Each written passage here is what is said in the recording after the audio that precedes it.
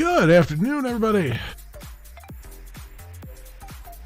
Welcome, welcome, welcome. I have that web page open there. Seeing mirror images. Oh, it is Saturday afternoon, my friends. That means I am back with some more coding, more Glimesh coding. And I am 7 commits behind on my fork here. See what we got here. The new emote stuff and a bunch of things for payment handlers and stuff. Okay, cool. Let us go and sync our fork here.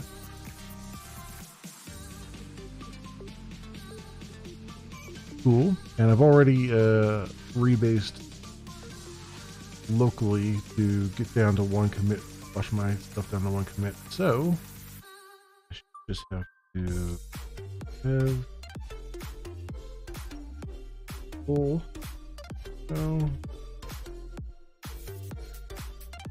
streaming rebase dev boom,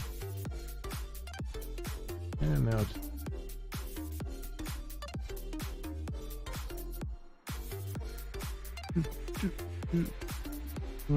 how's everybody doing? Hope everyone's doing well. Hope you've all been having a good week so far.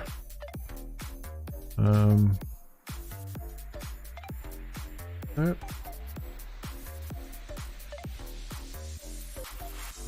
Cool. We are up to date. And that here. Yep. All right. We're all up to date. We can get started today. I want to get the database started. Okay, correct. Oh, I did. And load up here.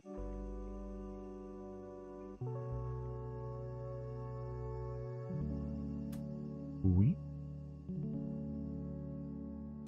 All right, all up there, and I just need to get the server.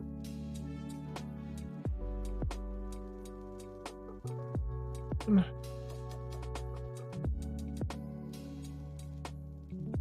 some point I'll have to address those warnings, but we're good for the moment.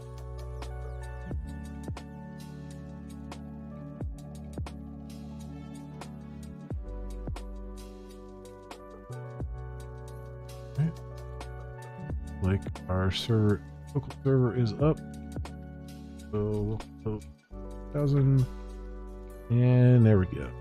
Awesome. Cool. All right, right back where we left off. Good stuff all around. Yeah. So hopefully today, finish off what I need. I want to do the first thing we're going to tackle is getting the swap buttons done. So the JavaScript for that. Also get the other 2 hidden streams here working or showing on screen at least. And then from this one, I'm going to move to the carousel layout, because that one's going to need some additional JavaScript around the previous and next button. So I want to do that first, because then if there's additional, because there's going to probably be more stuff on the page.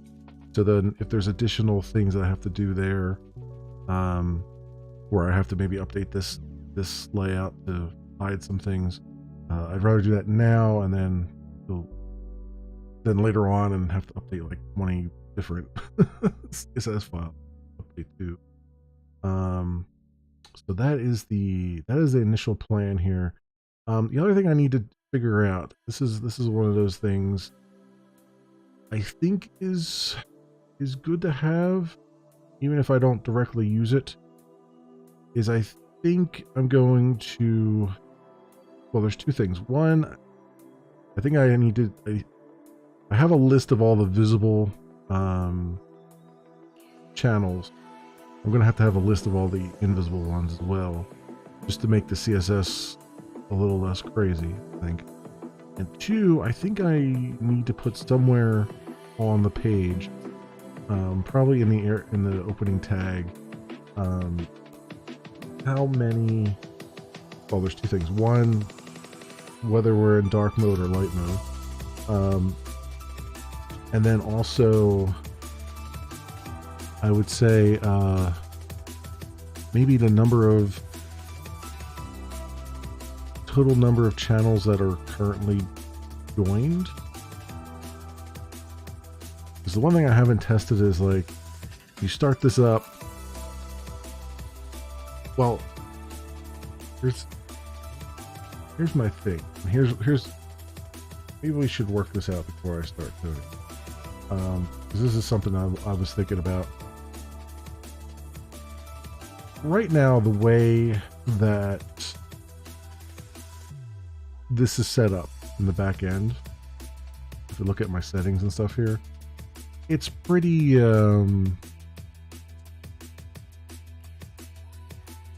don't want to, heavy-handed is about the only phrase I can put to it that makes some kind of sense, but it's very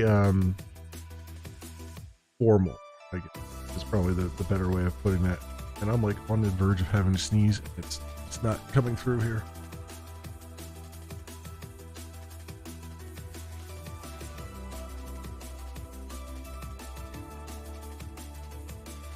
Not quite. it was close. Didn't quite want to fully commit there. So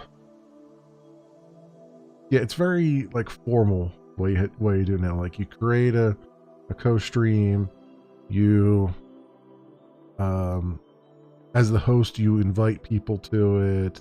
They have to say yes to the invitation, and then you start the co-stream as the host, and then they have to join and all that stuff. And I think all that's fine if you're. I think all that's fine for probably most cases. What I'm wondering though, and this is a hell of a conclusion to come to after putting all the work in, is whether or not it would serve us to have a more spontaneous co-streaming thing where like I think it's fine to keep this the way it is and to fix it and keep it going, but I'm wondering if there's maybe I should provide an option where it's like, you know what, I'm just gonna start a co-stream, and then as the host, people can then like make it open-ended where people can then request to join, and then you as the host say yes, you can come in, and then have it sort of be a little more I don't know how to put it, be a little more a little less heavyweight, I guess. You know what I mean? Like, you as a streamer, just like, yeah, I just want to have a co-stream. I just want to do it on the fly, and I just want to have some friends join, and I don't want to go through 4 or 5 steps to invite them and wait for them to join and stuff. Rather just have an open-ended thing and have them join on me, and then you as the host just say yes or no to them coming in. And then it gets interesting when it comes to like the layout. What does the layout of that look like? And that's kind of what got me thinking about, like, maybe I should put the number of users currently joined somewhere on the page so that the CSS can look at it and say like, oh, okay, let me readjust based on, you know, the people coming in and whatnot. So I don't know, that's something that has been rattling around my brain, and I think it's a good thing. I'm not sure I guess it comes down to here's my concern and problem with it. Like, I have the co-stream button here, which is not really something I particularly like. I don't particularly like having it here, but I felt like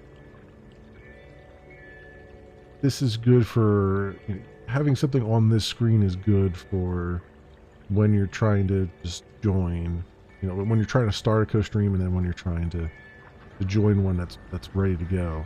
Because putting it here, you don't have to deal with all the jumping through the settings pages and stuff like that.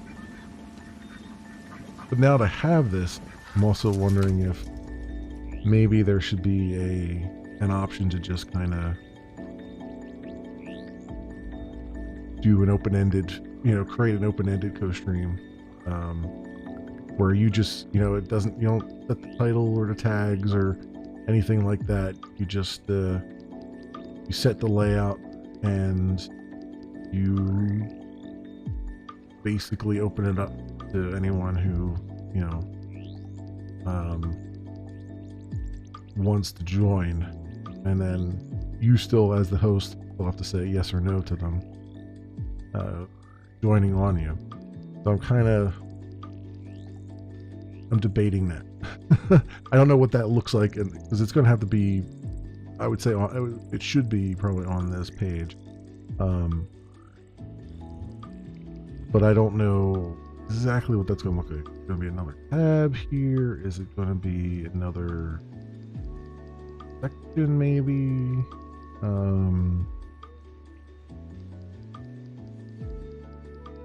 I don't know, but I feel like this is the place for it, because then, you know, you can just say, look, I don't, you know, maybe you don't do co-streams often, maybe you just spur of the moment thing, you're just like, I don't want to set all those settings, they're too formal, let's just roll into something. So we'll see on that. That's something I'm thinking about. I'm not going to jump into that right now. I'm going to let it kind of simmer a little bit. I'm going to kind of mull it over some more, and then maybe come back to it once we get back to like fixing some of the back end stuff here, making sure it works and all that stuff. So it does mean it's more work, but I think it's probably, I get the feeling like that's, I mean, we're definitely not doing Christmas music right now. Go away. I think, I don't know. I'm debating, because it might be something that I just say, like, look, I'm going to do this as a different, like, we'll go out with what we've got, and then that'll be something I come in later and do, like, as like a phase 2 or a phase 3 thing. Or if I want to do it just from the jump. I'm not sure. I have to see what it, in my brain, I have to kind of work out what it looks like. Like I have an idea of how it would function in the back end. It's the front end and UI of it that I'm not entirely sure on yet. So we'll see. That's something I'm mulling over. Anyway, we got a few things to do right now. Two immediate things to do, and that is I need a list of streams that are not streams that are hidden, which is an annoying list to get.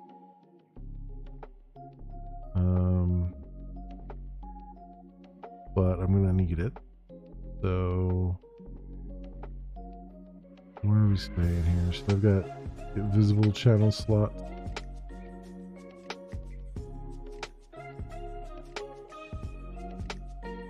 Oh, visible channel slot.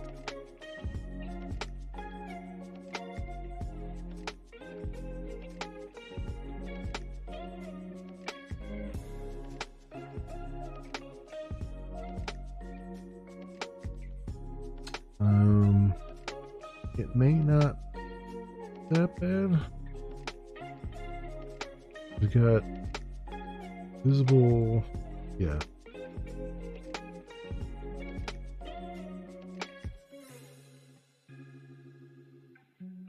So I can actually make it come back from this one.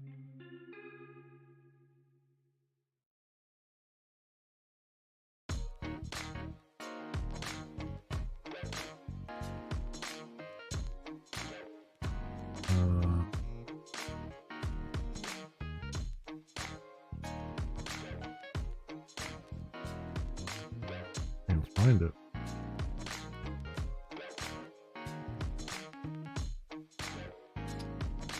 Get visible panel slot.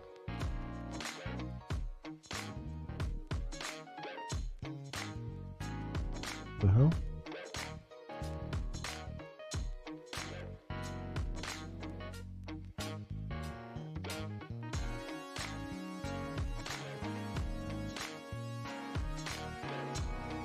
Oh, here it is.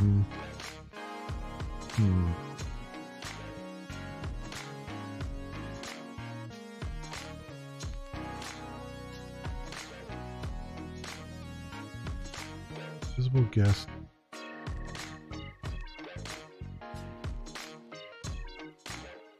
Combined visible.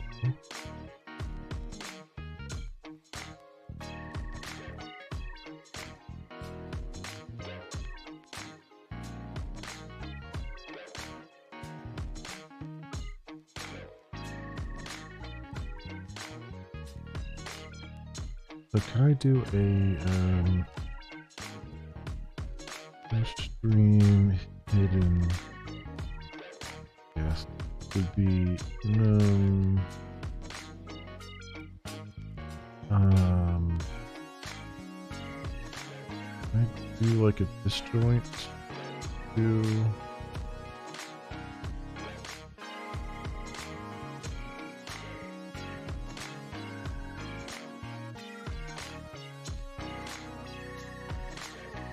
filter.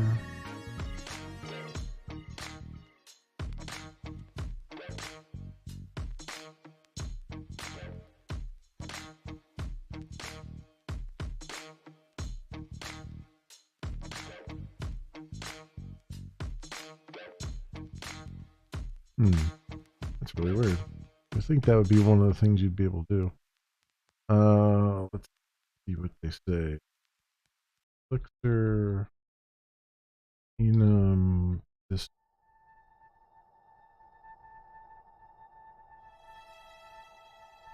apps.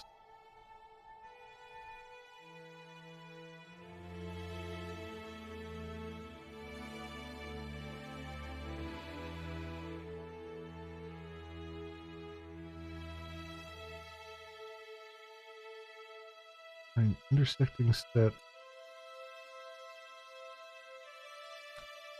Do a map set.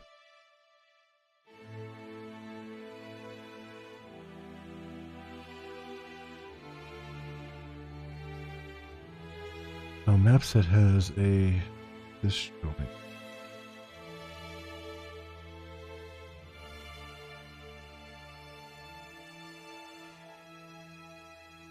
If turns a set that is map set 1 without the members of map set 2.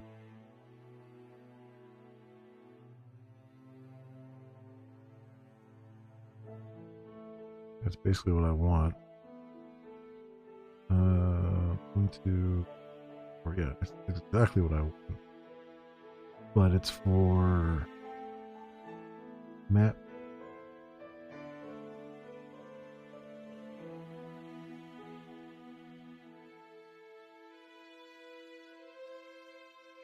Oof. Excuse me. Is there an enum difference?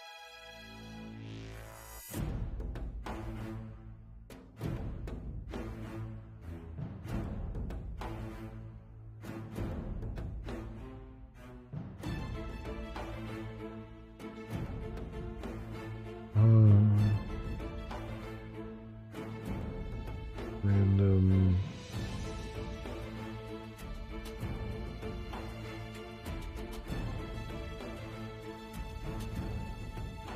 Huh? I mean, you can do that too.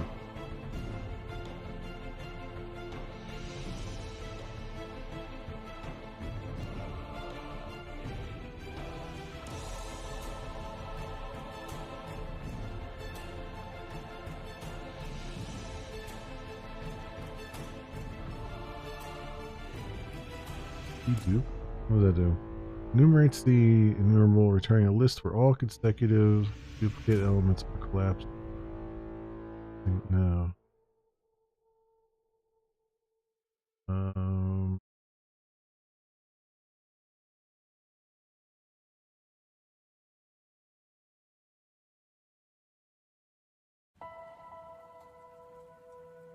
Yeah, I guess that's what I gotta do. I gotta do reject here.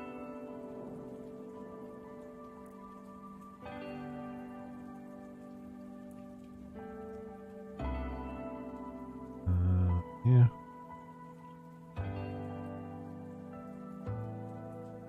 Alright, I mean that's fine. It's weird that they don't have like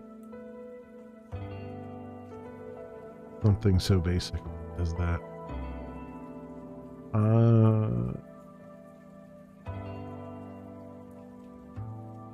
Yeah.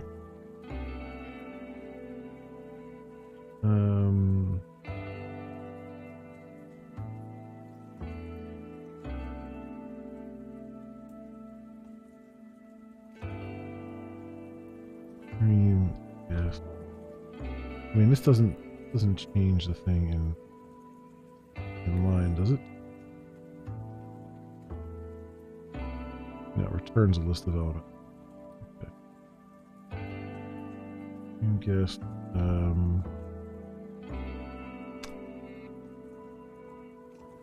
Where num any, I guess. Num dot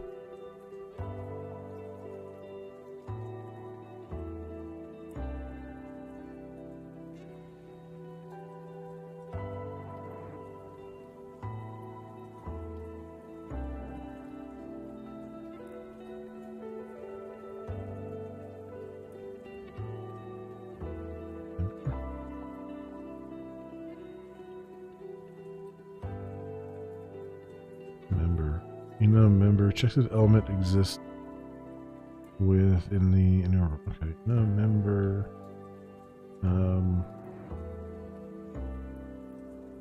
Stream visible. Yes.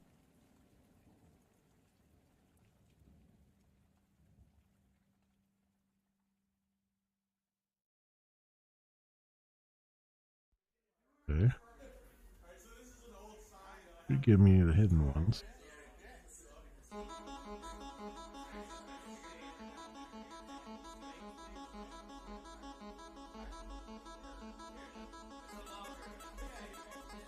Ingest and I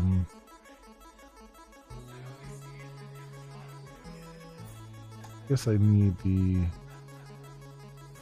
IDs as well.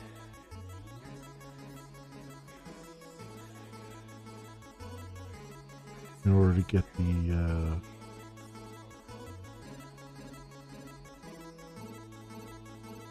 yeah, in order to get the index for them, yeah, like I do there. So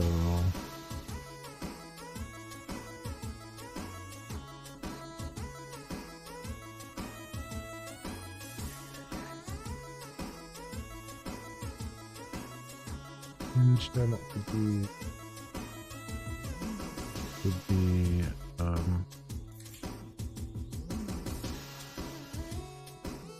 stream ingest.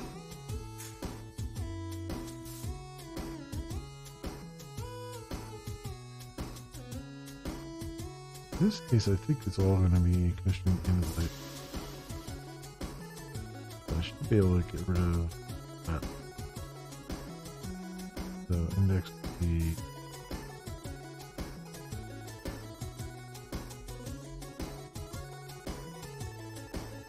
this.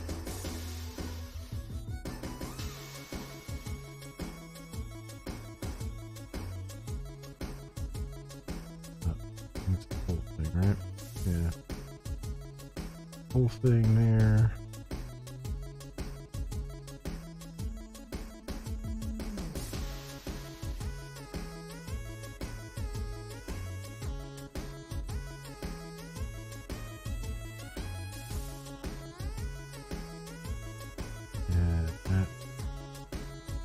channel ID.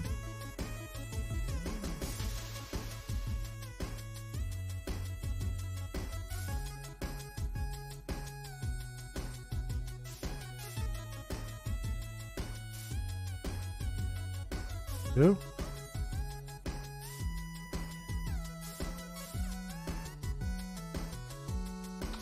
Problem here.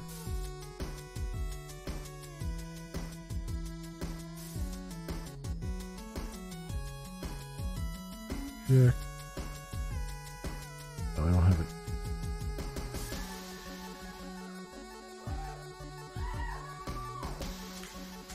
Go. Okay.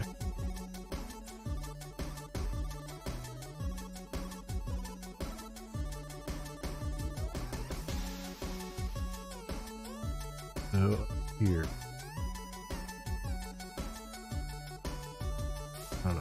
Down here.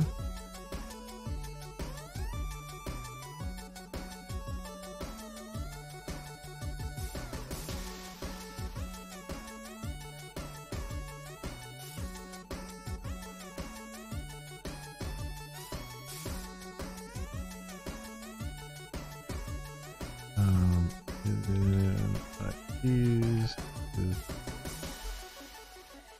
here, right?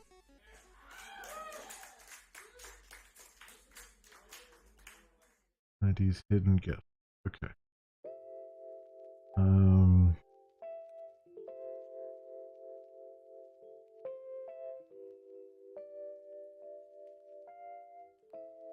I do have the max visible there. I should probably put it on the page. I don't know if I should put the aren't visible. Nah, you know what? We'll leave that off for now.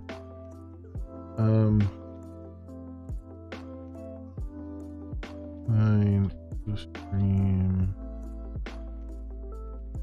Hidden guest.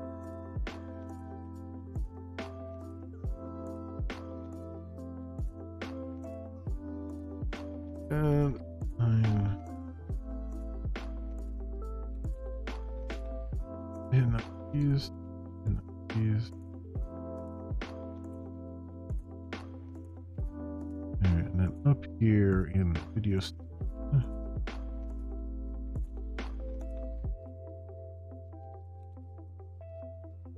Host.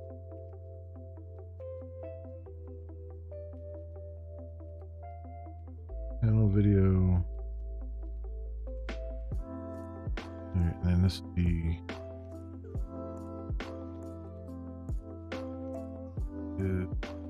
invisible guest, blah blah blah, and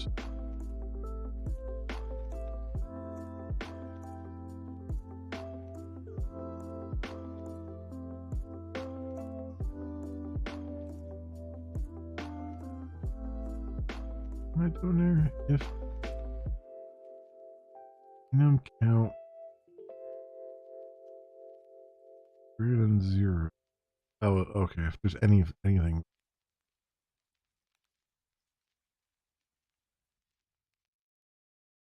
Anything visible that isn't just the main channel. Yeah.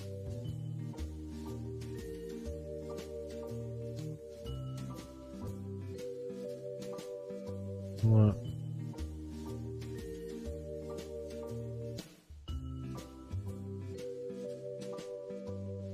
Stream hidden keys.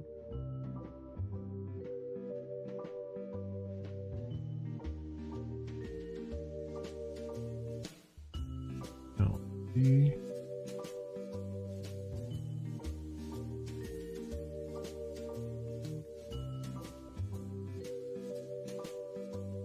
Good. And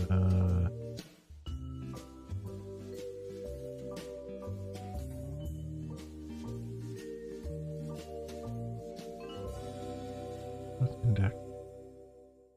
Am I doing this?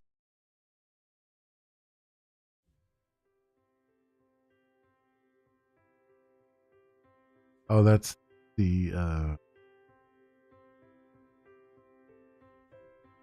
Right. That's the words. Yeah, the channel title div and all that stuff. Okay.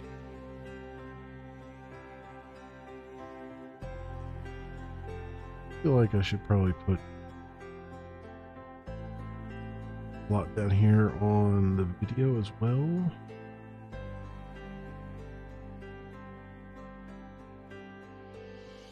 Although that's going to change.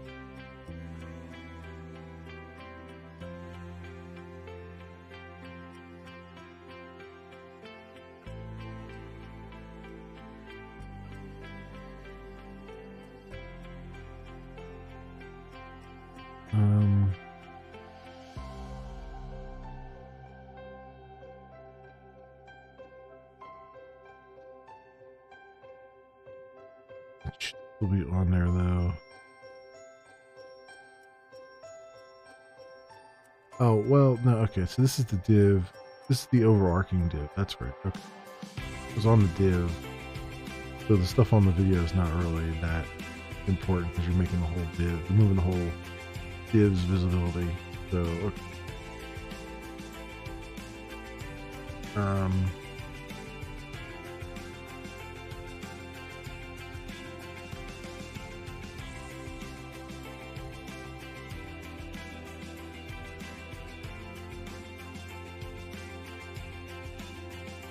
It's gonna be interesting though when they always have those plots too.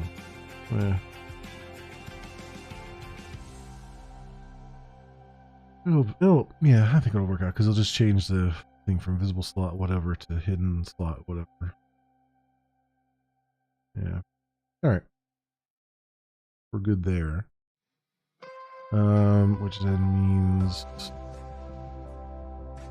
over here.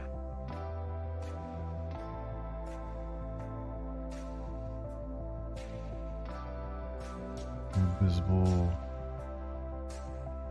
What does it say here? Push beam hidden. Okay.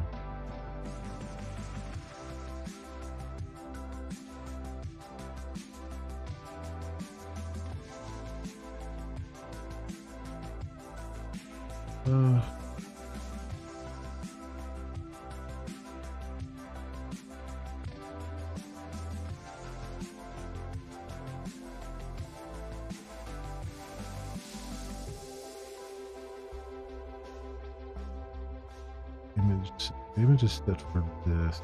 So it's really I want to copy this kind of.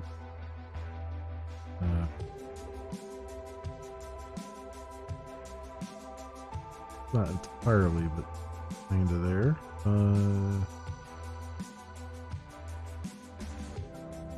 Stream hidden. I have play none.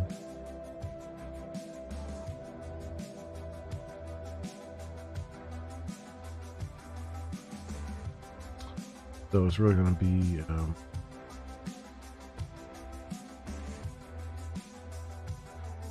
little bit different.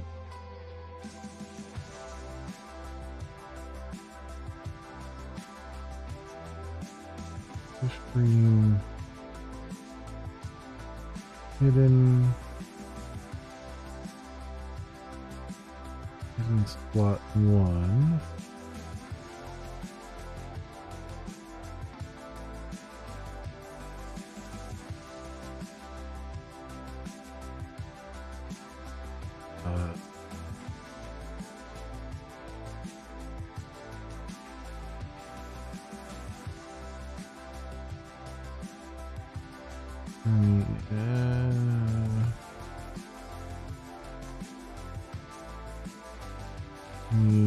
Overlay.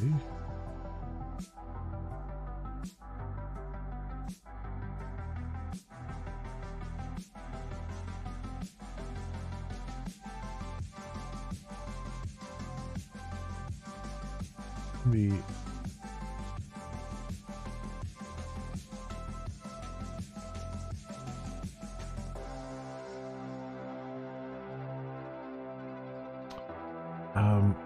position absolute visibility visible.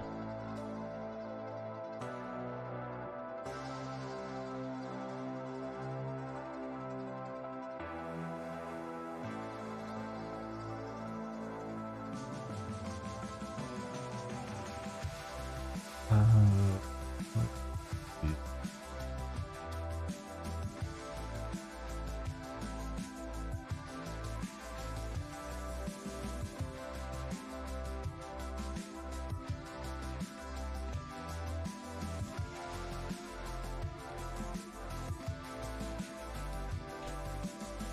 Now let's see. I want the image visible, but I don't want everything. I think it's just going to be really hidden here.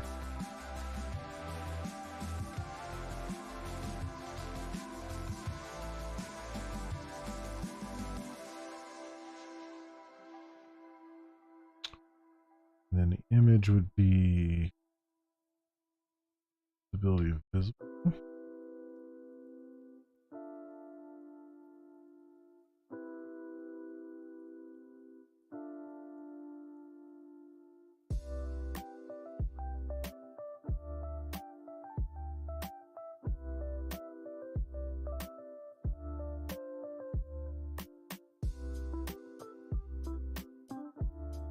Main overlay bottom is what? 175. So we'll just make this 20 for right now.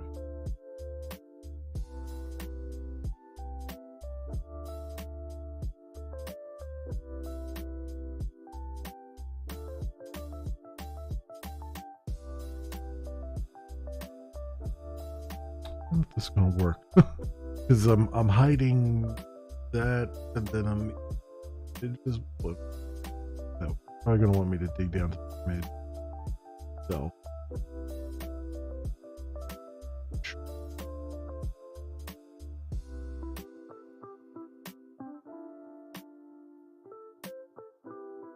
the other co-stream hidden there just in a moment.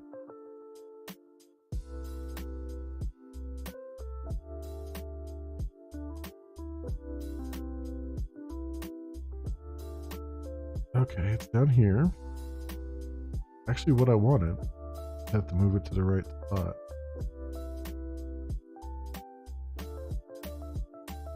Okay, so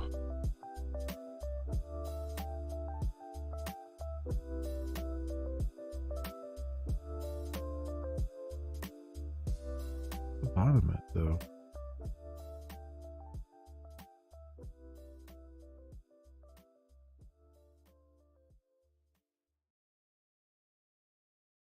Wait, where's the... Ah, here we go.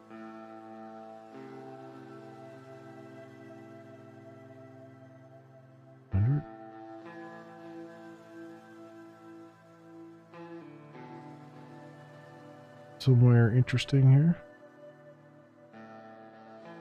And I'll know what the bottom should be for the other one. It'll just be the left.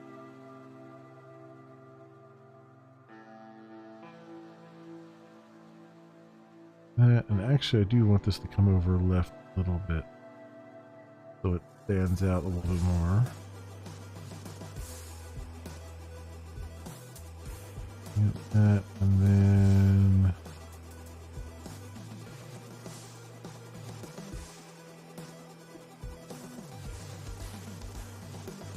leave the margin left on there. Left.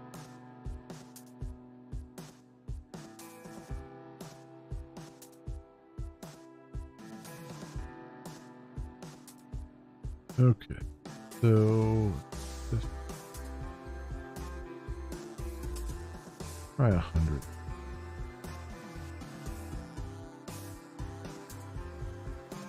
Yeah, right about there, maybe, because I think it'll stand out a little bit better. Let's see. So left 100. So there's 645 bottom, left 100.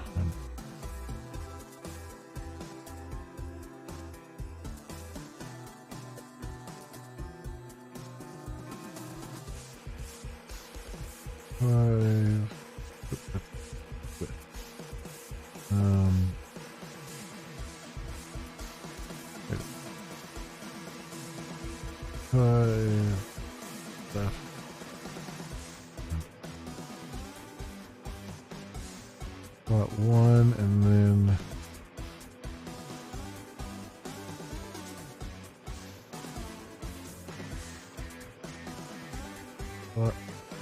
two. Same bottom, but we'll stay 500.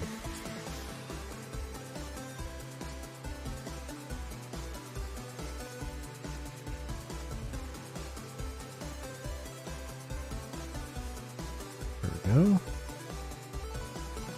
Not too shabby. Let's go and make covers for them.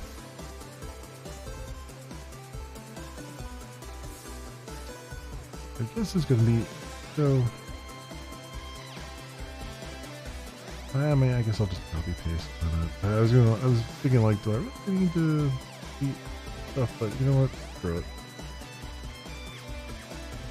Copy paste for now. Not gonna be the best CSS you ever did see, but it'll work. Hopefully. Over. Ability is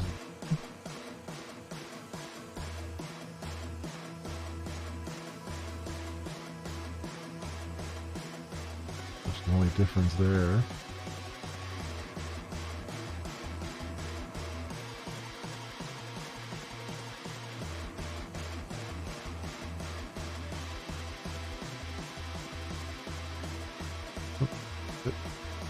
Everything there. Yep.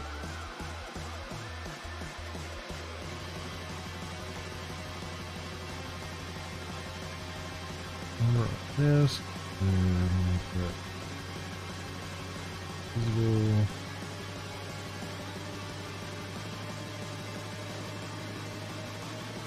All right.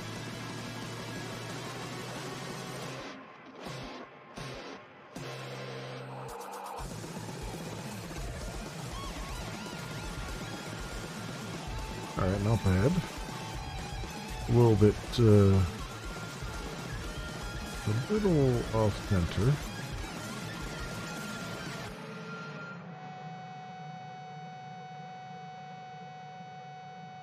I wonder why those are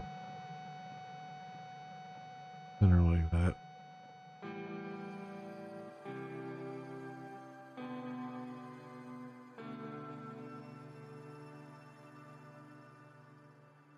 Line self center on there.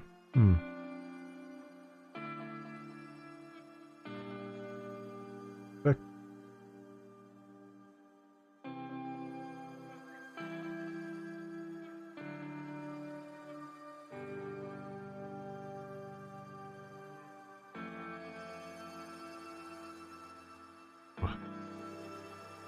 Over on that.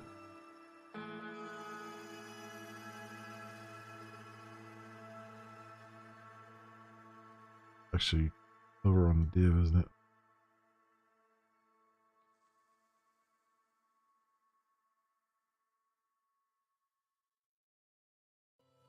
No.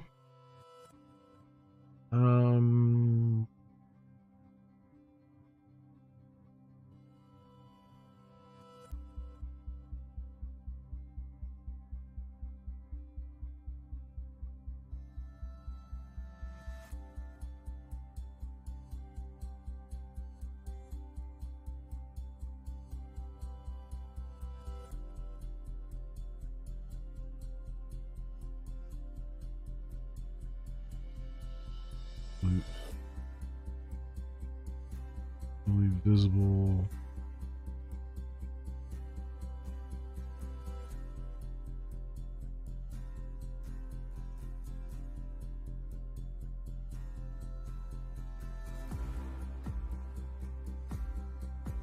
Not the image.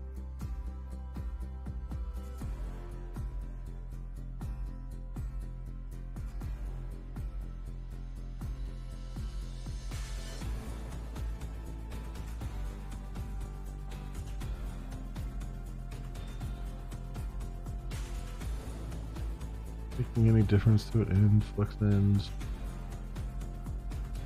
So no. don't think this line stuff is making any difference.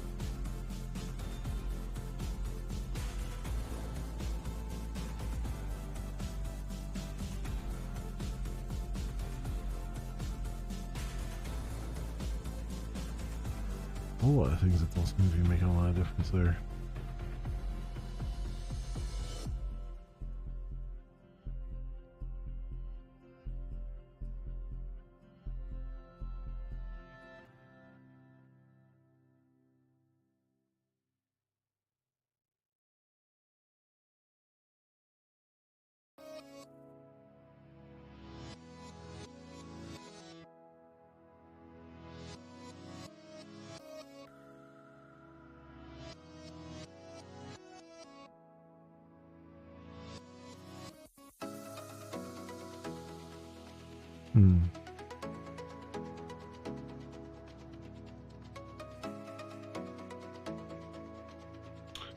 Yeah, I mean, it's not. I like for that to be in the center. That for, but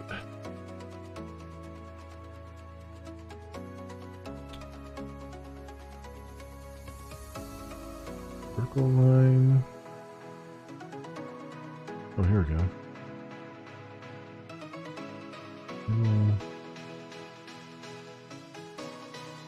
Next bottom. Yeah, that's good, but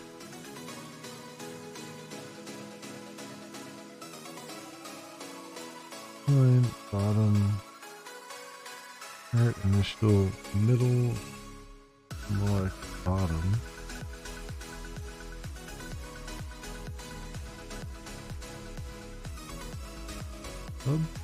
Close, but not quite. Sub and superscript. Bottom worked though. Doesn't look great with the highlight though.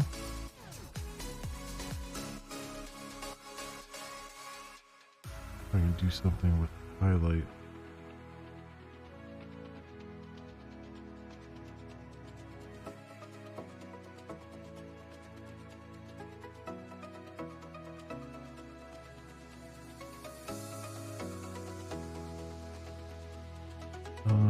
I do margin bottom.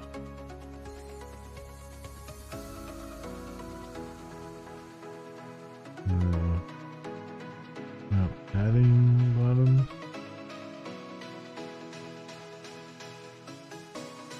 No.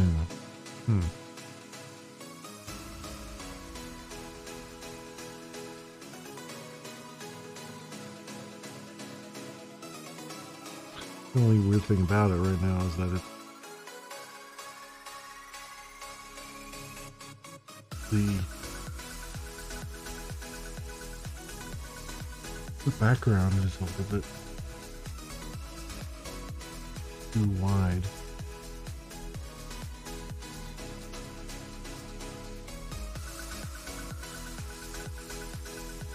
Towards the left off, I guess? That's not good anything.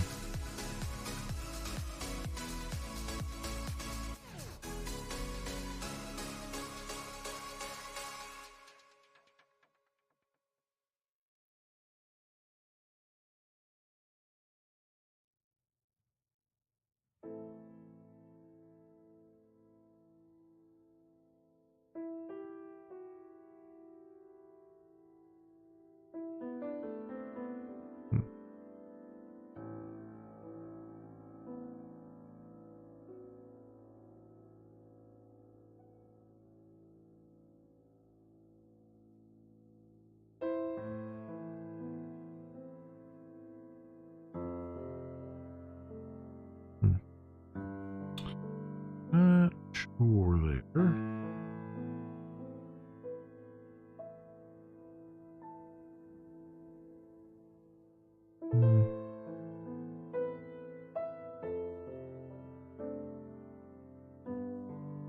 That's it. It's not horrendously bad.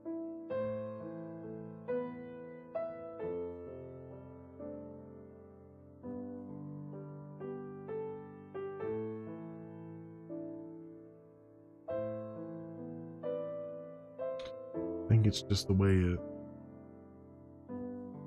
And you know what? I'm not.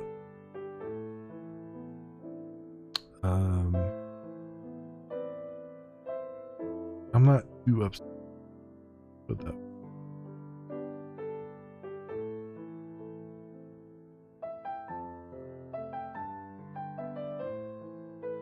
I do.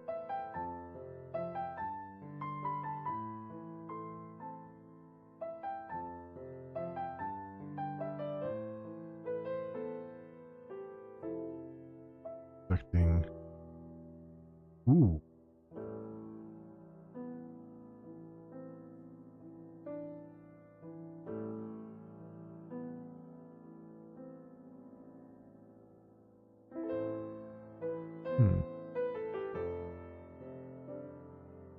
I make the text super, it actually lines up really well with the.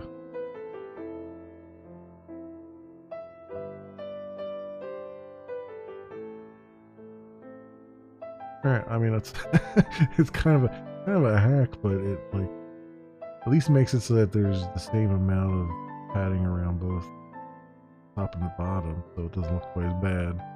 And it lines up in the middle, so vertical line super on the span and vertical line text bottom on the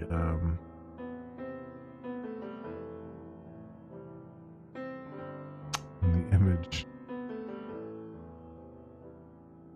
Huh. Okay. Sounds fine to me. I'll just get rid of the align itself here. So vertical line text bottom and vertical line super.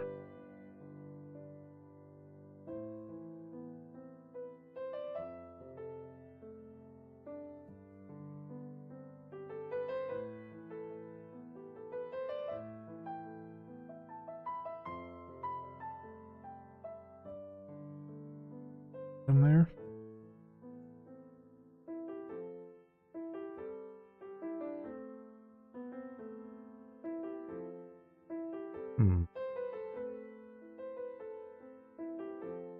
That's moving when you roll over, which is not. Oh, I know why it's moving. I didn't do it on both spots.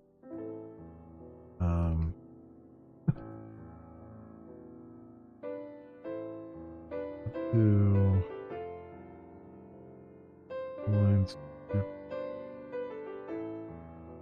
It didn't seem like it actually worked up.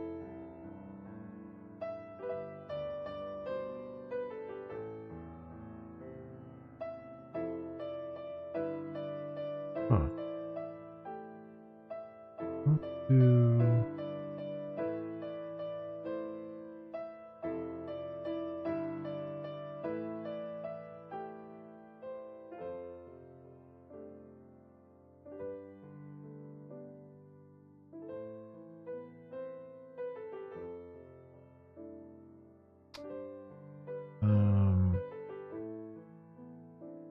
All right, let's try it again here. Bottom.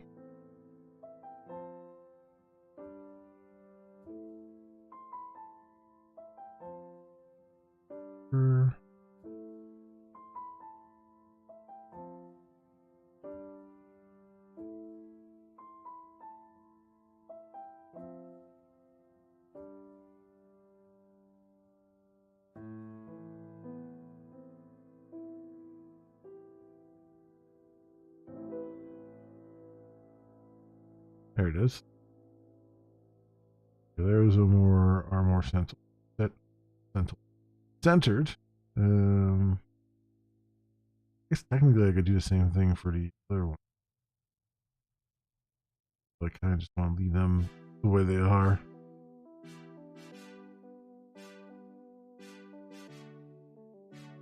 Okay, so showing those now.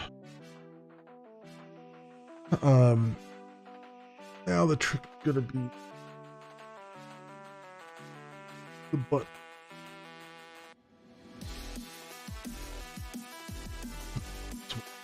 The swap button.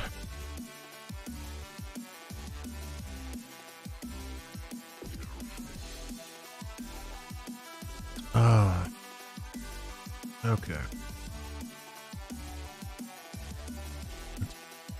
Camera isn't.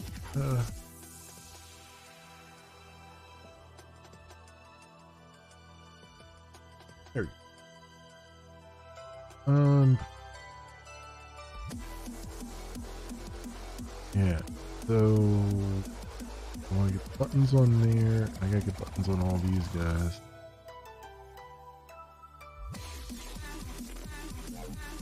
Which I think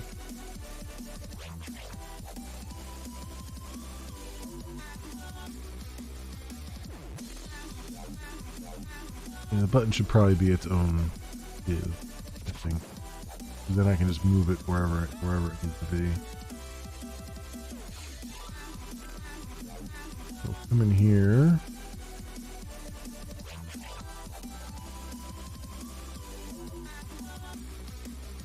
Got the video overlay. And then that's the div for that one.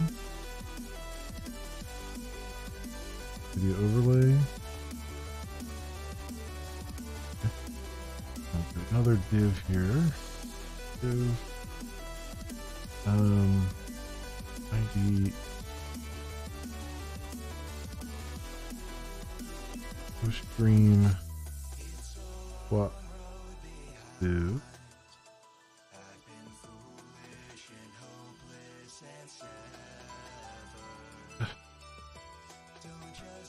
Her name in there.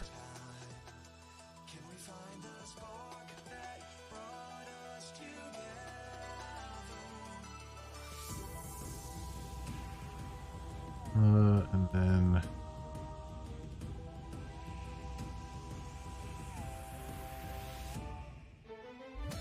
last would be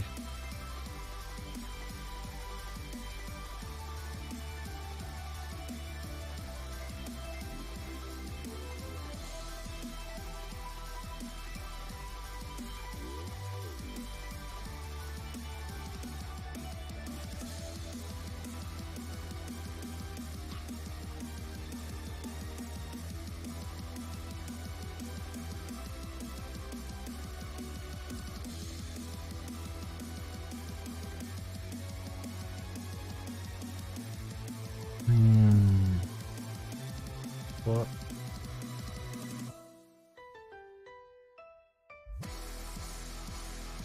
Yeah.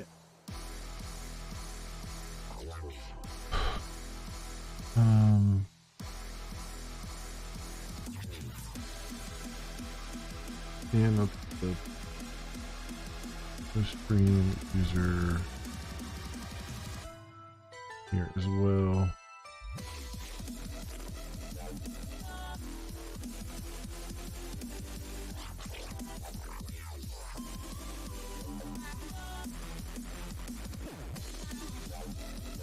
I think I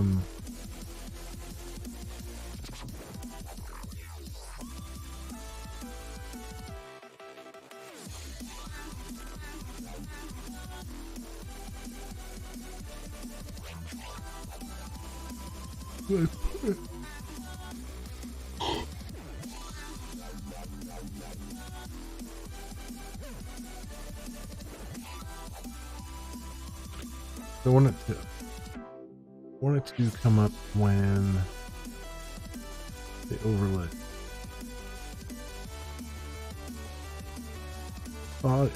Yeah, this is part of the larger div, so it'll hover into it. I probably don't have to worry about that.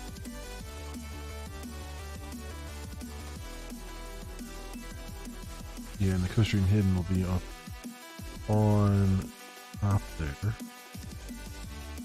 Okay, yeah, I think we're good there.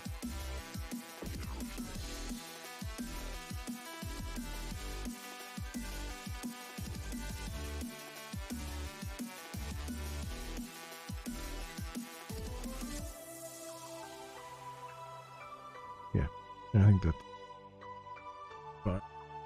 Go that and live there, and we'll put a button in here. I want to do it as a like that. I think I want to do it as a button.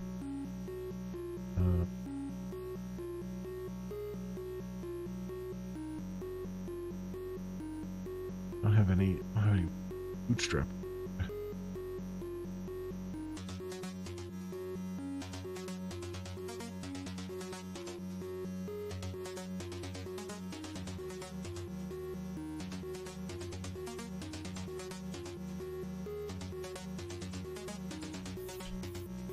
Idea will be close frames, swap button.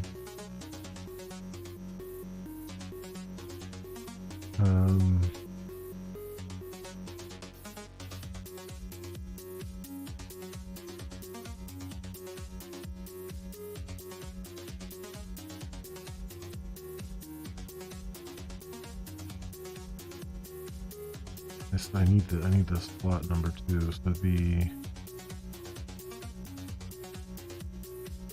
well, let's do slot button.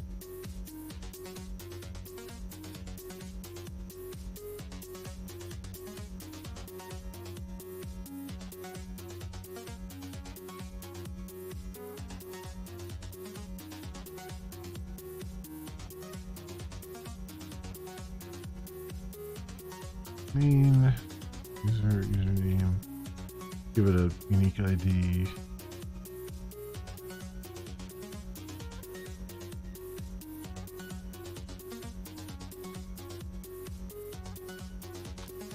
Let me try it.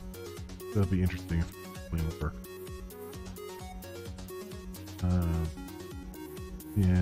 In primary. We'll just, why not? Probably not gonna work. That's fine. And data. What?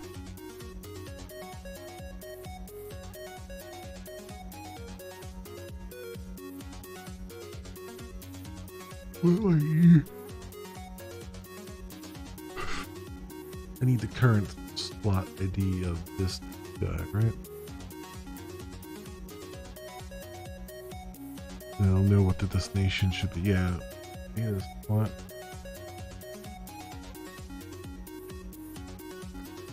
Well, this would be.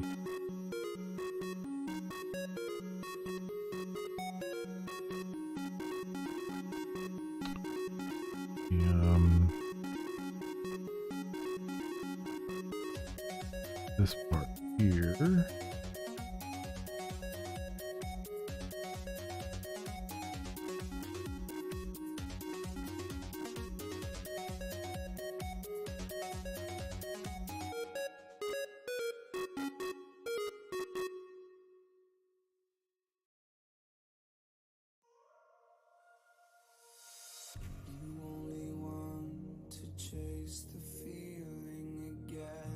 Part. Let's be friends. You only need what's best for you and not them. Don't pretend. Yeah, that part, I think. I don't wanna lose sleep thinking about everything we could be. Let's just see what comes to be. That will do that. We're all made in Hollywood, fake loving and hating on silver screens, believing everything we come to see. Go outside, it feels so good. Come on as well. Loving and hating and making scenes. Now we just see everything we believe. We just see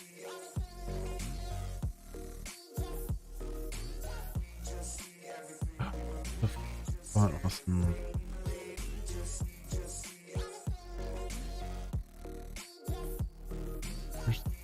Dream. You seem so rehearsed, but do you really care? I always feel like you're never aware. You're a part of me, but we're so Okay.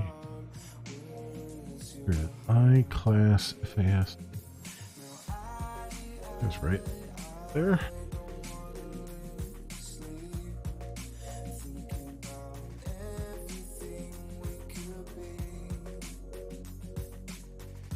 Here.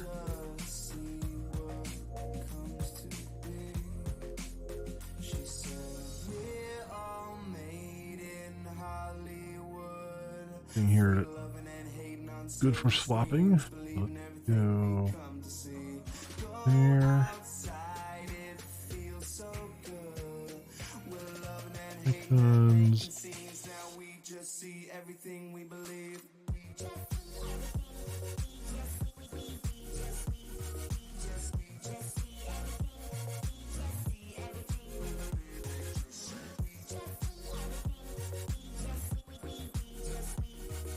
And here we go. 6.2, 515, and 3 ones.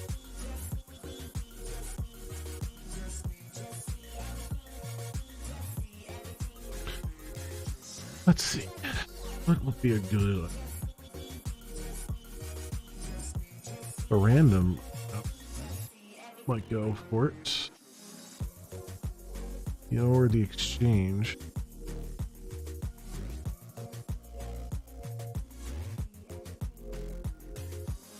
Yeah, maybe the exchange alt here. Say exchange.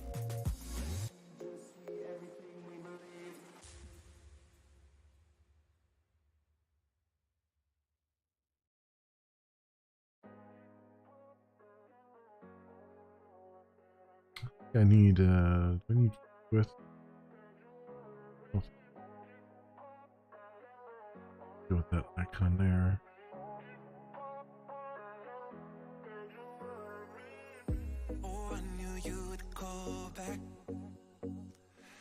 Probably cause some chaos on the page. When you left, you said that I don't deserve you, but I can see that you don't want to lose what we had. It's sort of, you kind of see it. Not really that. Although the oh, some icons not. Is that not solid? Not solid. There. Okay. Change. Oh.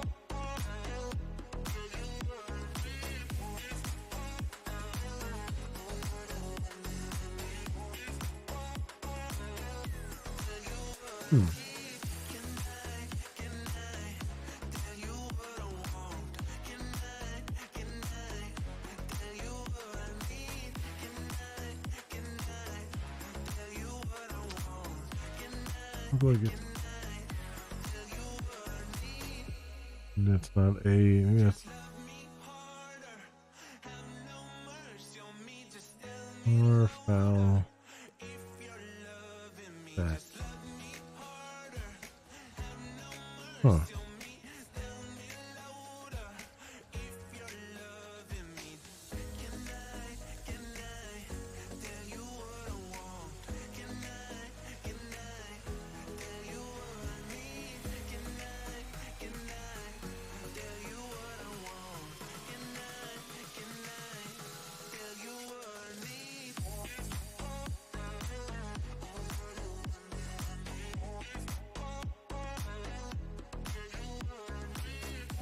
It would give it.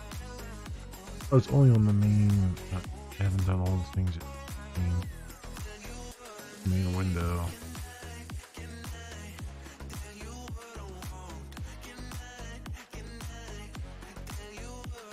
Do more than just the main window first. Where we're at here.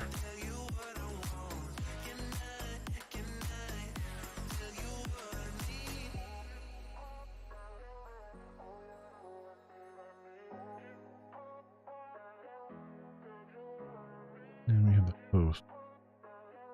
I should copy this whole thing.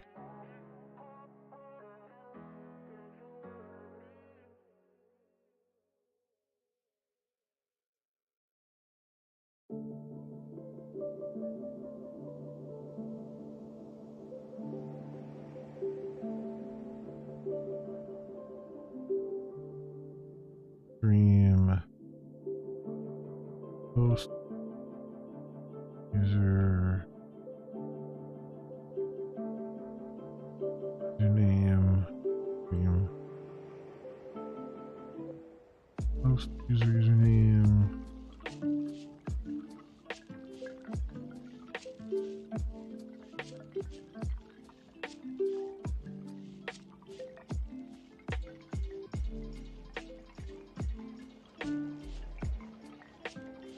hosts.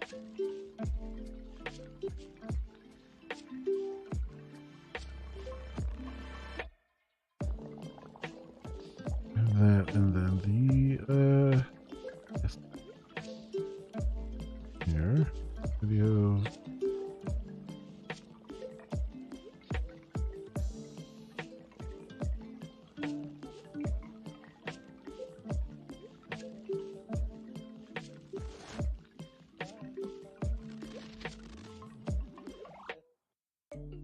okay. Just participant here and channel user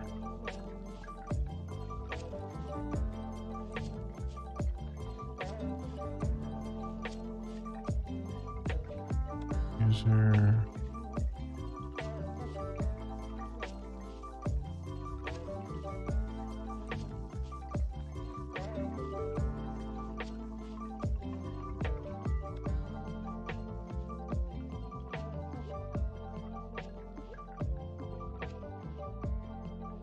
participant.id, is that what it is? Participant.channel.id.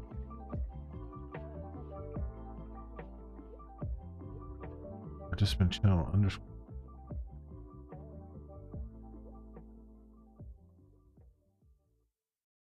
No, participant.channel. What I've been doing, which should be the same.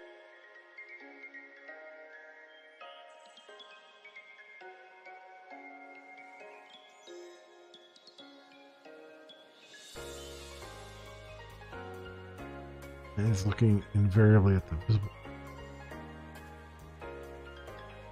hidden ones too.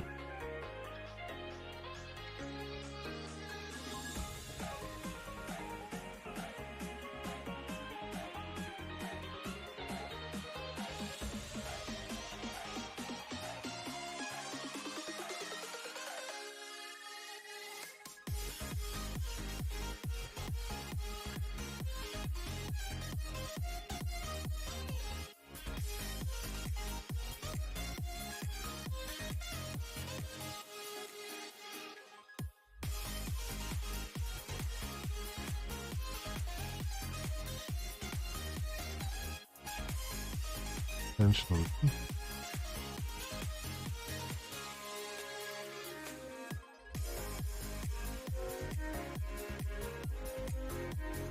Right, what am I for? No, what? Number you're eating.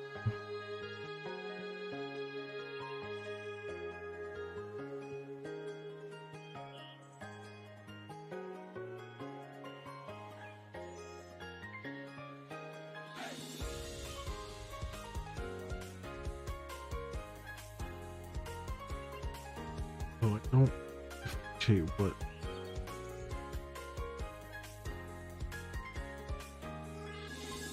was hidden.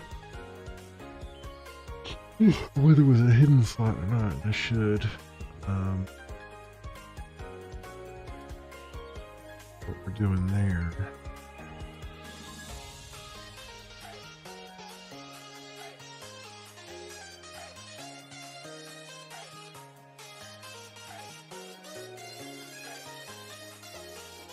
here. I think.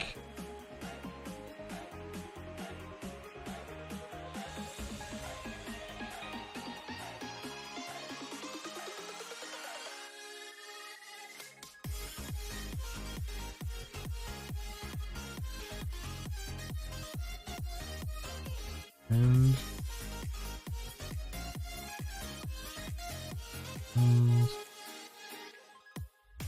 being hidden is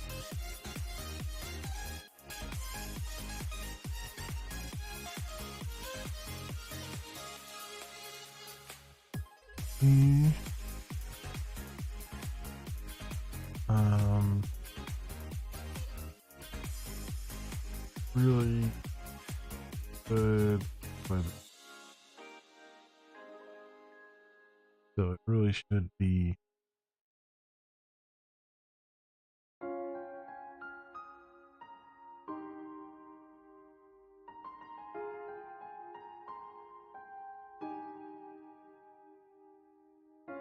I guess I'll just repeat the logic.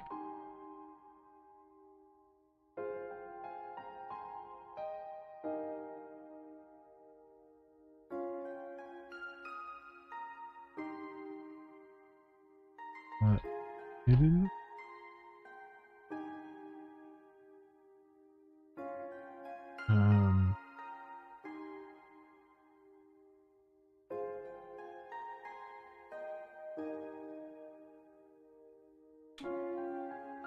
This would just be true or false, I think.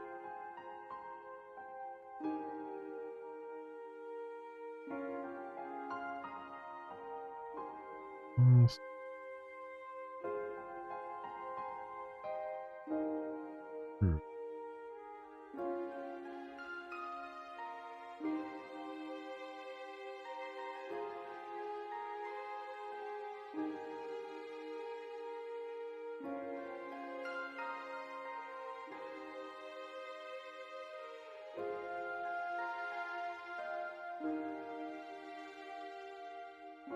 Okay, let's see if that plays correct. Fully correct with it.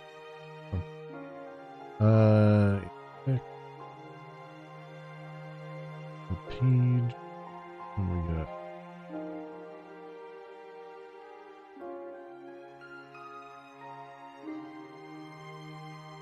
One.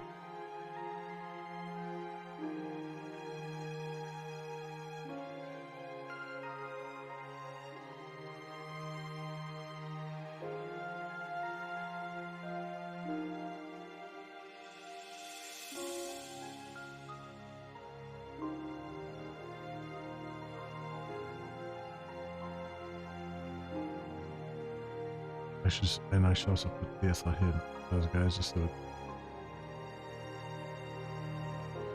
hidden through on this guy.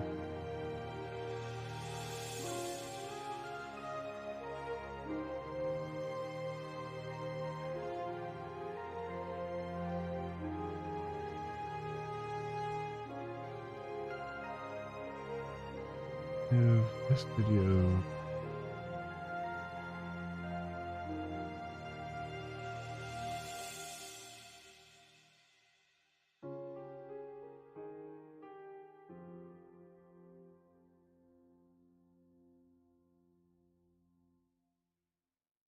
Wait a minute, what's going on here?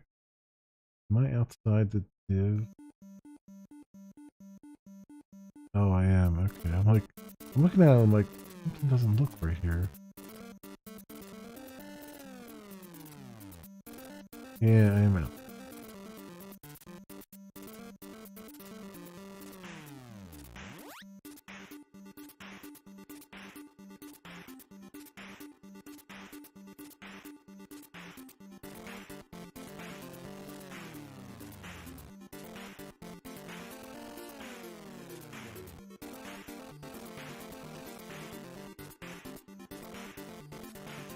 Active line up with. Not really.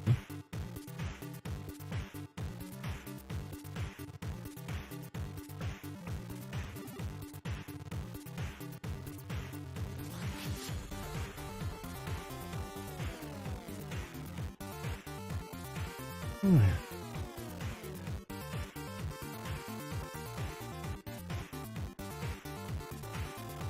What I'm gonna do is move this one thing up. Do this whole video. Yeah.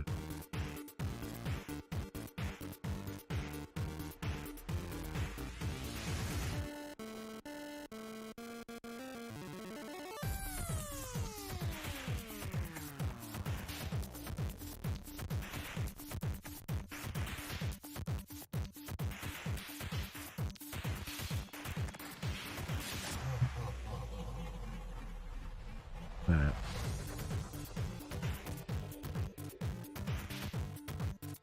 There, go inside this door.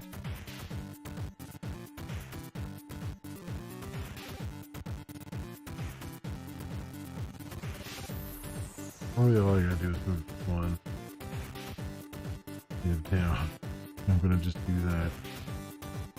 Back here.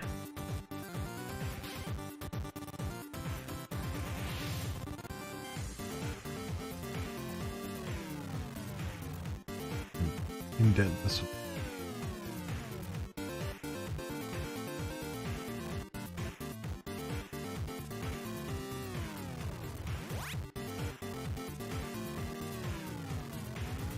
That should be better.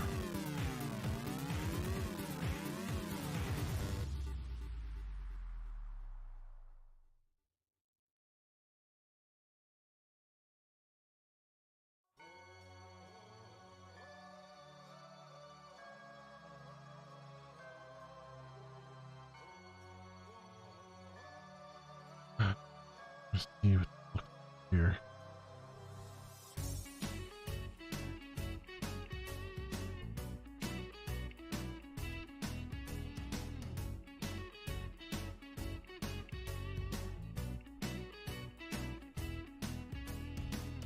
Riddle me this now and riddle me that. Does anyone really know the mind of the bat? I live in the shadows, I work in the shade. A cape and a mask, a lonely keeper's crusade. Can you tell me I'm not insane? Sometimes I get this feeling about the law I'm dealing. Am I letting my reason wane? Have I been forsaken on this path I've taken? Check my Oh, you know what too? I guess the joke's on me. Oh, some probably not Not laughing at the irony. in this thing here. That's I can bring that in. So riddle me this now, Wouldn't be riddle a me that. huge deal. Does anyone really know the mind of the bat? So riddle me this now and riddle me that. Does anyone really know the mind of the bat? Wherever you're going, whatever you do, Which will explain why the icon's not showing up. Yeah. so poison the ivy But with I your want crocodile to tears. We're climbing the vines to the heart of your fears. Can you tell me has something this okay, this looks like it's coming in the spot here. zero 'cause I ain't no hero. Do you know it when you I just need to bring the font awesome. Is your taunting true? Am I as crazy as you?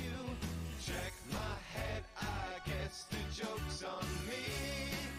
Whoa, I'm not So laughing at the I think it's irony. the layout.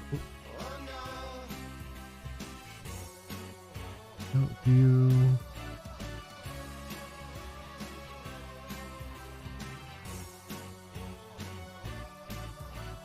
Oh, it's probably in CSS. the sky at night. I scan the highest heights. Look to the sky at night.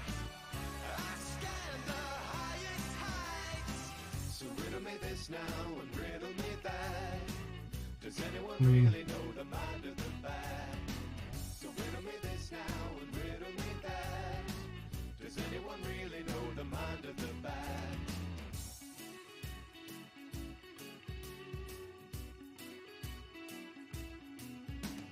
Check my head, I guess the joke's on me. Hmm. How do I want want to bring this in? That's the question.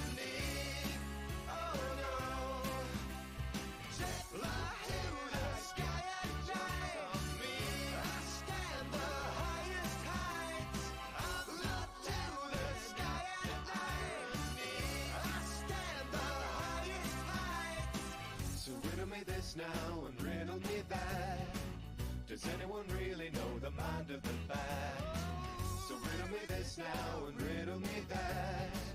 Does anyone really know the mind of the bat?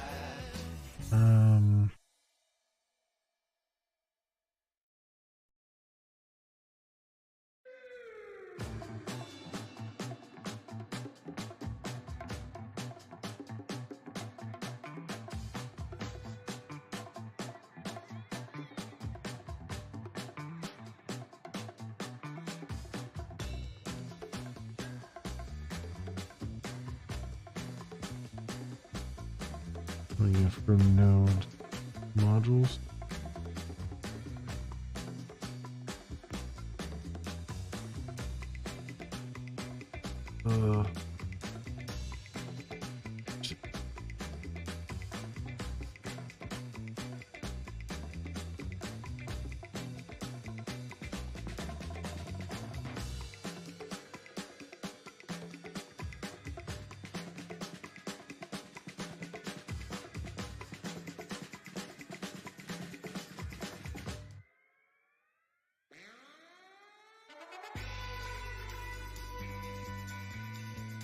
I like all that. Why don't I just bring that?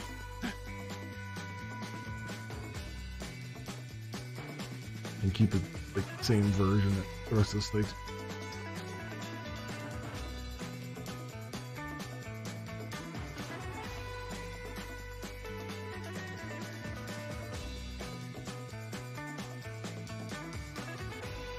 Just go straight to the thing. Oh.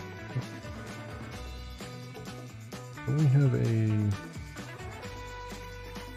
pass here?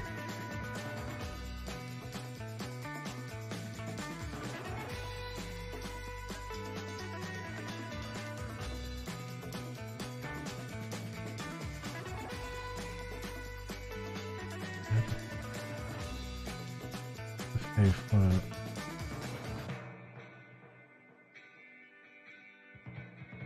Yeah.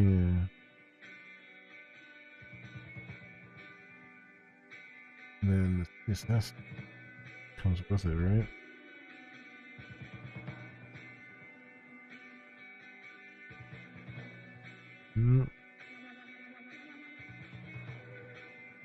Highlight fonts is where the actual font.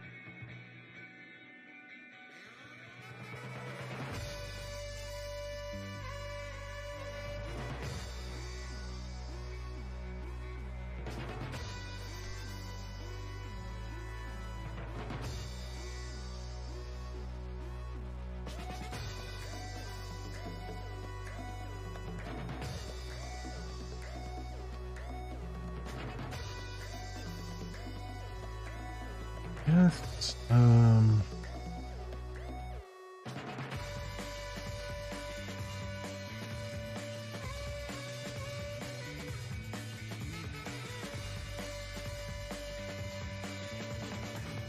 mean, if I bring all of app SCSS,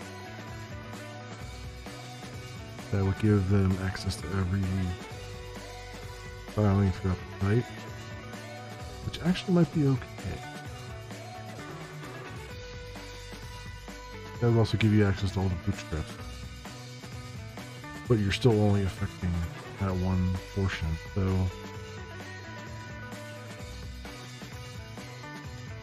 So maybe it's okay to bring that whole thing in.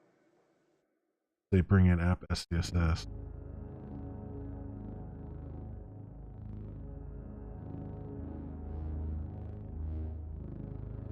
It's not like it's gonna they can do anything with it other than just manipulate what's on the page.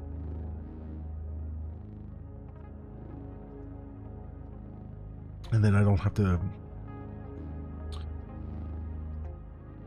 fuddle around with things.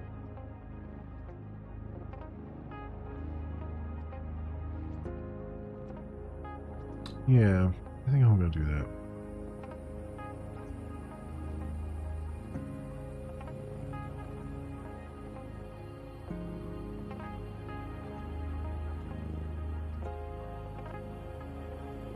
I mean, you only and yeah, and like then you'd be able to see like different colors, the variable set up for different colors based on your whether in dark mode or light mode and all that stuff. Yeah, okay. Deal with that. I think I have to do. Was it just app test the assist? Route static path.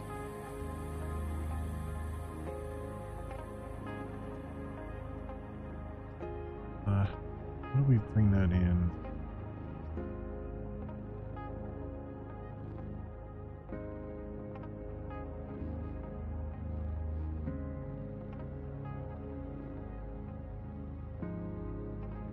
Excuse me.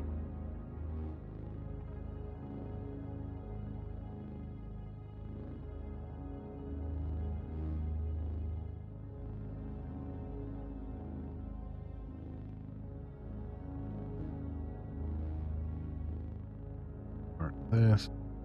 I think it just brings it in fall when you have your because you have it. So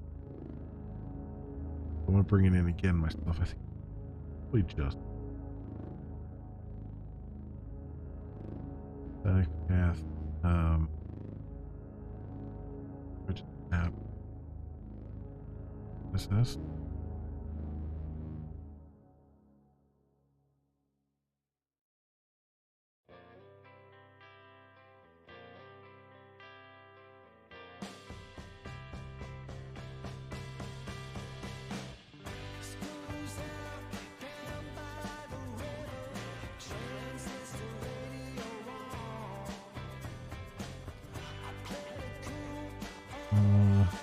Should you this at assist?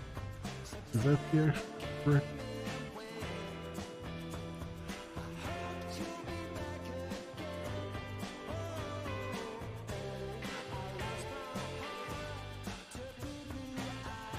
Up in the head here. Yeah, I'll shoot. Ref. This at this. Oh, app that. Yes. Okay. That didn't wait.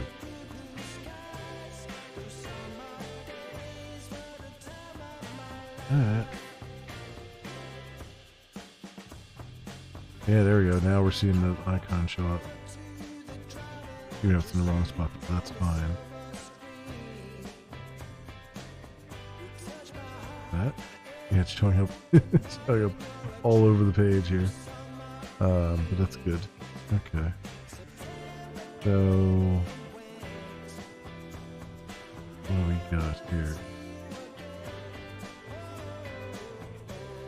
This div. Yeah, I put these in the wrong spot too. That's why they're all over the place.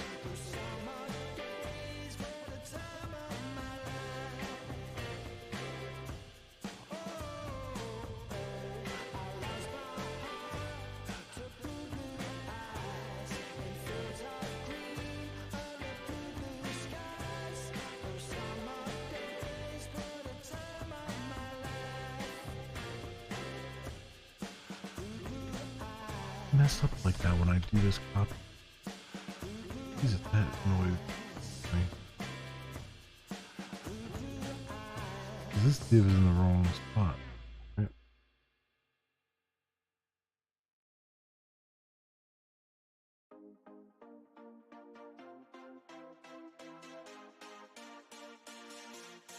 Well, no, that div is for the whole video container. What? I mean, if that's for the whole video container, then why isn't it? Why isn't it work?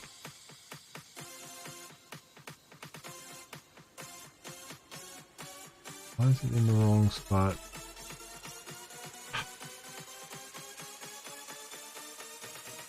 here.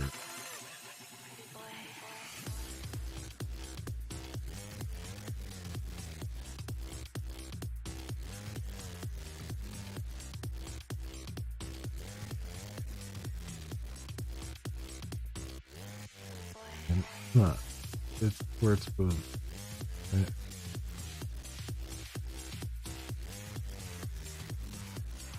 I'll do.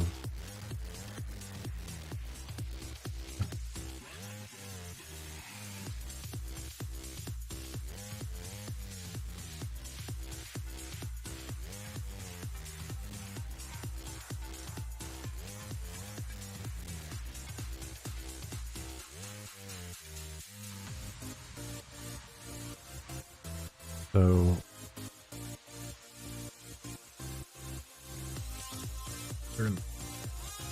what I need to do. Did I move that other one into the wrong spot then?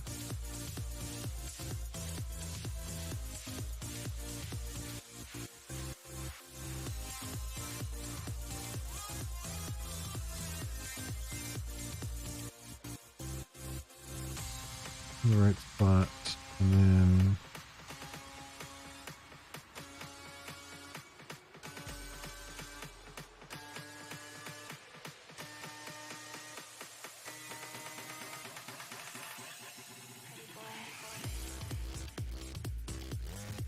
need everything to be in this overarching div for the distance.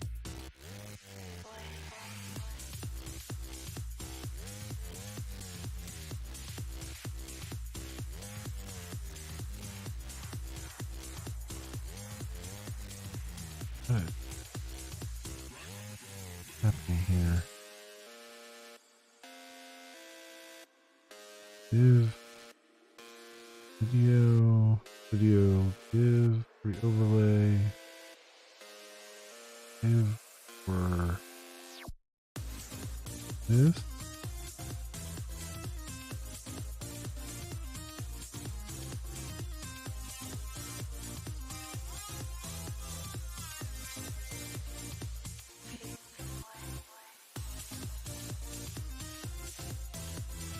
Off one div here. What's going on? There's so much. There's so crap on this freaking page. Video div.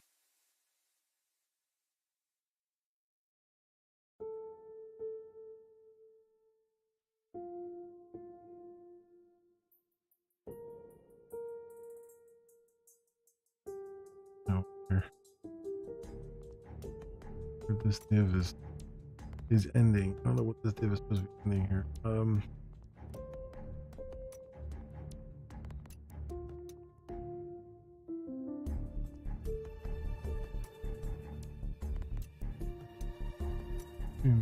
Swap div.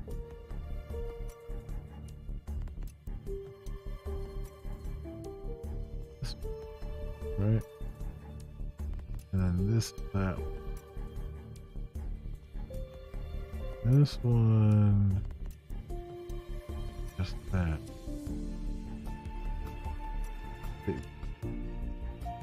Oh, and the cushioning video here.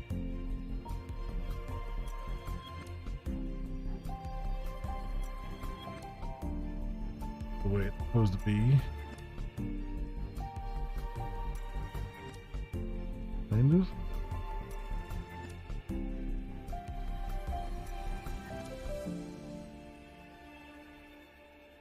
What button? Yeah. There we go. Now, supposed to be.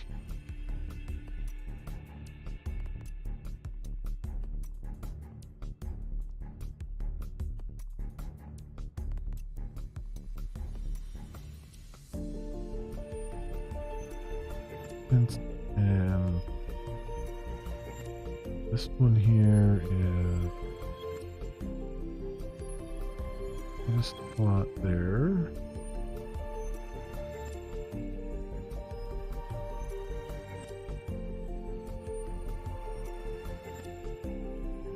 Guys are going cross-eyed here. I wanted to put the data slot here and then data slot hidden cross, I believe, all the time here. The main, yeah. Or defaults cross, I should say. And the same with this.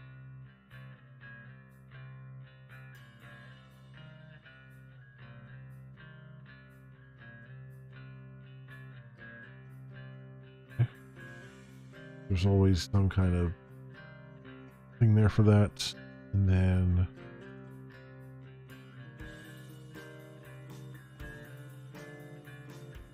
here we just say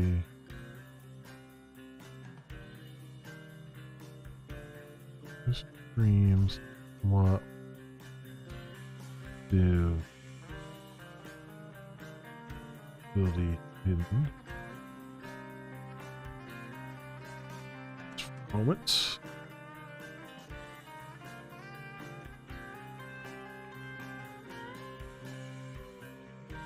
Didn't help.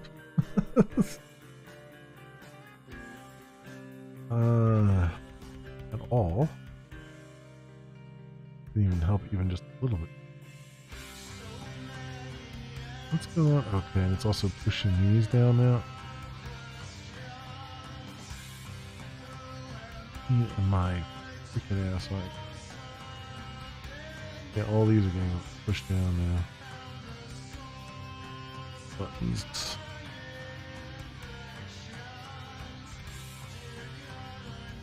Stop. Yeah. Oh, it's not class. Pick the class. That's got a username on it. Name swap. Side.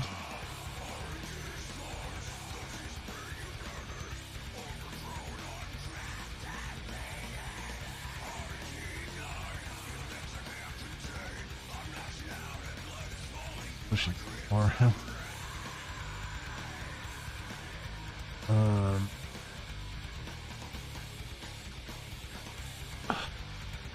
Which is super.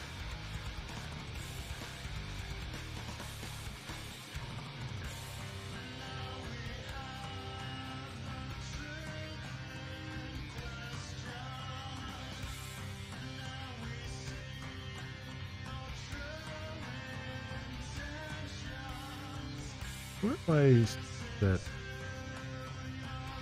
Play 9 on the.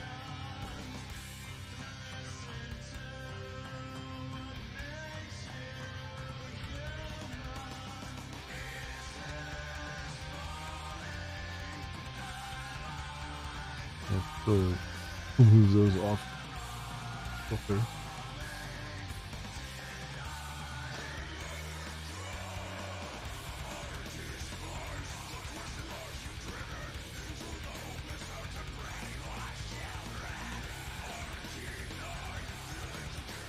Alright.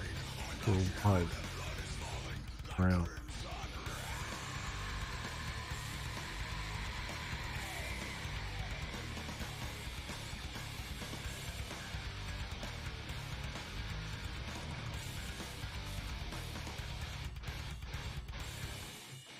It comes like after the video, so why would it be pushing those around?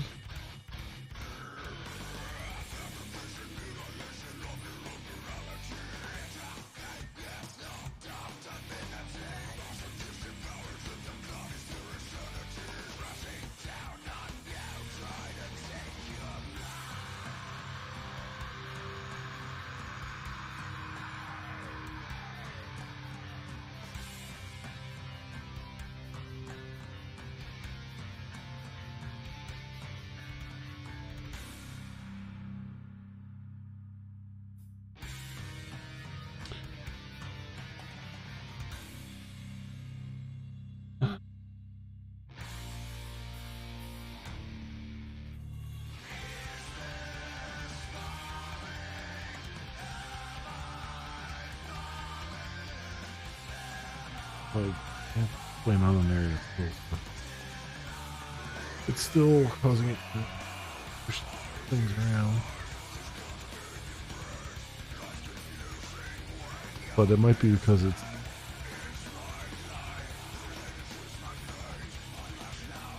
I don't have any CSS on it, maybe. Well, let's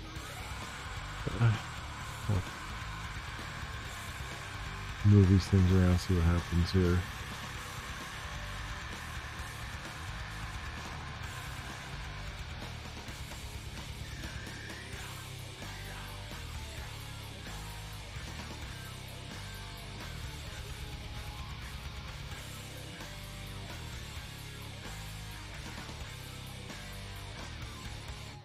Up and get a grip on what's going on here. Just not one.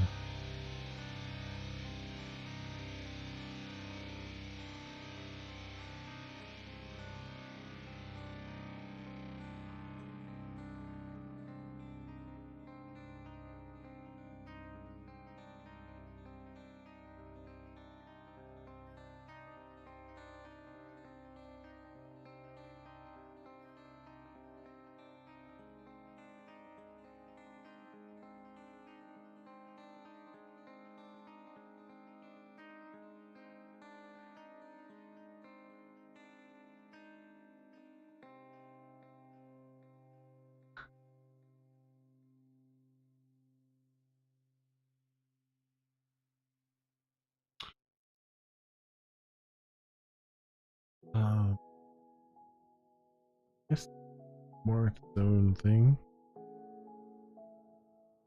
Invisible. We'll slot one.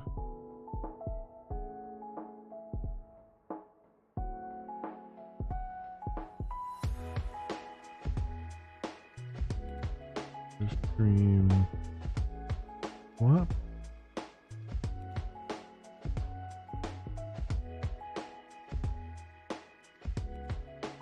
Do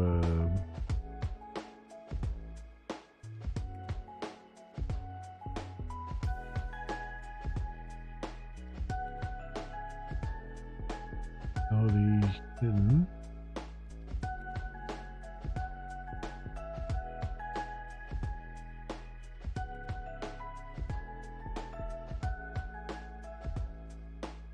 And absolute.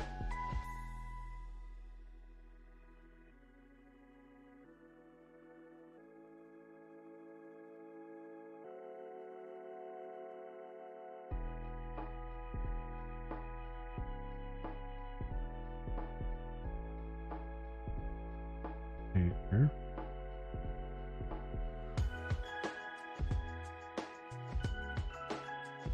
No. Read. Yes.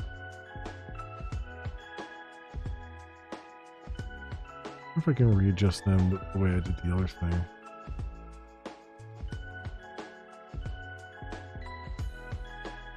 Say this is circle line, next bottom.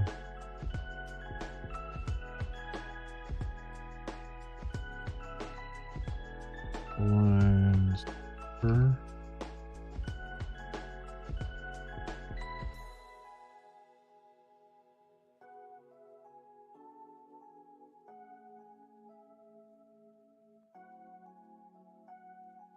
Oh, the text line.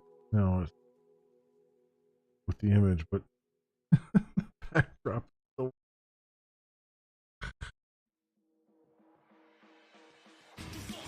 that at least.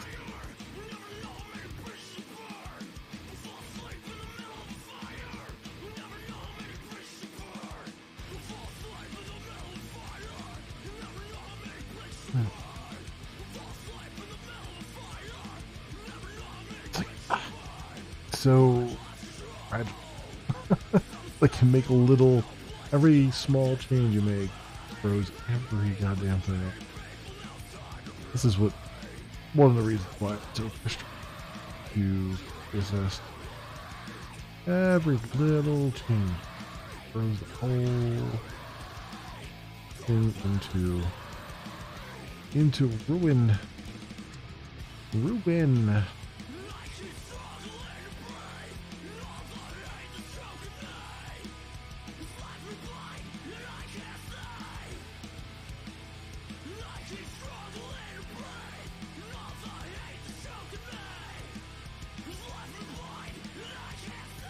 This was slot 3.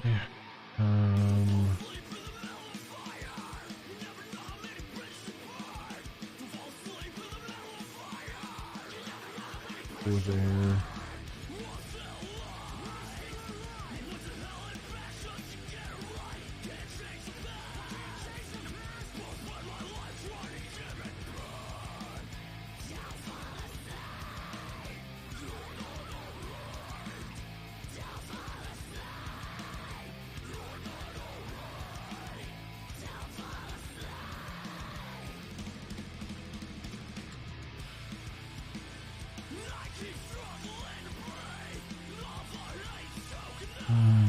Overlays, not 2.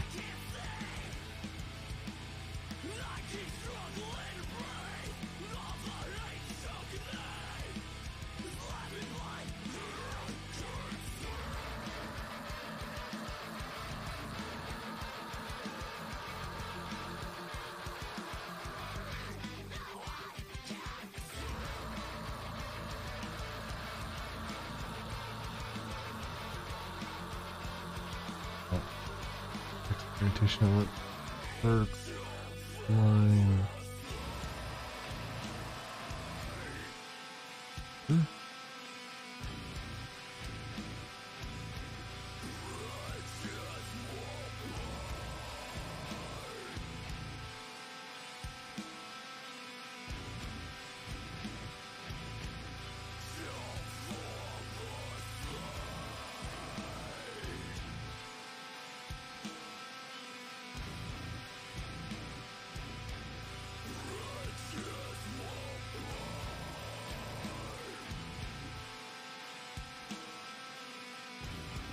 Line, bottom.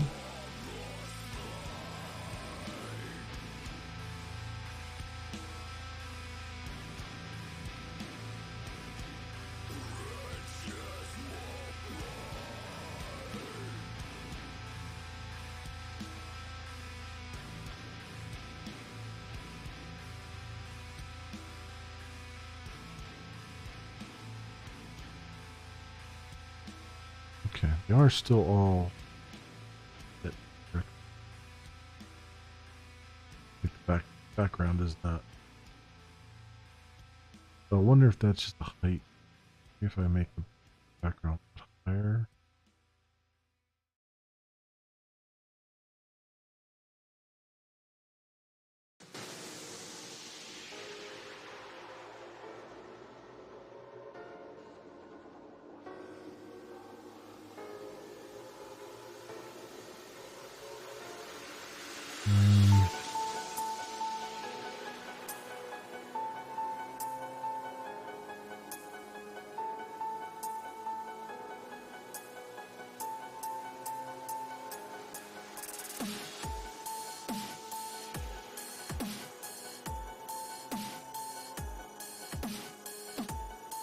I actually don't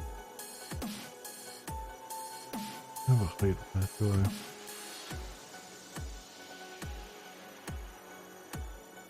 How do I affect that background? Oh, I'm gonna second. I also need to stand up and stretch for a moment. Whoa. Sorry, cramped up here for a moment. So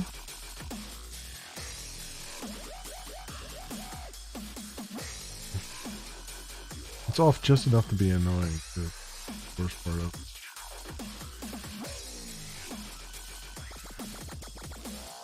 But just enough to be noticeable. Alright, so we take a 3-minute, 2-minute, or 3-minute stretch break here, my friends. And get up and walk around, get some refreshments, and get my brain back into it, and I will be right back.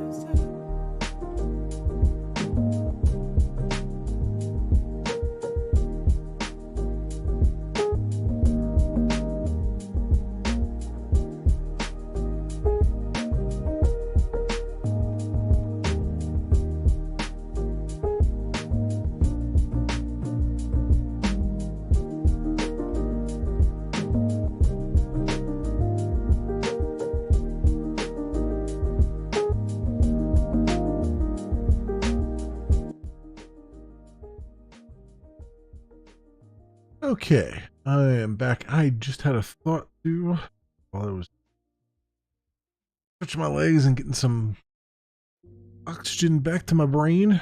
I bet Bootstrap is messing with my stuff here.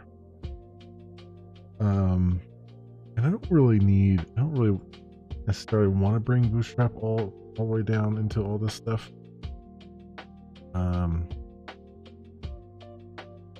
Because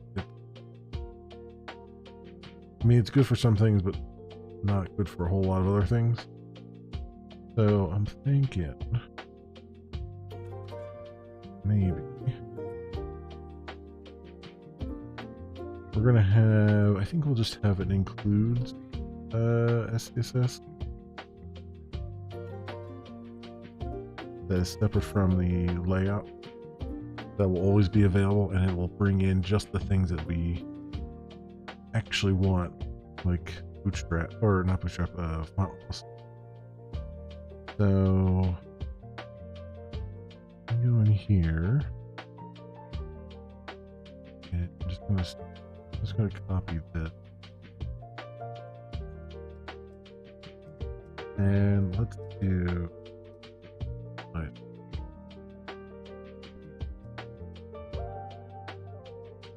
new font. No stream include.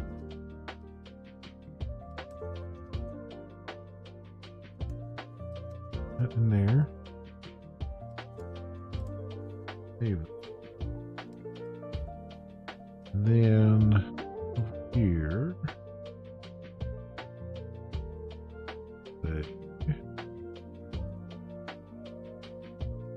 no stream includes CSS.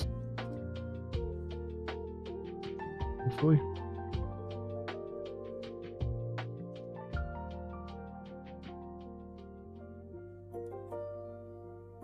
And it need to do something about this. Like it's hard to follow it all. I would like to pull some of these out into their own methods.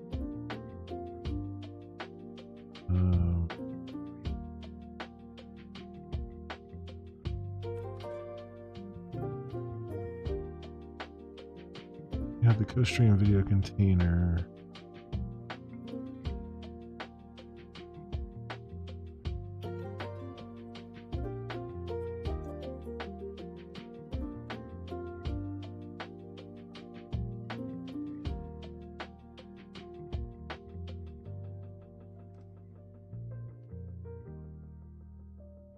Yeah, I think I want to pull some of these out. I know it's going to make it a little bit more difficult to change things, but it's not going to be that much. Plus, it'll maybe bring some sanity to some of this. Maybe not.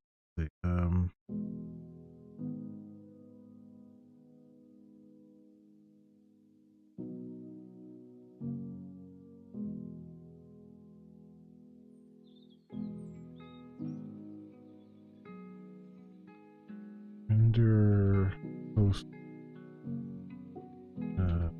section.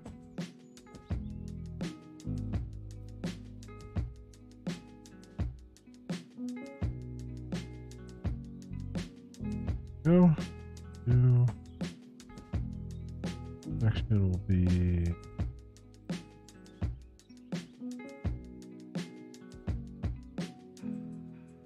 right.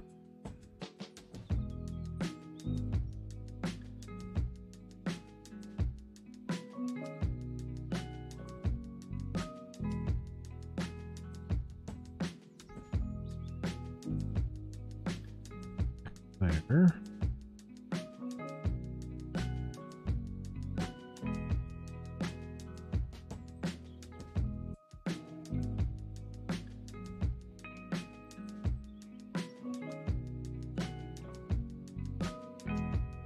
Let's build it.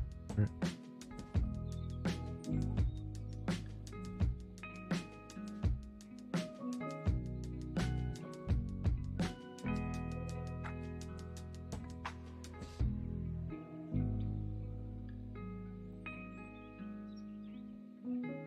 this in here.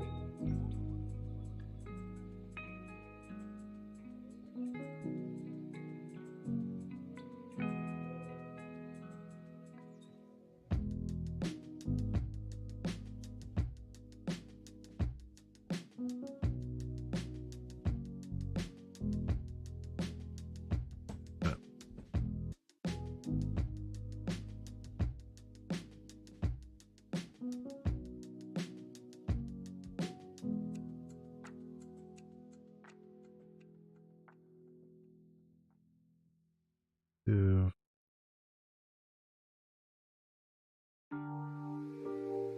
do there.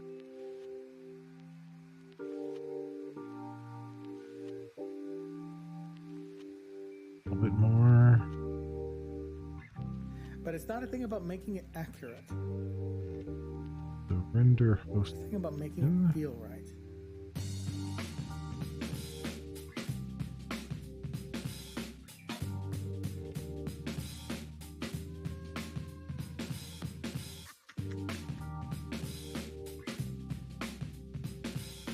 Cool.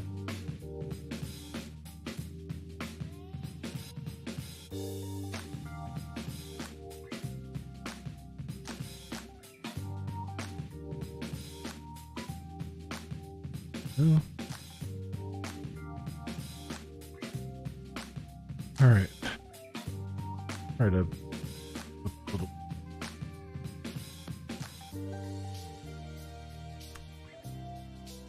Main channel.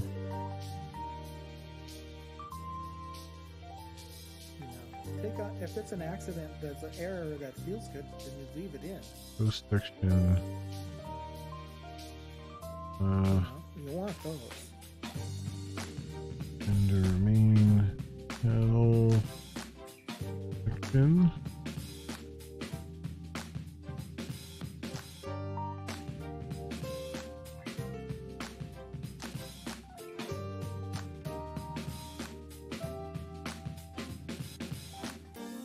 It's not a thing about making it accurate. It's a thing about making it feel right.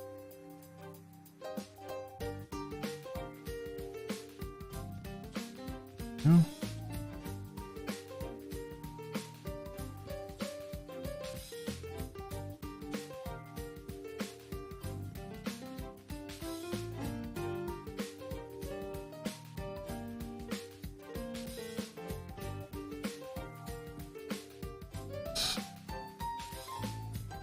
Here.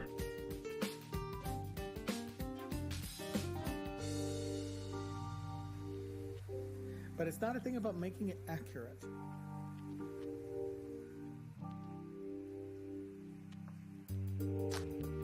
Yes, videos. It's not about getting all the errors out. It's about getting it to feel right.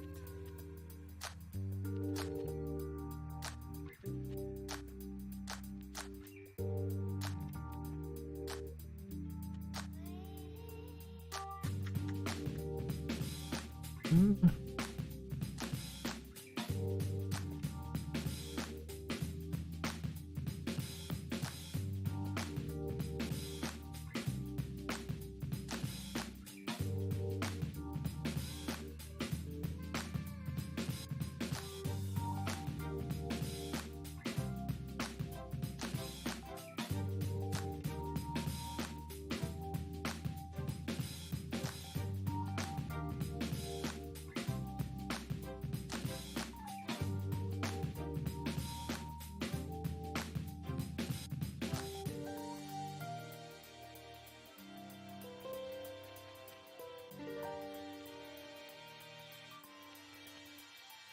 You know, Okay, take out, that if should- it's an accident that's an error that feels good, then you leave it in. I mean, it doesn't really clean up that much, but You know, at least you want those. makes it a little bit more. I don't know, a little bit more digestible. Maybe not that much.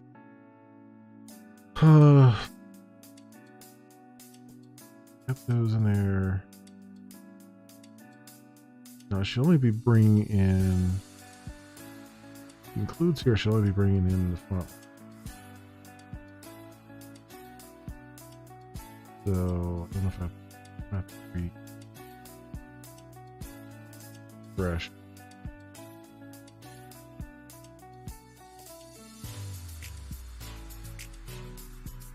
These are back up to almost where they were. I might have to refresh to get that to generate. Maybe.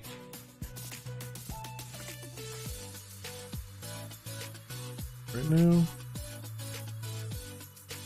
Sure I'm looking at the right.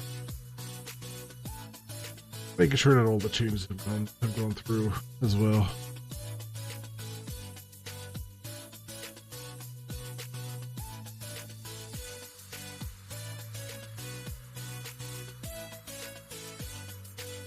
Oh.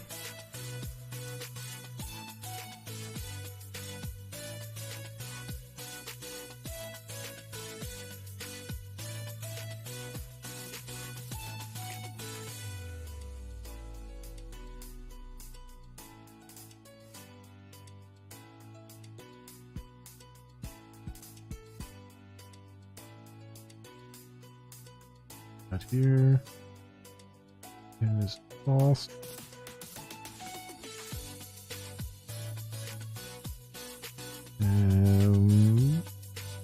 I see the font Awesome 5 free there, so that means it's coming in. Good. Okay, we just need to do the this to make that foot visible, which is not going to look great right now. I'm going to have to style the button, but shouldn't be too much of a problem.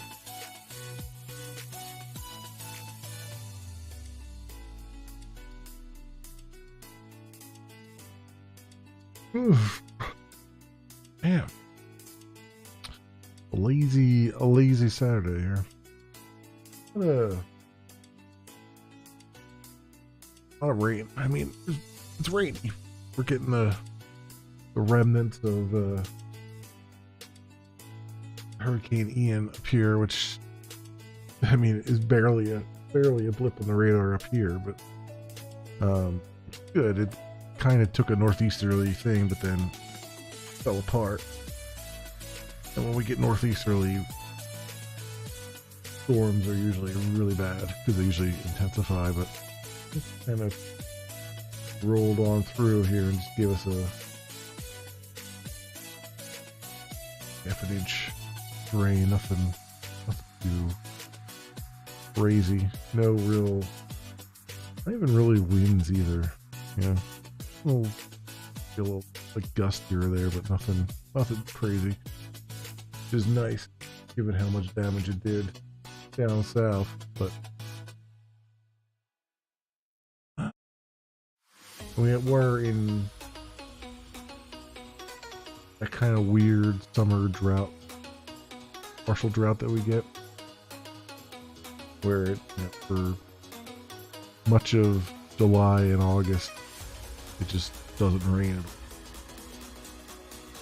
And then in September and stuff, it starts to pick up again. Actually, much of August and September.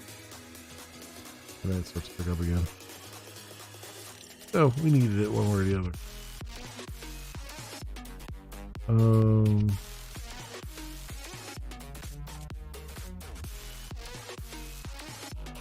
We'll say it's starting to definitely get to be fall. I just, out of instinct, put, shorts on and stuff and short sleeve shirt and walk outside. I'm like, ooh, it's a lot more brisk than it has been the last few weeks.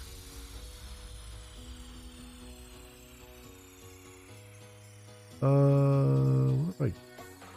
So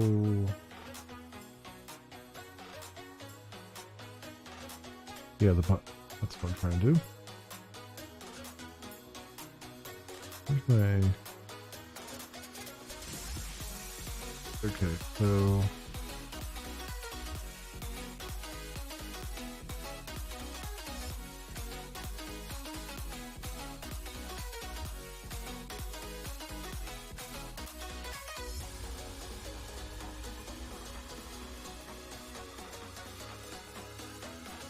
basically do the same thing down here for the hover. But it'll be for the button.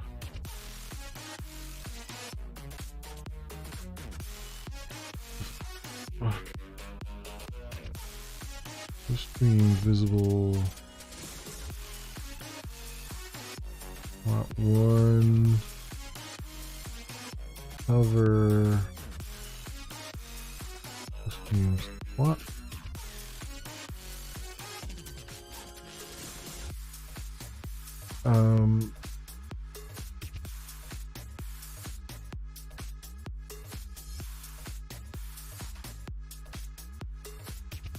So it'll be, I guess,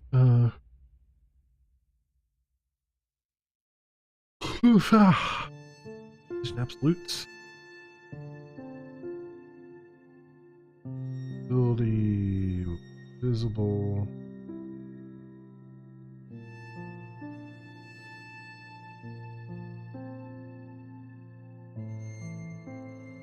And,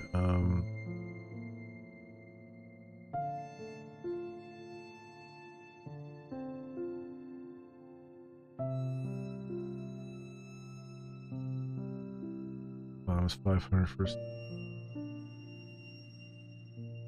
Then it was too much.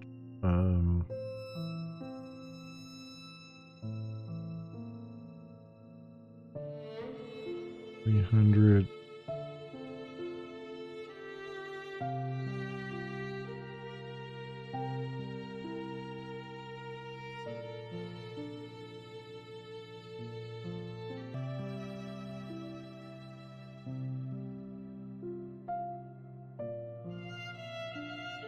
Okay, are we back? Restream just had an oops here.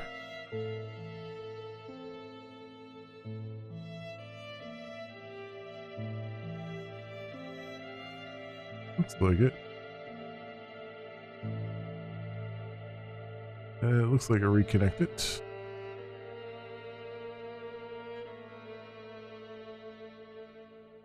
Yeah, there it is.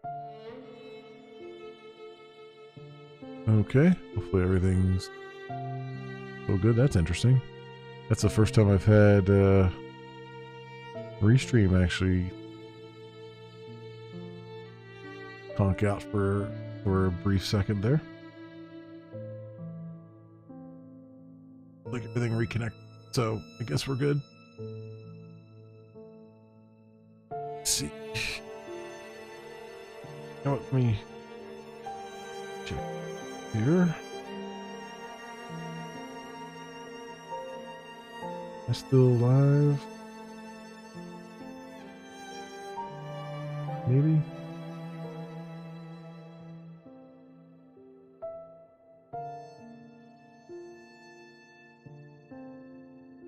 It looks like it. Yeah, I definitely am. Okay. Okay. Cool. Just making sure. Making sure we're still live there. Oh, that's not what I want to do at all. All right. Excellent. So now what? Want to? I'm trying to make this one these. Move it around. And I want to skin the button.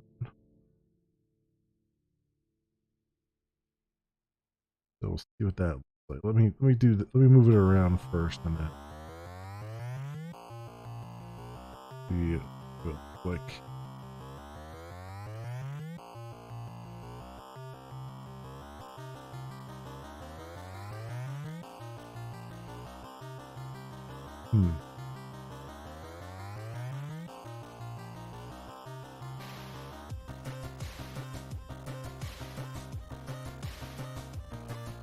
Seeing it. Off three.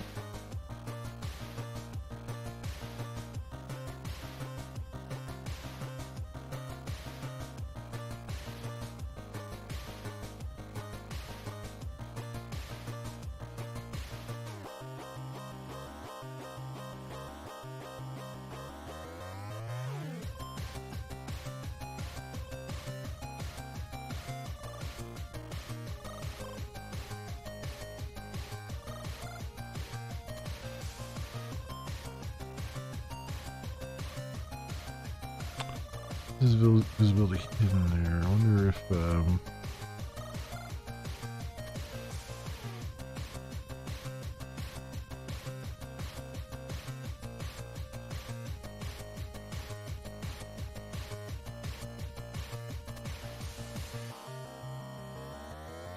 there it is.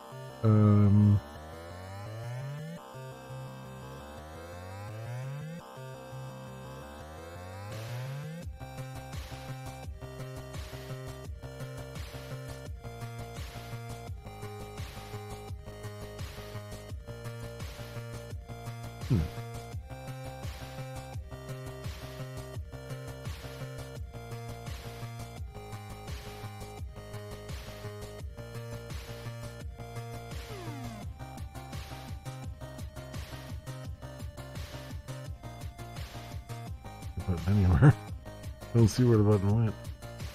Here somewhere?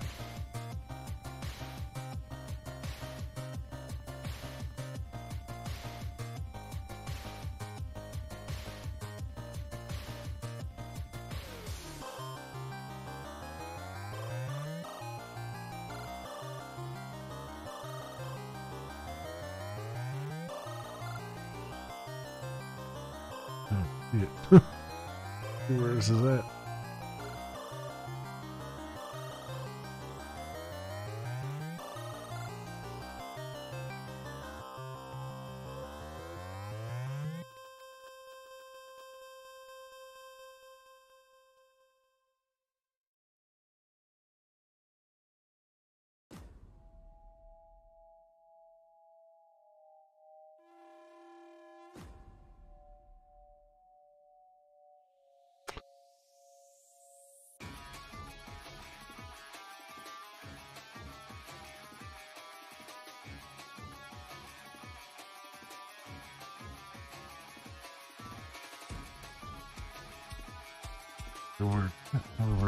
Where it has gone to.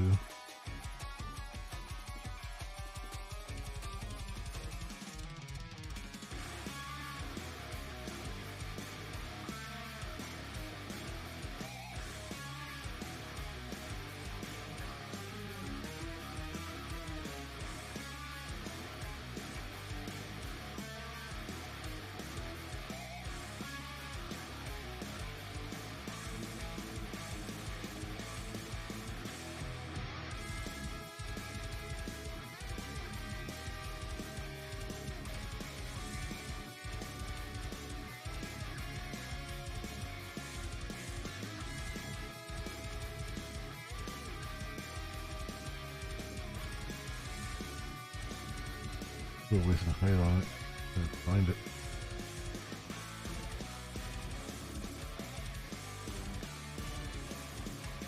I don't know where it's at.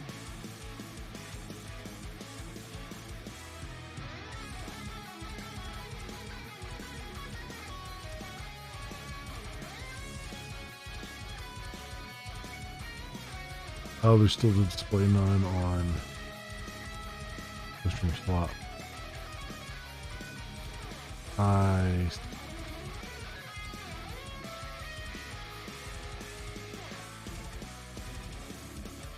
I see what's there. Okay. That's why I couldn't find it. It's still like it still said display none down here.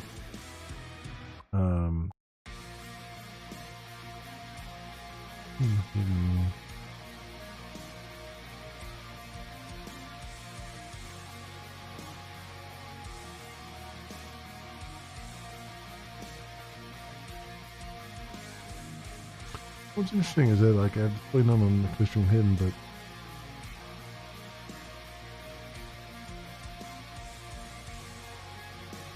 I guess it's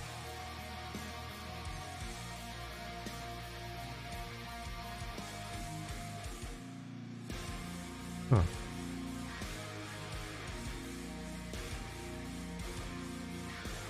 No idea. No idea. Anyway, I would just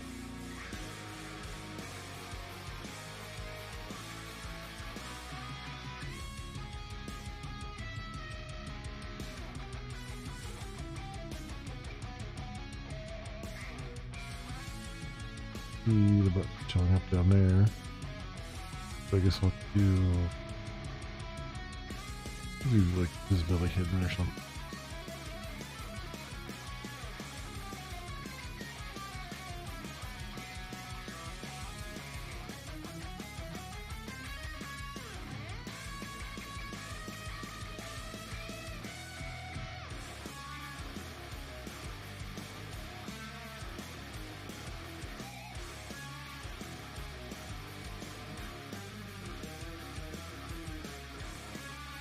Okay, and that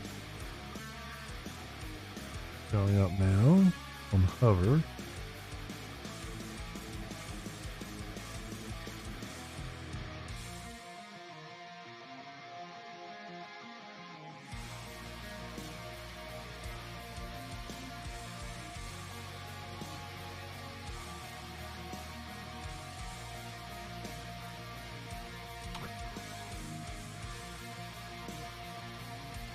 Hovered.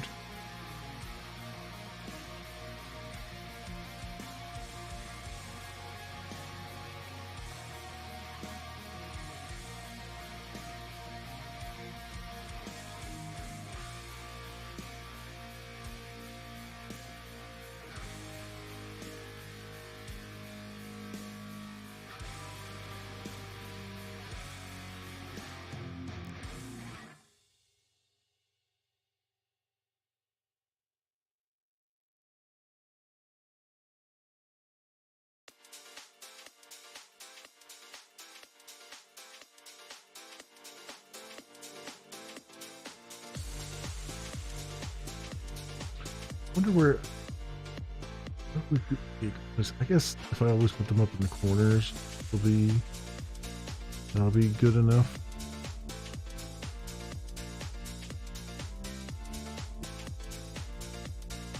Make them very visible.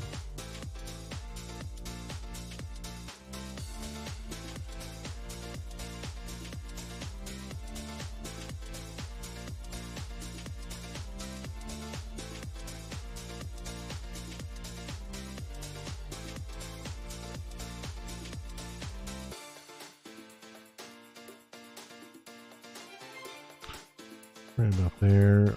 Make this.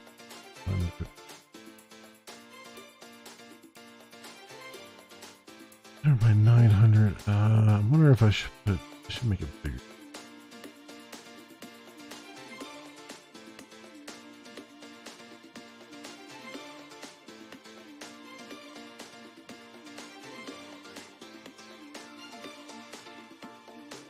And 100.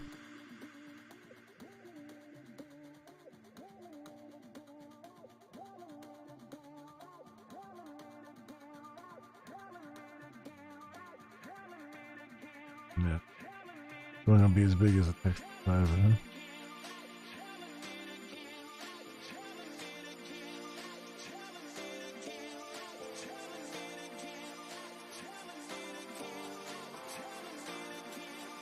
I can make it bigger actually with font awesome.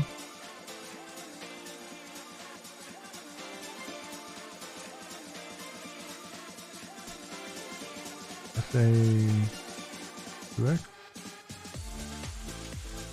Yeah, there we go.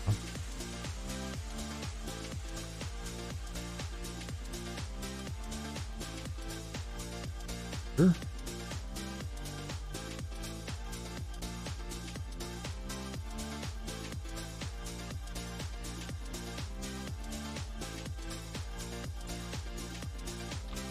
And for the button itself,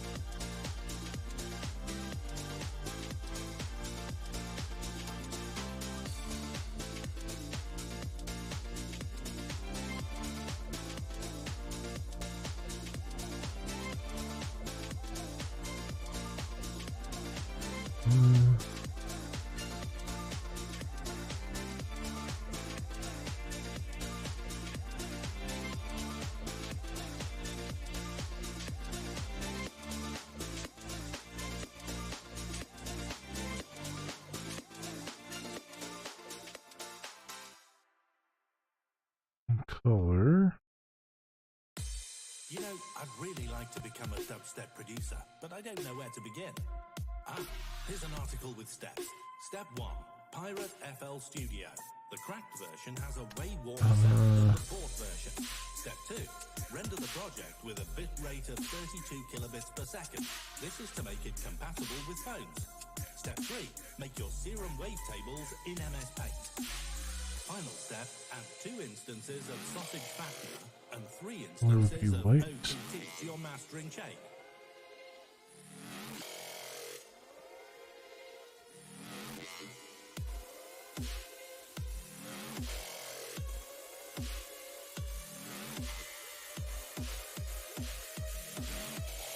All right, let's see what kind of dubstep we can make.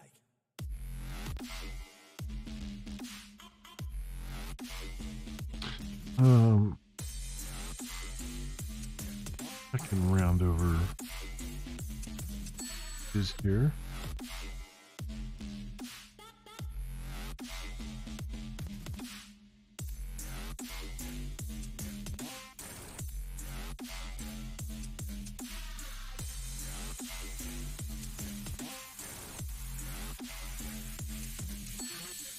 Google, how do I make dubstep? Or at least soften up the edges a little bit. Next. How did it do that? Danzig did what? Next. Here's an article with steps. Step 1. Pirate FL Studio. The cracked version has a way warmer sound than the bought version. Yes. Step 2. Render the project with a bit rate of 32 kilobits per second. This is to make it compatible with phones. Step 3. Make your serum wavetables in MS Paint. There we Final go. step, add 2 instances of sausage fattener and 3 instances of OTT to your mastering chain.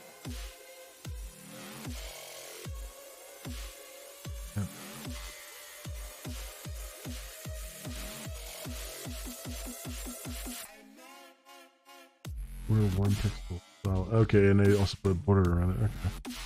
That makes sense there.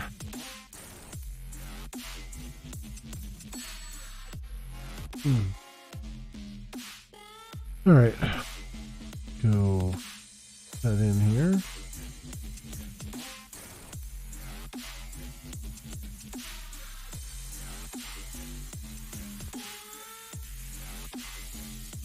We want stream visible.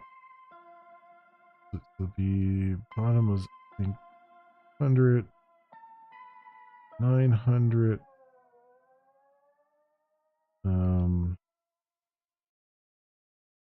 Button.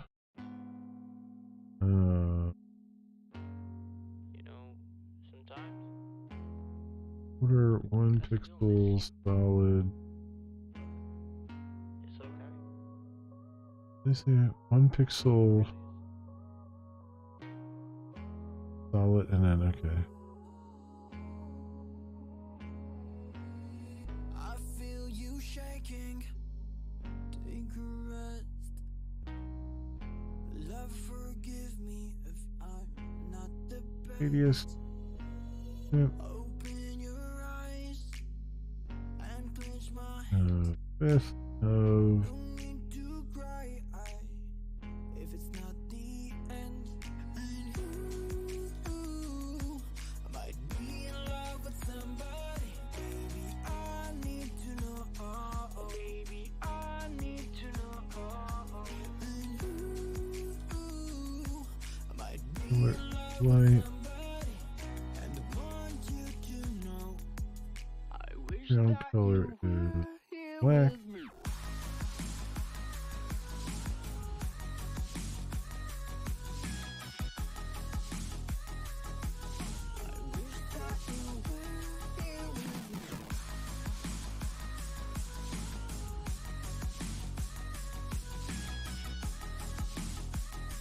With everything.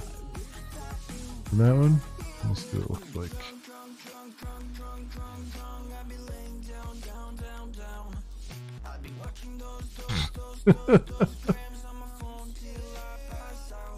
That's not quite right.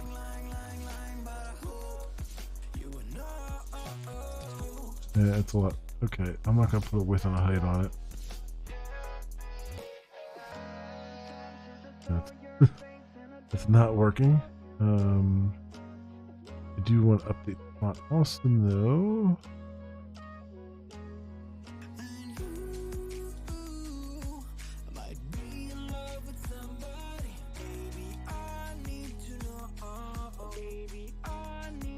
BFA.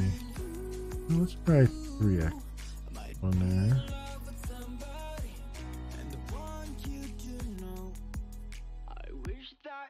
BFA, 3x.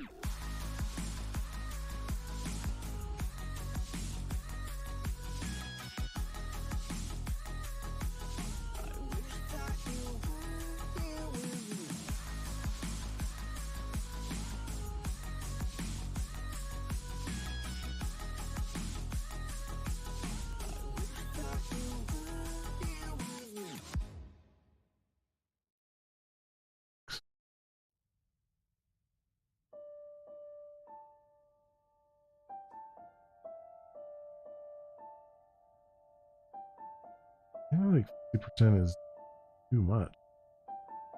Way too much.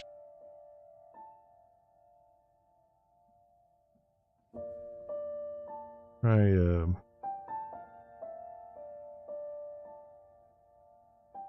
25.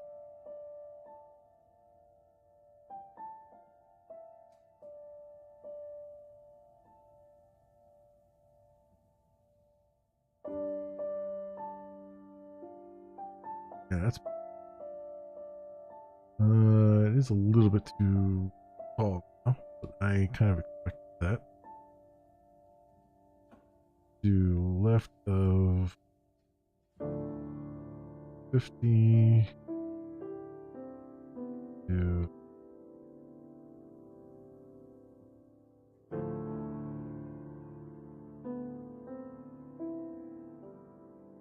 550. Yeah. But,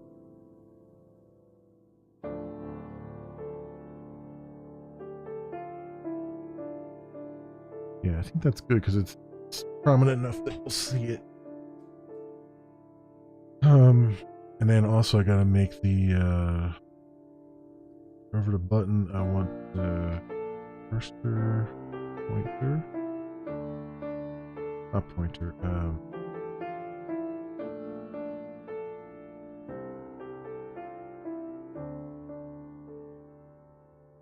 I guess pointer is, yeah, cursor pointer. That was like cursor hand or something.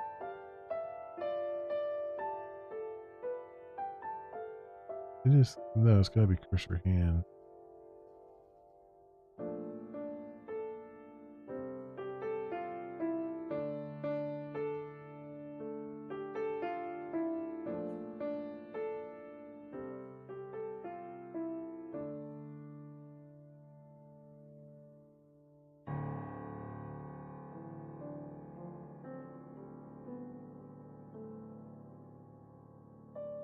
All those, all those things just for this, for the cursor here.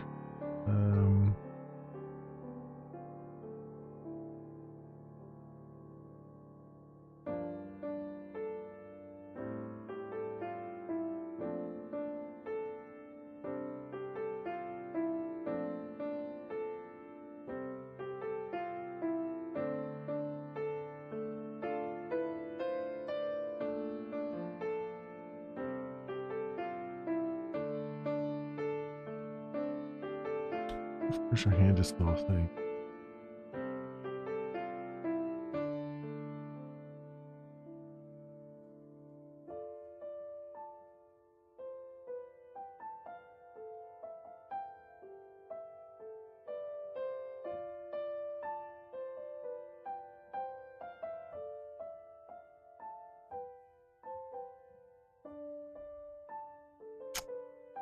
Not working. Hmm.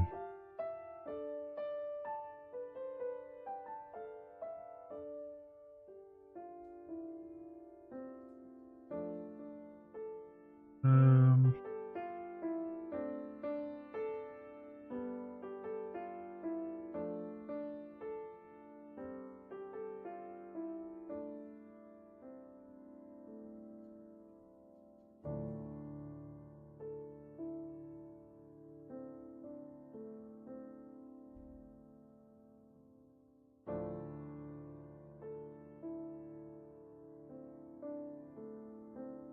grab could be your one. Well,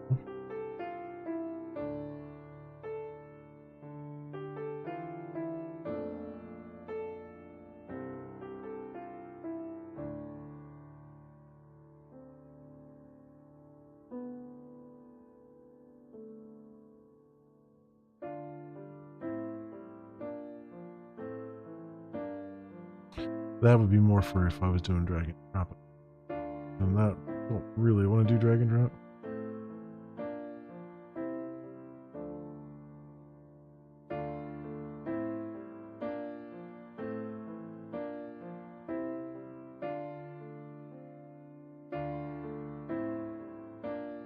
Yeah, it's this pointer. Pointer should be the thing.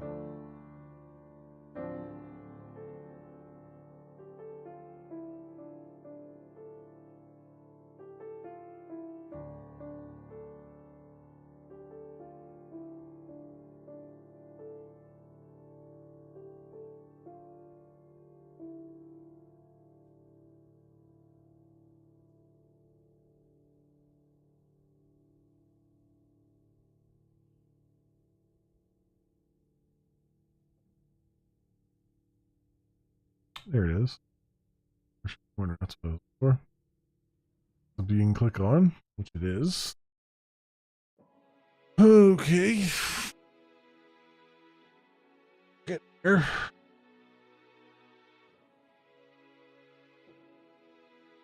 Same thing on these other ones. Hey, Mytho. Welcome. Yeah, put that on these other ones. These smaller ones here.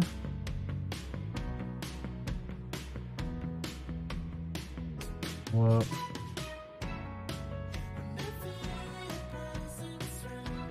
and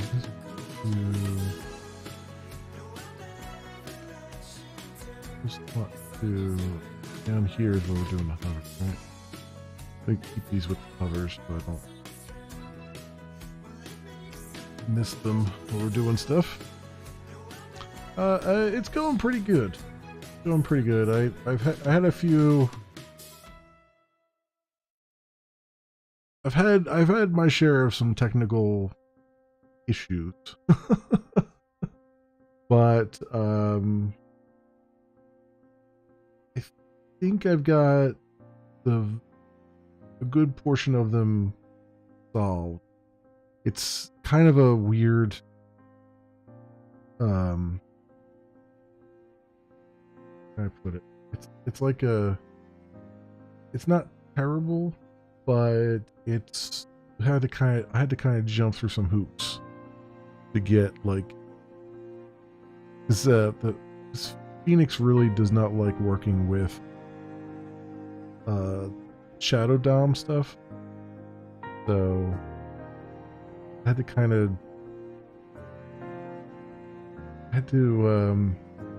trick it into working with it. But I think I've got that okay now.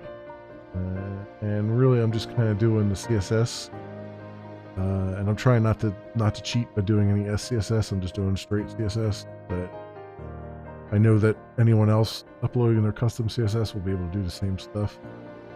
So kind of doing that, just getting like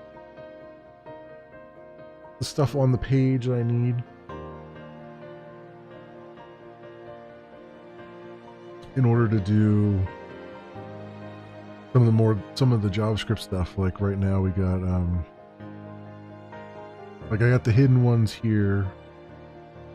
You can see what's there, what panels are here, and then I'm doing these buttons now, which will be the swap buttons. So the idea is, I was gonna do drag and drop, and then I thought, nah, it's probably easier to just do it this way. The idea is you'll click on this button, it'll mark this for swap, and then you can come up here and either click on the button here, which will be there eventually, and swap with that one, and that'll make that one visible and this one invisible. like will swap positions, or you can swap the visible ones with each other and move them around that way.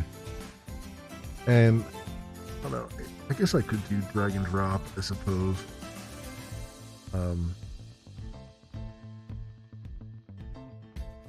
I'm sure someone will ask for drag and drop. But maybe I'll do it this way for now. And we'll see. I don't know. Anyway, that's kind of what I'm doing right now. Just trying to get these things to be able to swap positions. And put the JavaScript in place for that. And then this layout will be pretty much done for right now. I know there's still some visual anomalies, but you know, it'll be what it'll be for right now. I got this working with widescreen, I think. Let me make sure that's still working. Yeah, widescreen, it actually resizes itself. Oh, and these don't work in widescreen. I gotta move those again. That's fine. I'm glad I tested this because I do have to move those around. So it kind of, everything's a little bit bigger, everything kind of moves around a little bit. But it largely works, it looks like, at least for 3440 by 1440 anyway. I haven't tried like the lower, like mobile ones, like small mobile screen, tablet screen, that kind of thing, because those are going to be interesting. I think in general. Also, my button is not in the right spot there, but widescreen is the next thing to tackle. I got that working. That in and of itself was an interesting problem, because whenever you do, because basically the widescreen is detected down in the JavaScript, for better or worse, and that signal comes up, bubbles up from the JavaScript hook, and then it changes the assigns on the page, which is what it's supposed to do. Changes it to true for ultra wide, but then it refreshes the page like it's supposed to, and it puts the new JavaScript on the page, or it puts the new HTML on the page that needs to be put into the Shadow DOM. But the browser, and this is something I'd never even realized, the browser doesn't detect, when you do a patch like that on the page, it doesn't detect the JavaScript chain, and so it doesn't rerun it. So I had to jump through some hoops to get it to where, like, it'll send a signal to a hook, which will then pick up the new JavaScript and republish it into the Shadow DOM. Yeah, that's basically what I did. I have it shove the JavaScript over the wire into a function, and then just have that function do the inner HTML on the shadow root to update it that way. So that was an interesting thing I'd never considered, but that was, and it makes sense too, because it's you know, why would someone patch the script on the page? So that was an interesting one to try to figure out. I got that working and everything, so that's good. But yeah, it's been a thing. It's been a thing. A lot of just kind of running into problems and trying to figure out how to get around them, and it's hard, man. Like, there's like I spent days trying to figure out if there was like, if I could call something in Phoenix in the Phoenix JavaScript, tell it like, hey, new hooks are on the page, you should probably refresh yourself, and nothing. They're not set up for that at all. Like I'm way off the reservation at that point. So I had to do a wrapper hook that stays on the page, and then that guy then when he fires up, he looks into the shadow root for any other hooks that have been defined, and then basically copies his definition over to those hooks and then sets their element correctly and all that stuff, and calls mount on them and all those things, keeps them in an array. So crazy stuff. Really crazy stuff. You had that issue when you inject HTML CSS into Glimboy. Oh, okay. Make the page sync to the DOM is reload. Yeah, so I tried sending the like I tried playing with the document ready or document ready state or whatever it's called. Tried playing with that. That didn't do anything. I tried sending the DOM document loaded or something like that. Listener or whatever. Event, I mean. Something like that. And that didn't work. And then I tried sending the Phoenix event that's like Phoenix page loading or something, and that didn't work either. like this is killing me. I'm trying everything. But yeah, I mean, I managed it. It was a lot of banging my head on the keyboard. But we got to it eventually. Got there eventually. Hey, MG Live, welcome. Oh man, but yeah, it's been interesting. I wonder how much. I guess the way you did, it's going pretty good, MG. I'm just mostly doing CSS today. For the most part, moving things around on the page. I had to admit, DOM content loaded. Yeah. That was the thing. Yeah. I wonder. I guess you kind of got around a lot of that mytho because you had interactive kind of just takes place outside of the knowledge of Phoenix, so like you don't have to deal with the hooks and stuff like that. But yeah, you're probably you're probably better off that you kind of side channeled all of that stuff, because trying to get it to work with hooks and stuff, it was not having it. Although that said, you probably, I guess, you're probably sending like JavaScript events around when you need to, right? Like if you needed to. Well, no, you're going against the API, so you don't have to do anything really. You don't have to interact with anything on the server per se, other than through the API, I guess. Yeah. Yes, that's yeah. That's a better thing, I guess, all around. Iframe post messages be easy to put. Oh, okay. Yeah, I would imagine you could probably send like JavaScript events and stuff for hooks and whatnot, or listen for them. You want the project to know when it's loaded and who loaded it. Yeah. Yeah. I gotcha. And you can probably listen for events too. Like there's the Phoenix, I think it's PHX : loaded Phoenix, or page loaded loading end or stopped or something. It tells you when Phoenix thinks the page is completely loaded and ready to go. Something like that. Yeah.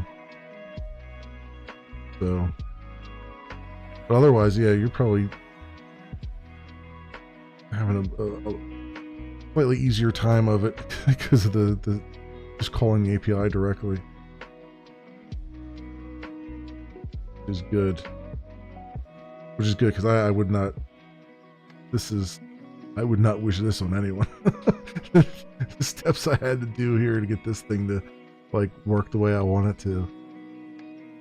And granted, I brought some of that on myself. Like, there's all this is because I'm allowing people to upload their own CSS. If I didn't allow that, you know, I'd be a lot further along probably.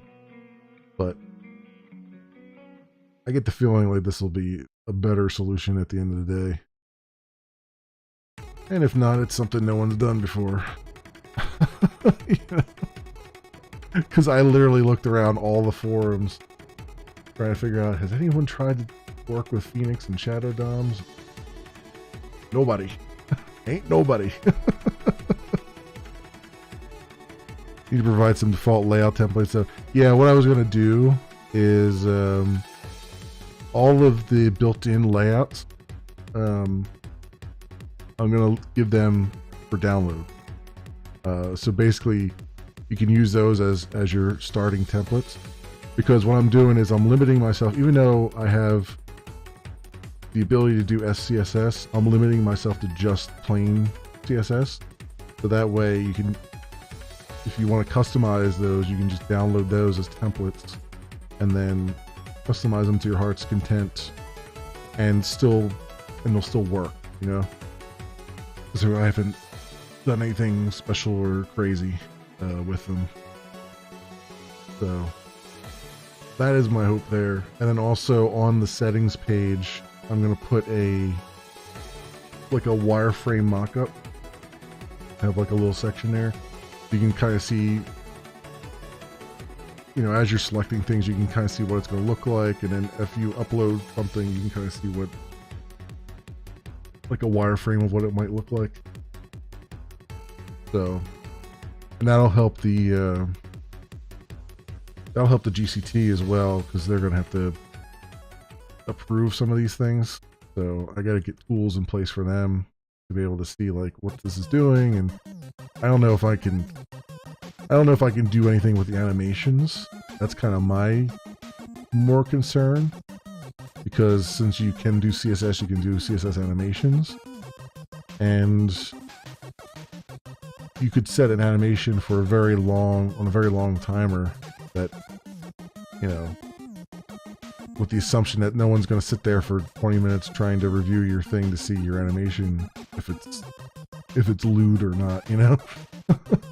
So that might be a thing, but I can at least, I think for a GCT I'll have, not only will you have the wireframe to look at, but I'll probably have a tab that's like, here's all the images, all the external images they're bringing in and all that stuff, which I haven't tested that either. I haven't tested bringing in external images yet, 'cause I might have to do something special for that.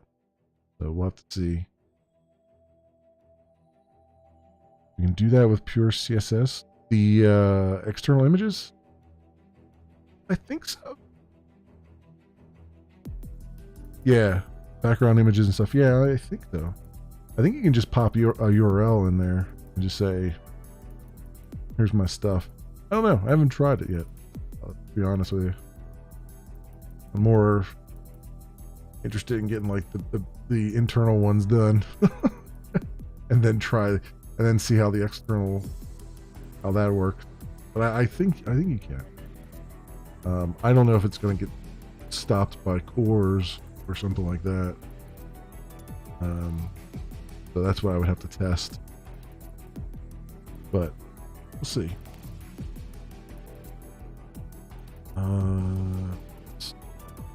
So I've got that one. Yeah, I don't think so either. I don't think it'll be that much different. I honestly, we're gonna rely on that report user button a lot. I think that's just the price of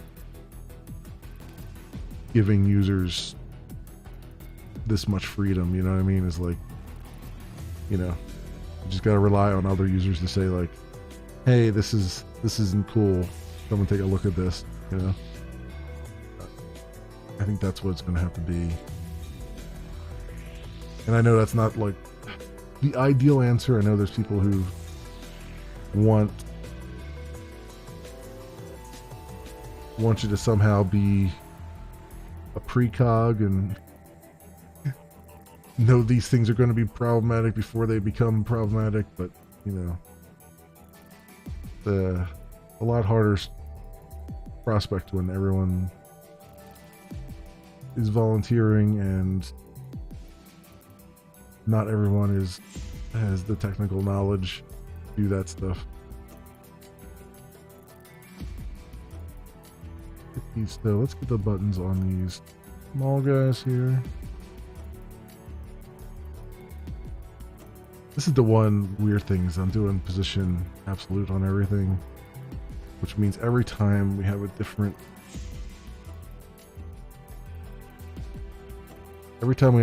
size screen, it's going to be a nightmare. But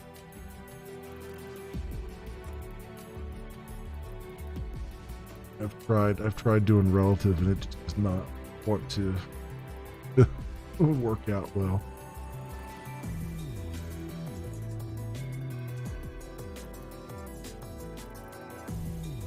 I got 3 here, cushion squat. Up to hover. And what? 3 hover. And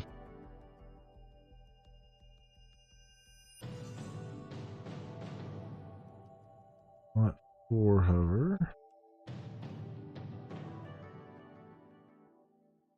And then I gotta figure out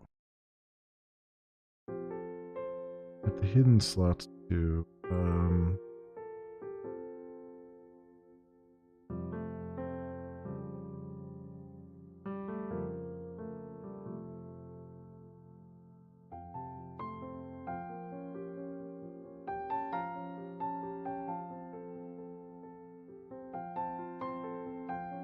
These are gonna be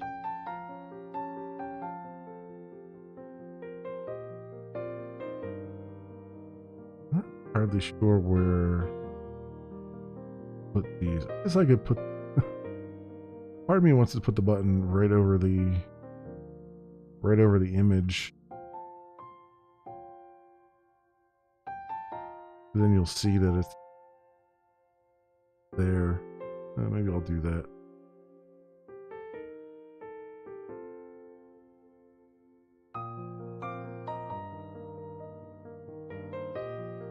Do hover.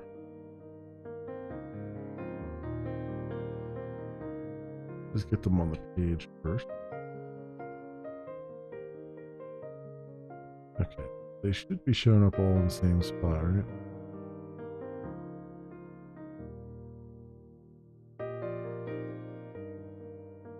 Or not.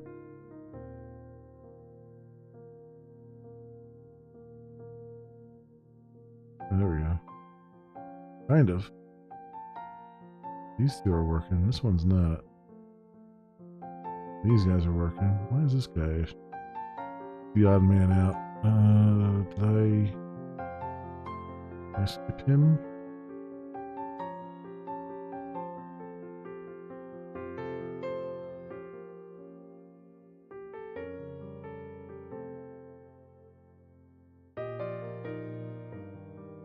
Let's do hover.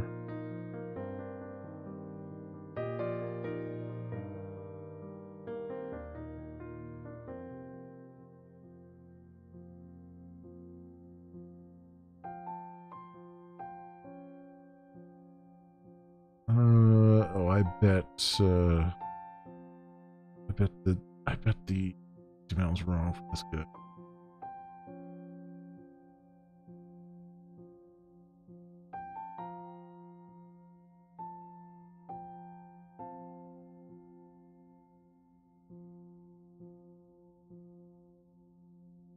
Yeah, the div is in the wrong spot. Why? You are think you are the host. Yeah. Video section, guest section, main channel section, host. So your div is in the wrong spot. Yep, it most certainly is.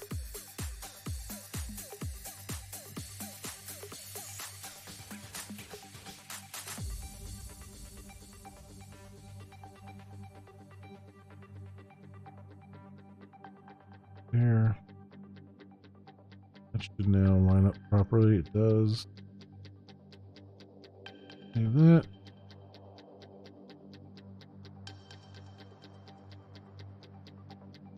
There we go. Now it's showing up in the same spot for everybody. Alright, so now we just gotta move it around. Okay. So for you, it's probably gonna be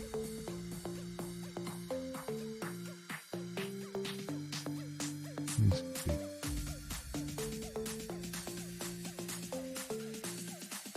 Slot 2. The left is 850. We're gonna stay 1050. Bottom will be 750 maybe. Kind of get an idea of where it's gonna be at.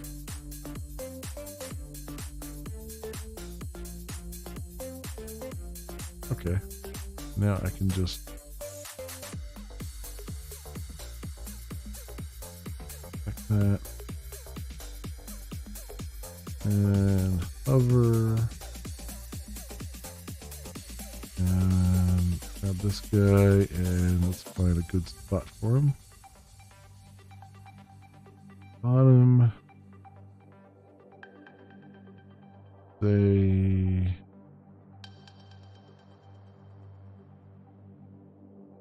70. Left.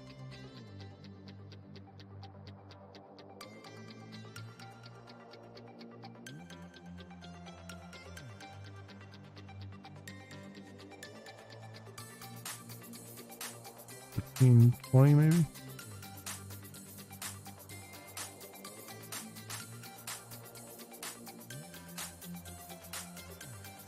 Yeah. Seems like it's equivalent. Alright. So 1320 is going to be the same for all those down there. It's going to be the bottom is going to change. 70, 1320.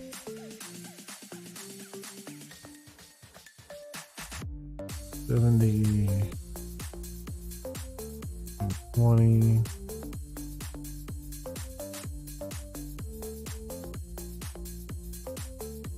20. And we'll do 70. And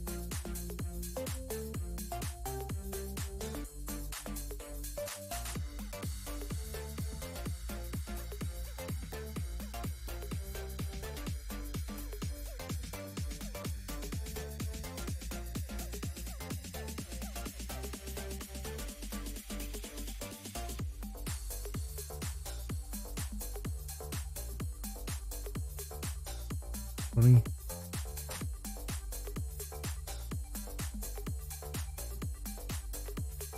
Where we're at with that.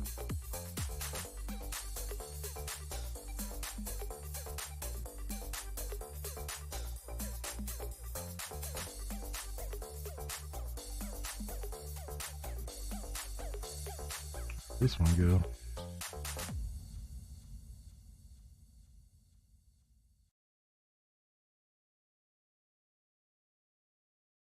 There, this one go.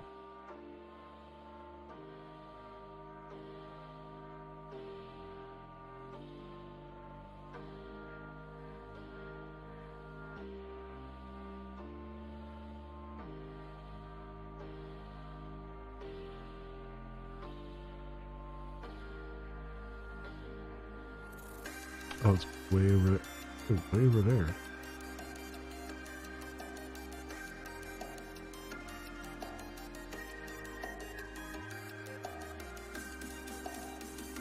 Wait, did I go the wrong team? What was the other ones?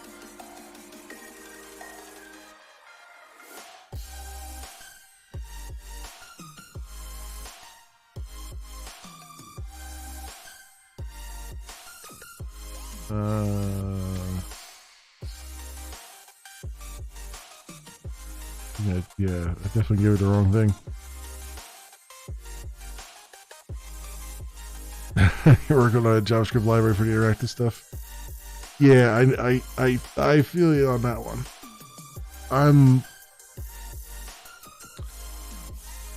I want to, and I don't know if I'm gonna. This is the problem. Like, I don't want to split my time, but at the same time, like you get so far in a project and you're like, oh, I just need something different for a little bit. And I'm wondering if it would be a good time for me to look at the like I've been wanting to do Fire Stick, Amazon Fire Stick app for Glimesh and a Roku app for Glimesh, because both of those are Android, and it would allow me to just kind of sit back and do some Java for a while, which would be a nice little mental break. But at the same time, like, if I start doing that, I'm gonna just, all this stuff is gonna not move forward, because I know as soon as I start getting into Java, I'll be running through it real fast. So, but I hear you there. It's like every so often it's nice to just get back into the comfort zone with something with a language you enjoy. You know. It's certainly, and that's the funny thing too, is like, I'm sure people that look at what I'm doing here and they're like, man, how do you get anything done when it takes you 9,000 hours just to do the simplest things? And it's like, well, it takes me 9,000 hours to do the simplest things because I'm not used to this. 20. Like once I get into Java, it becomes a little bit like I can do a lot of things just from muscle memory and stuff. That just has to come down a little bit. Probably. Let's see here.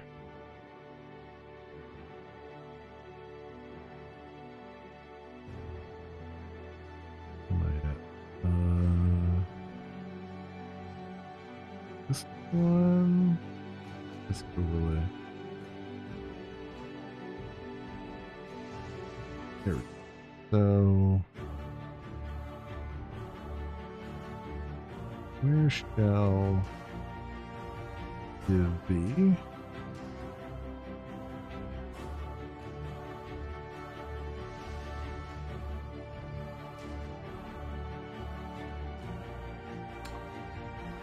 $30 for that one.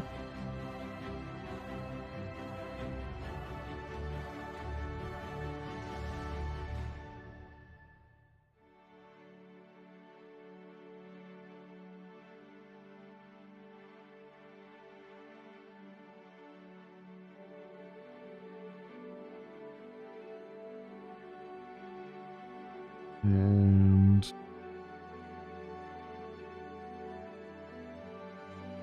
190 for this one. 430 and 190. That sounds about right.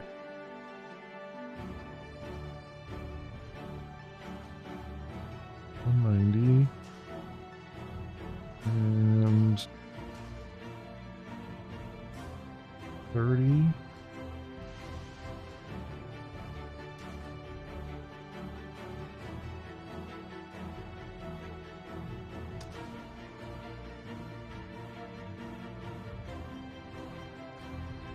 good enough there, and then I gotta get these guys figured out. So I already know what the bottom number should be. I think you know what? I think I will put it right over the image, and that way you can see it.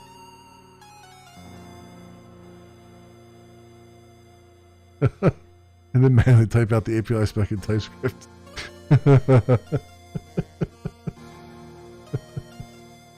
I can imagine. Oh man. Oh jeez.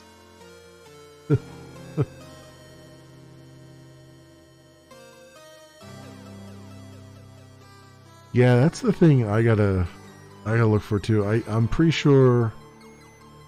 So I was looking at Java stuff before, and I was like, there is a Java GraphQL translator library somewhere that I like kind of looked at, and I was like, okay, I'll come back to this if I need to.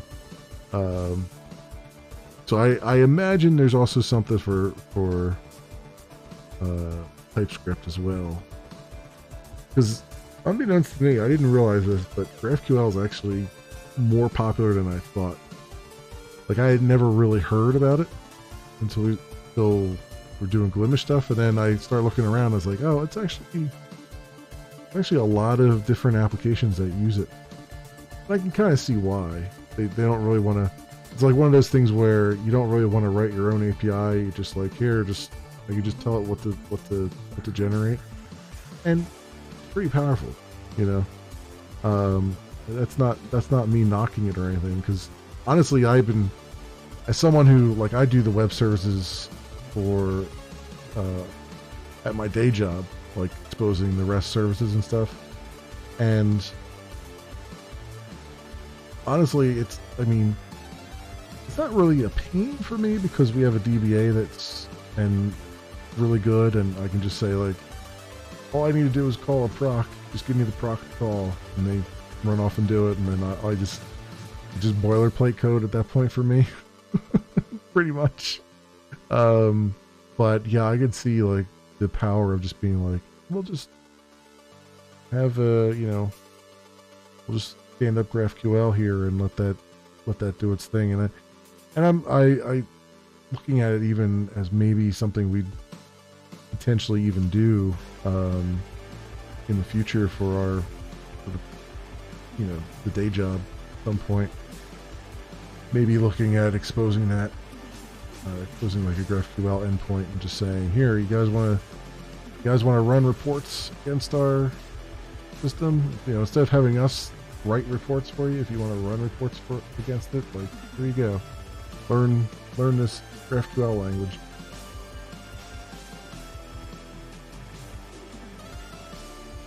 Because that's the thing that I think gets us the most, is that there are people who, like, I don't know what happened to, like, we used to have crystal reports. Crystal reports used to be a thing where you just run that, and then it would generate like a PDF of whatever queries you ran and all that stuff, and you could make things look the way you wanted them to look. And that just like went defunct at some point and just disappeared entirely. And I haven't found anything good out there that's like does something very similar, because we have a lot of clients that just like, they like to have custom reports against the data in our database, and we're stuck kind of just hand rolling them, which I think it's just, well, I mean, and I'm not the only one, but we kind of, all the devs are like, man, this is the worst. Because we have basically an XML document that we parse, and then based on that we run some queries and things. It's like, man, this would be so much better if there was a different out-of-the-box solution for this kind of thing. Now, I'm wondering if the like GraphQL part of that might be something. I mean, obviously it's not a full solution because they want like pretty PDFs and all that stuff, but if I could fudge some of it, that would be ideal as well.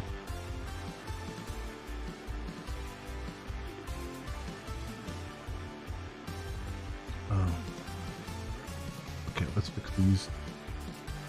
Put this button on these guys.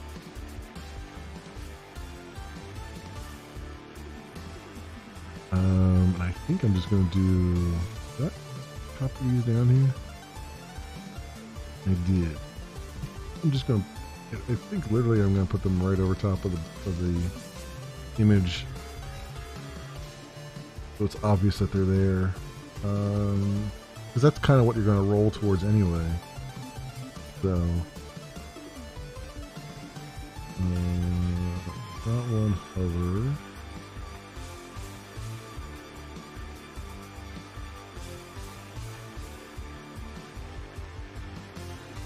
Wait, hidden slot 1 hovers 645 by 100. 2, 500, and then 45 by 500.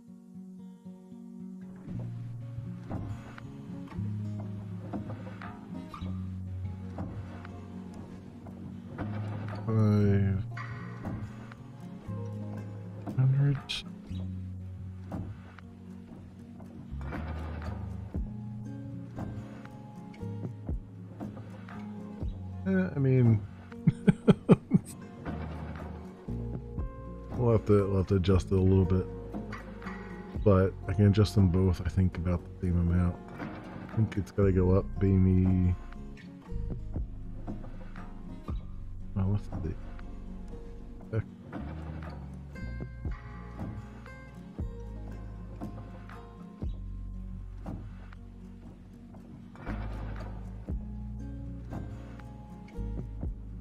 Hover.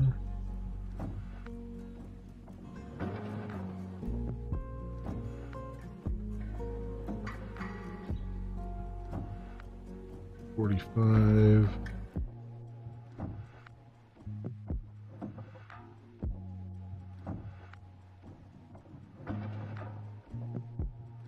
55 by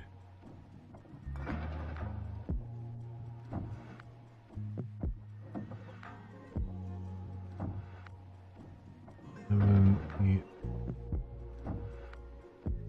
5, 10.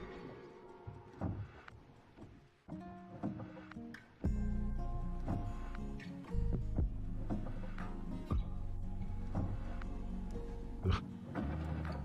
58 by 510. 58 by 510.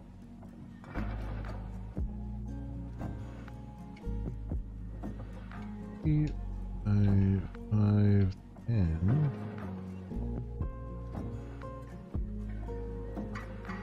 We'll stay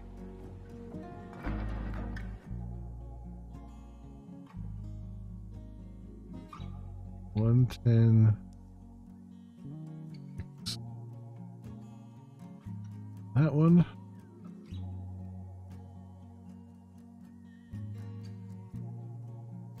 Nice. Yeah, because your button, you're gonna roll that way anyway, and it's probably to swap in.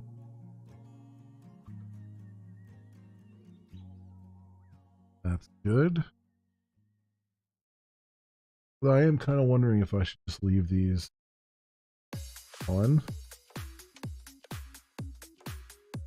and just make the hover just be the button, swap button.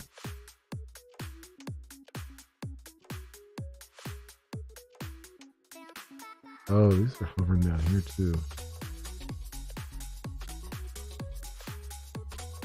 What's down there that's causing that to hover? 2. Oh, I guess that's exact. I guess that's where they are in reality. I don't know if it's just enough to leave the icon there, and then just have it roll over like everything else. I think I'll leave it, have it roll over like everything else for now. get the yeah, like going up down here. That's gonna be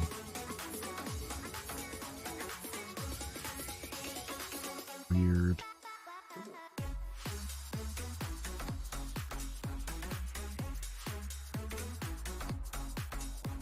Down there. Is that where the div actually is?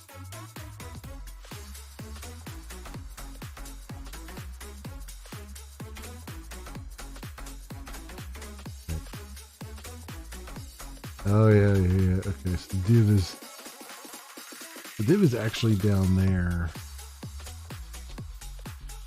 The hidden slot. This is where the video and stuff. And then I'm moving one thing around. That's why you can roll over that and still see those.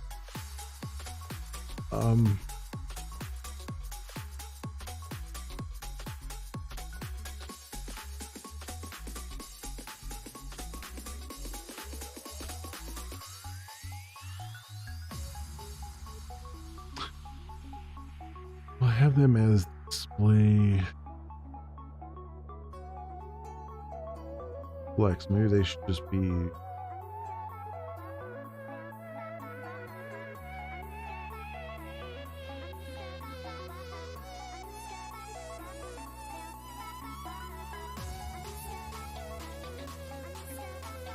I guess it doesn't really matter because it's going to be they're a part of the grid. The grid automatically added them on there even though they're not visible.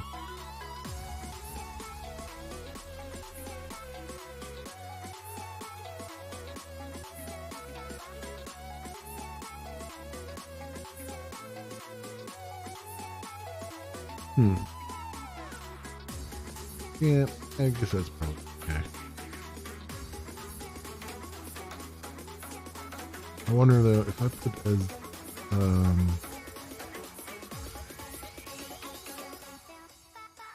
did build the SIB visibility hidden.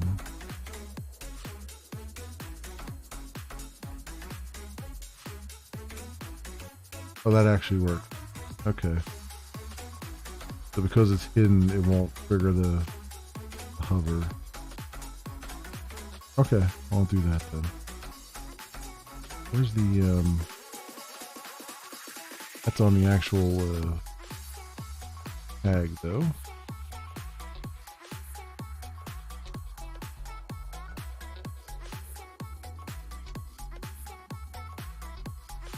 Yeah, I have style display flex on there. Host.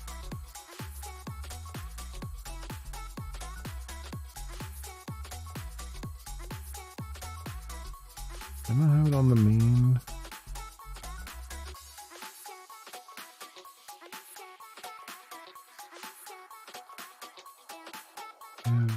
Invisible.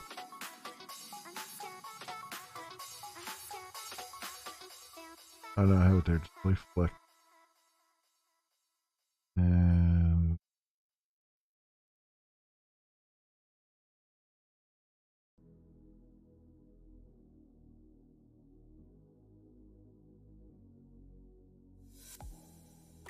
flex.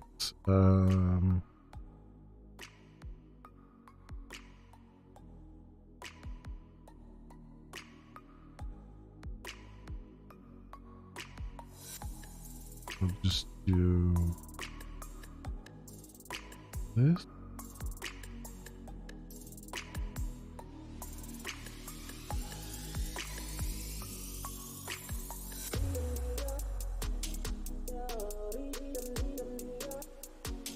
Do that.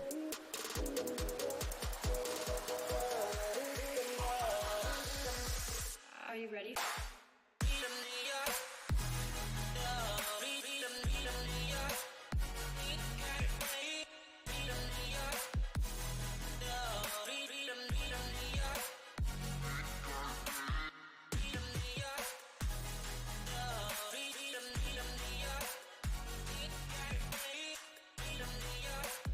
Oh.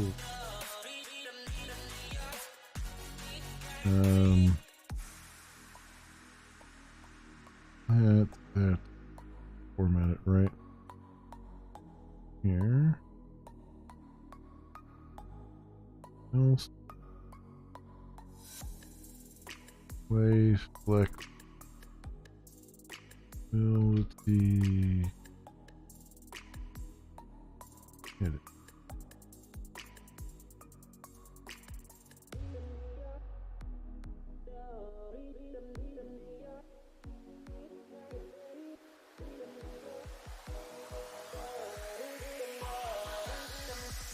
Are you ready?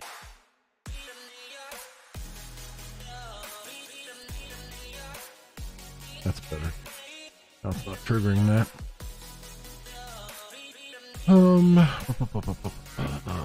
Alright, okay. So now we gotta get the button. Okay.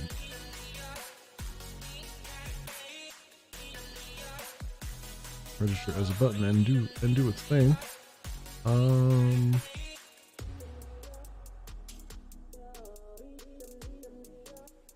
I guess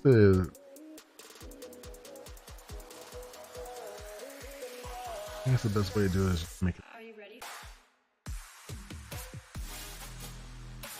Because why not? We got the hooks working.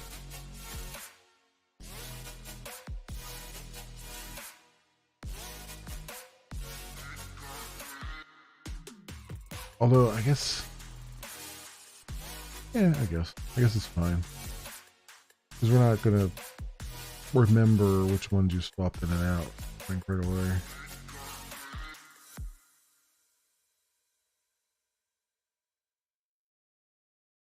But by making it a hook, if I do need to remember it at some point, it'll be a lot easier to do that. So let's do that.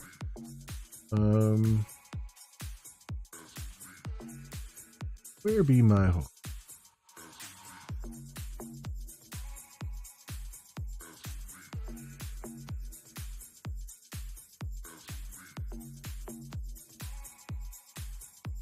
Here they are.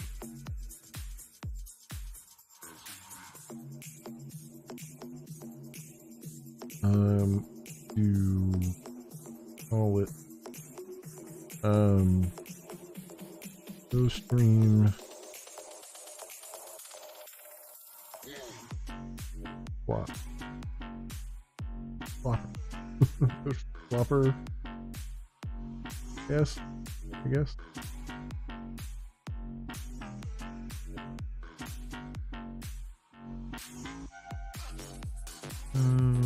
I really just need to export default, mounted, updated.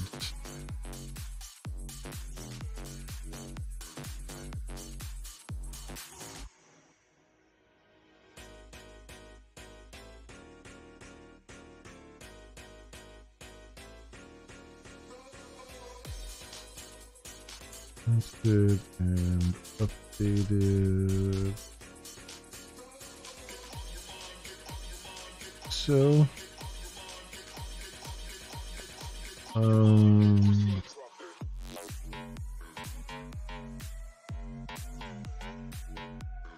really this guy's just gonna manipulate JavaScript for now. So we'll say Let's go.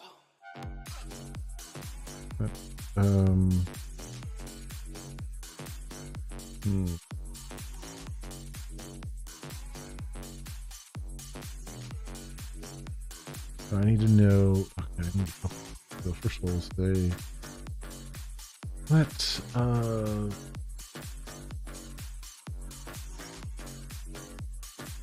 from target element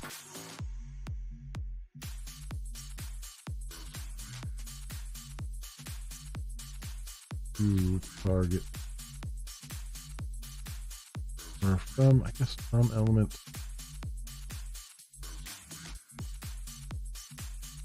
element.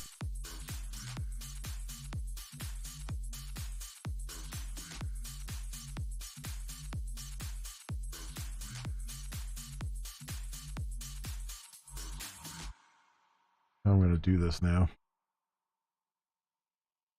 You're going to click on a thing, and then you're going to click on another thing. If there's a from set, then the other thing you click on is going to be the to. So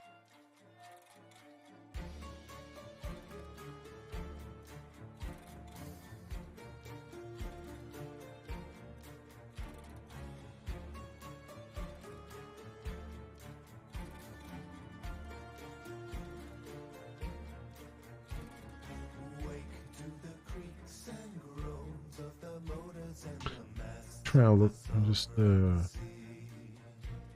all I need is a PHX click, right? So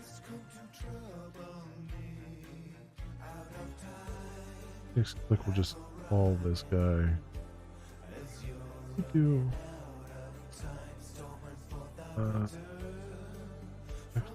click. Oh.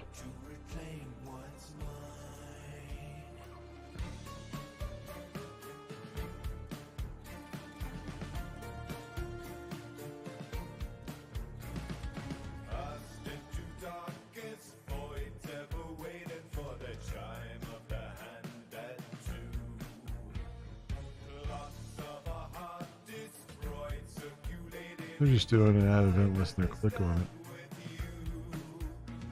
which work. I wonder why.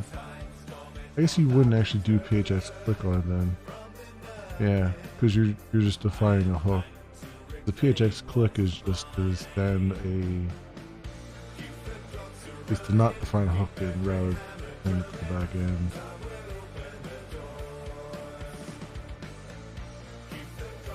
Okay, that's fine.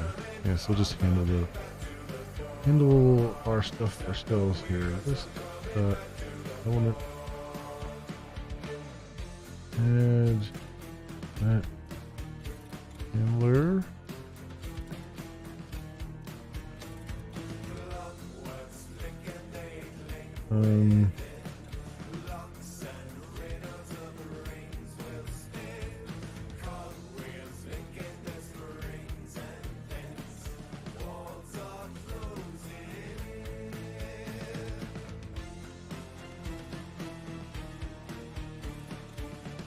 Let's put that handler on there.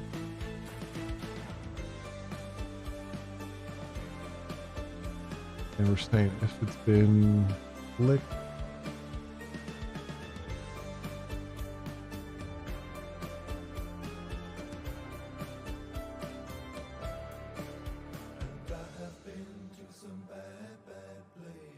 oh, here's the problem.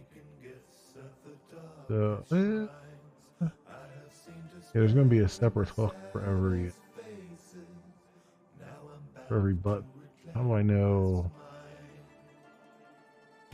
which other one you clicked on? Oh, I'm going to have to, so I know what I'm going to have to do. I'm going to do it.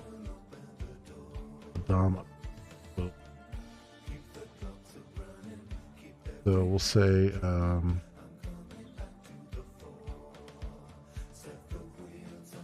just click on there, and then we'll have to check to see if a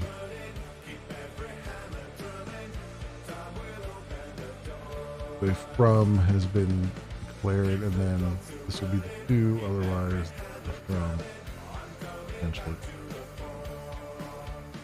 So I have to look for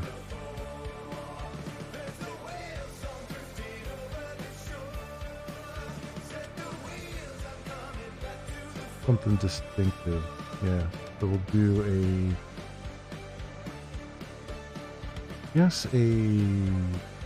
document dot query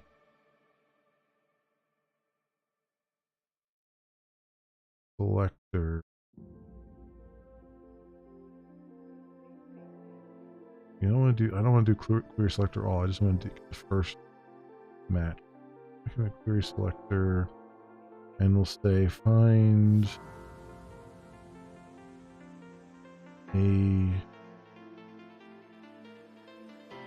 button with attribute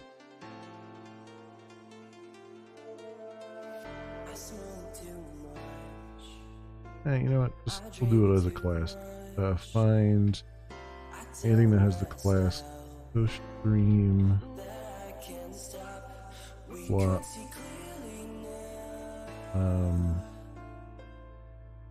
from right.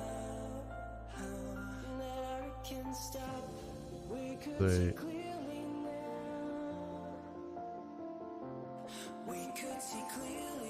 from from this just brings an element, right? Yeah. Okay. So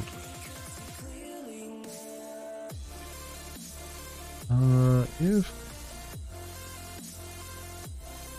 from element no, it brings back no. Yeah, either an element or it's null. Okay. Hey, little Toon Cat, welcome. Glimesh Dev work streams. Yep, I do them every weekend. Every weekend in the afternoon. So if that is not null, then I want to swap current element with that. Okay. So I want to define a. I need to. This is the part where I'm like, I need to define a. It's gonna be.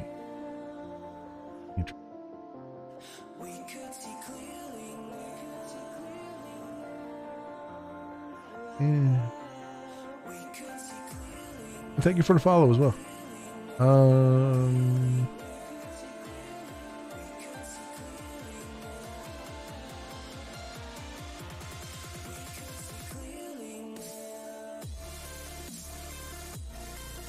Yeah, I guess not. Maybe it won't be soon. Famous last words. So I'm gonna swap with element. Other one.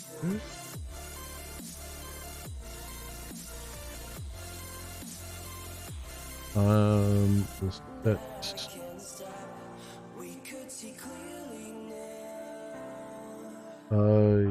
the current element will be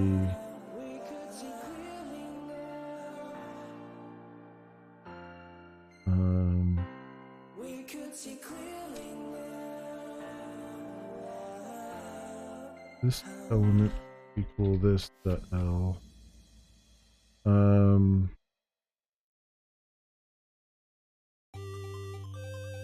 So I want to reference it down here. This element at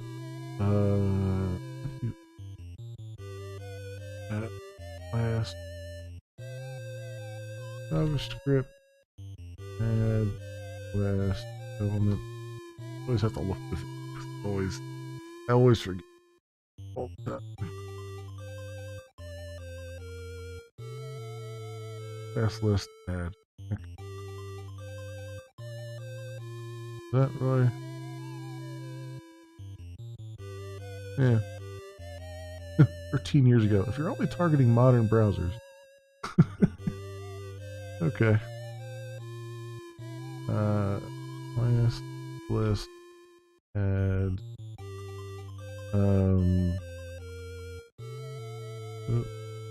stream swap from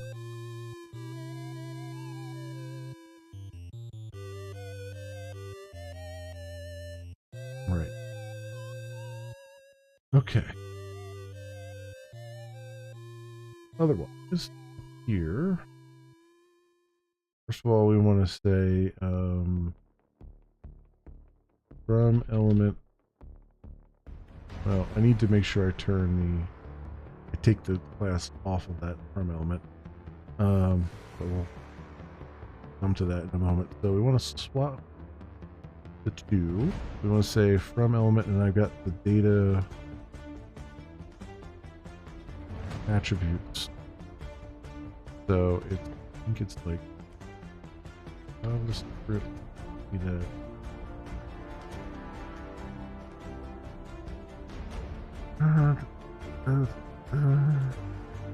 Data set, right? I mean, that would be a data set stuff.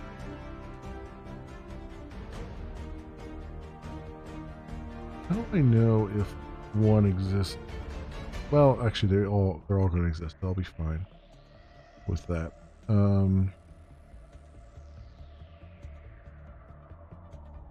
So if we'll say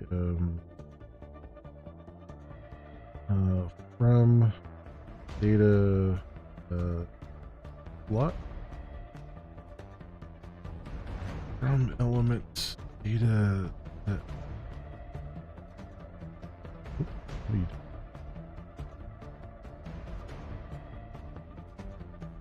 data set that what did I call it? I think I just call it plot.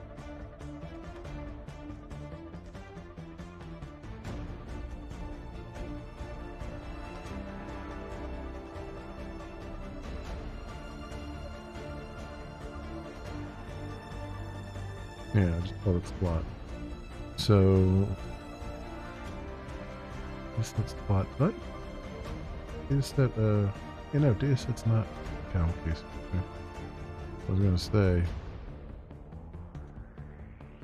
data set that plot is lowercase, right? Data slot. And from data hidden flag is from element data set dot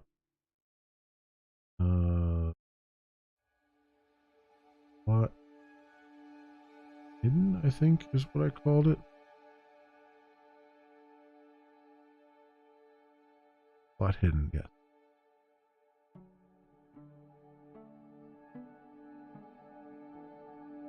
All right.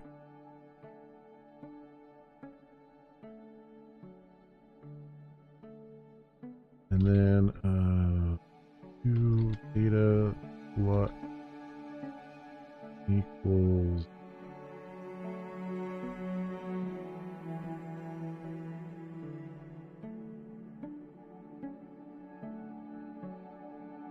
this element dot, so I had to think for a second there. This element dot the data set dot plot to data hidden flag this element this that plot hidden. Okay, so that's our from our 2. So then I'm gonna say if it's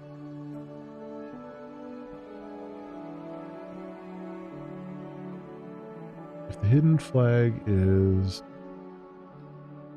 false,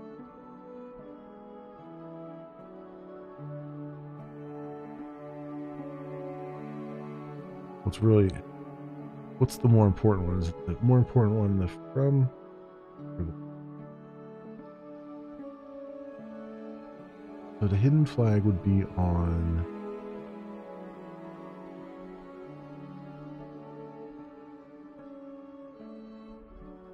the hidden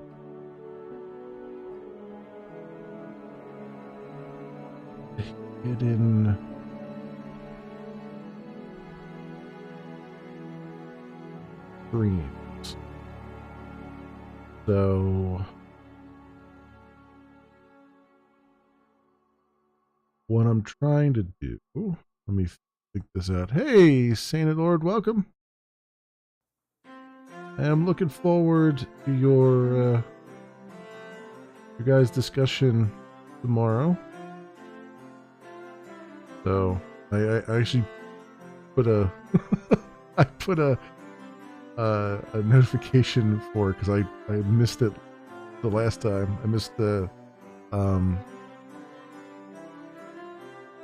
I missed your podcast the last time. I don't want to miss it again. Yeah, there's a lot has happened in the last 2 weeks. Side note, I'm so bad with names. Yeah. I definitely want to be present for that, at least in the chat anyway, because there's a lot of stuff has happened. A whole lot of stuff. Let me see.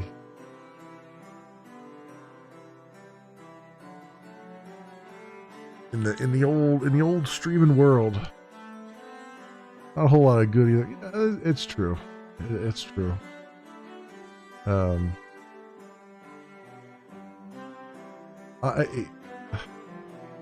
One thing I'll say, without like rehashing anything that you guys might do, I have noticed a couple streamers that I follow, like full timers, who are partners and all that stuff, have started doing like 1 day a week of YouTube streaming. I'm like, there's the smart ones. There's the smart ones there. So that's gonna be a thing.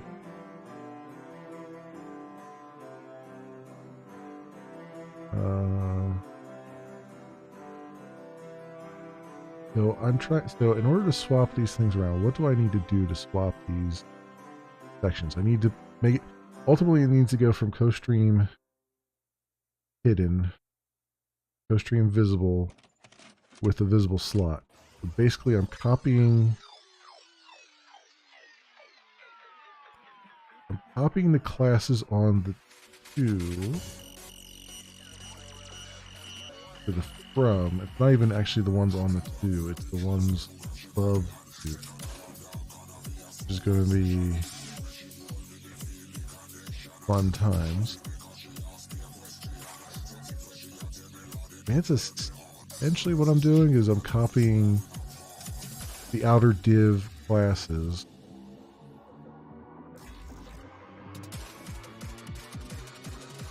Oh, and that style is going to come back to haunt me too, isn't it? That I just did.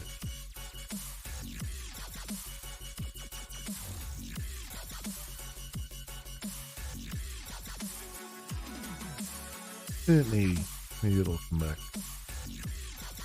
I can manipulate the style too. So it's essentially what I'm trying to do is, in order to make something, in order to swap the position of one video with another video, whether it's hidden or visible, you need to take all the classes off of the destination, put them on the source, and put the source classes on the destination. So it's basically just a good old copy paste, essentially, just of the classes, and that should then make it show up in the right position.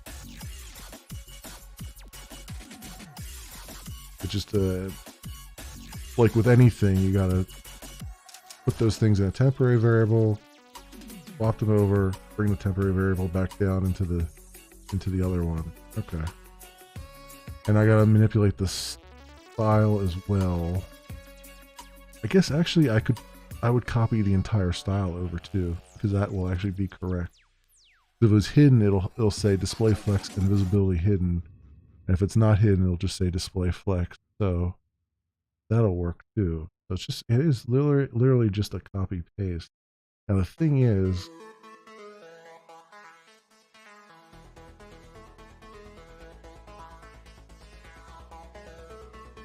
shouldn't this be a grid thing?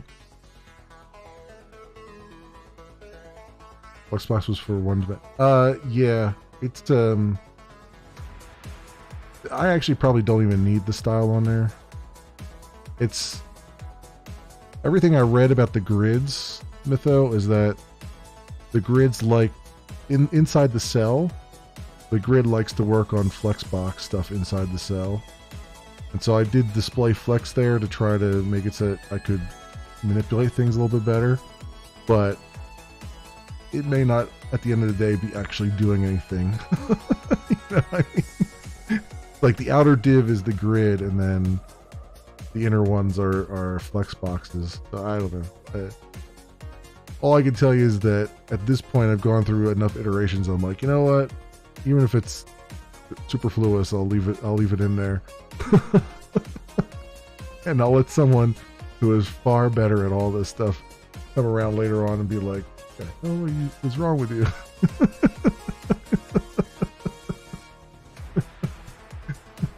Why did you do that? Which will be, I mean, that'll be the funny thing about this too, is that because you'll be able to download these CSSs and manipulate them and then upload them as your own custom, I'm gonna have plenty of people who are just like, I just need to fix this. This is wrong. I need to fix this. And that'll be pretty funny.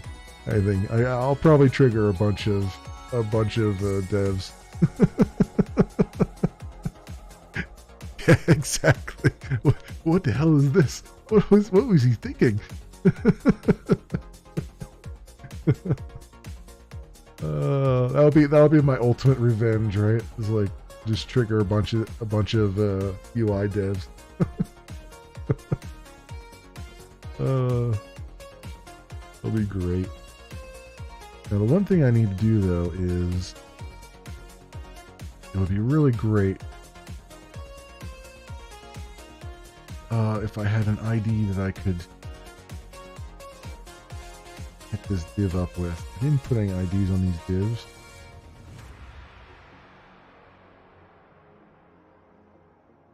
Yeah, let me put an ID on these divs so I can target them a little bit easier. Because I'll be targeting them from a child going up, which I guess I could assume the parent is always going to be the thing, but probably better for me to do it by ID. So we'll say ID and do co-stream section. I don't have anything else called co-stream section, do I? No. Co-stream section, and then the stream main username. Put the username in there. That way it'll be a unique ID. What we need. That for the other sections as well. This one.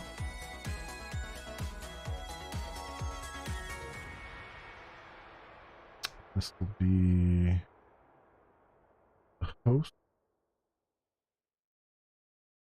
Section host, and then what I'll do is I'll put the username in as one of the data attributes, so that I don't have to think too hard about it in the JavaScript.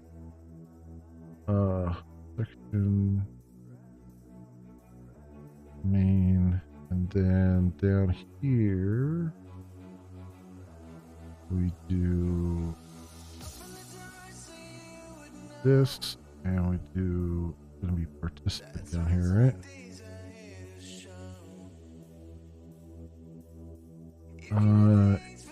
User participant.channel username. And then I gotta do something similar.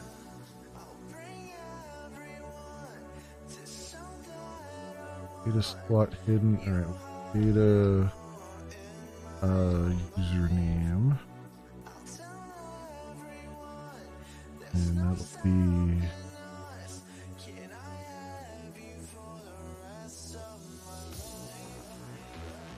this channel username.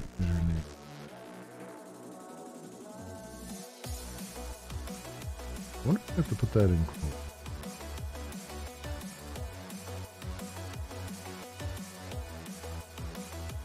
I'm gonna assume it do that for me.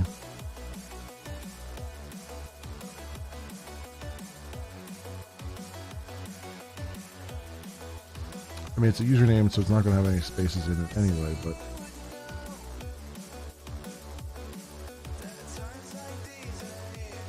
it may have its own double quotes and stuff. I don't even know if we let usernames in with double quotes. So may not even be a problem.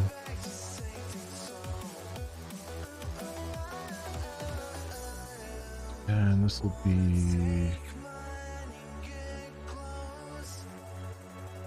host stream main user username,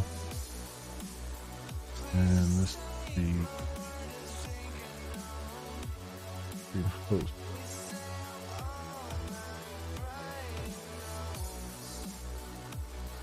Okay. I got that, so then we'll grab the usernames out of here. From data username and element that I just called it username. Yeah.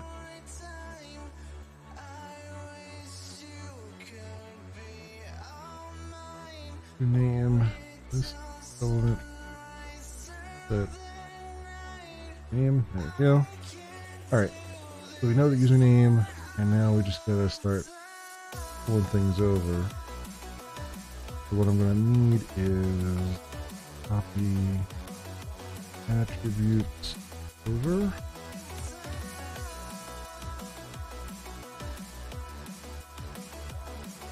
Okay, cool. Cool.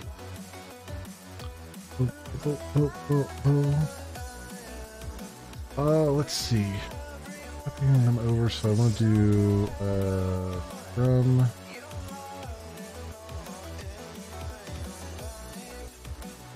class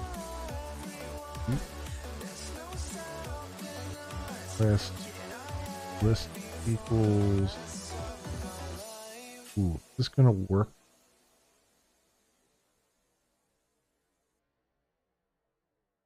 From element dot. If I do class, is that going to copy it, or is that going to give me just a reference? I'm worried that if it only gives me a reference and then I start updating it, I'm going to lose the data. So data set.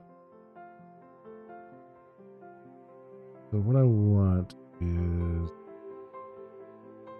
JavaScript class list. Read-only property that returns a live DOM token list collection of class can then be used to manipulate the class list.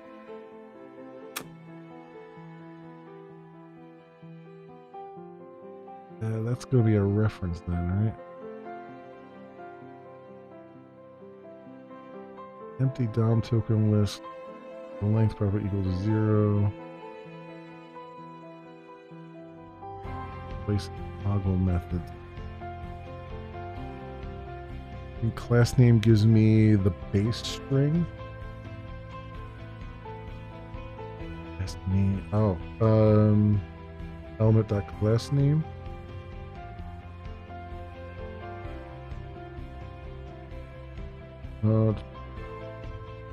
That's the value of the class attribute of the specified element.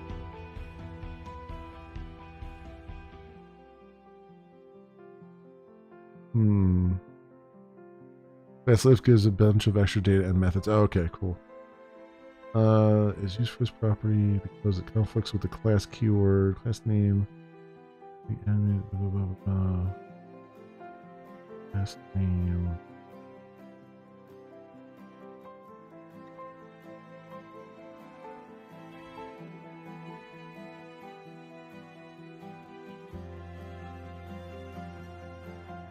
Okay.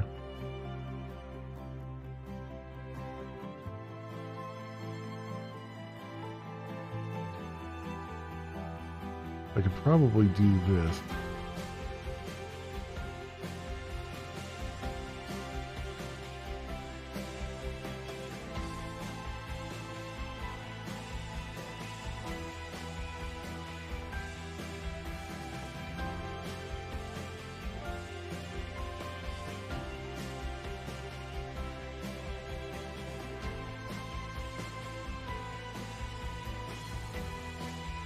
I'll probably do this and then use class list to remove and add. Probably.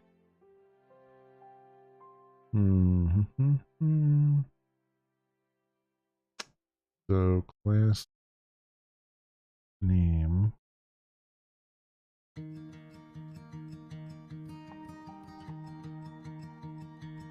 From classes.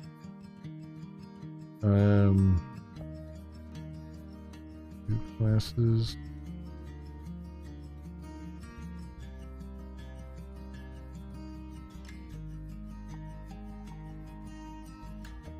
I don't really need to put those in a variable, but I'm going to do it anyway.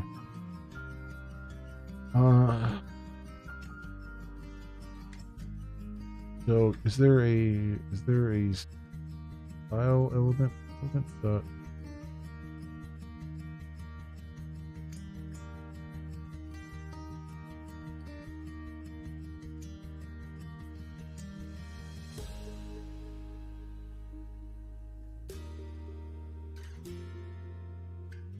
HTML element dot style?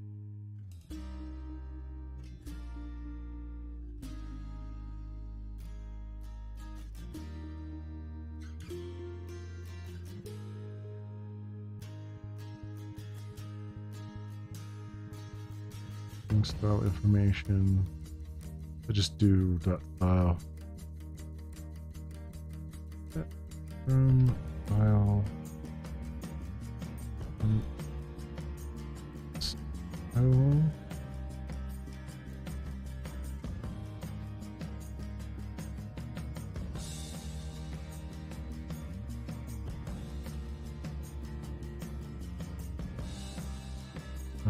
All right. So, I mean, basically, it's effective, I guess.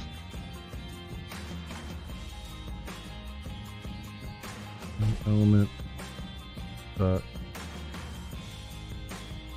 last name.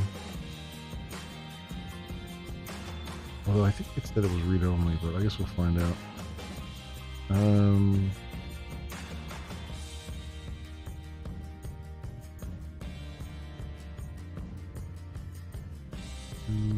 Classes.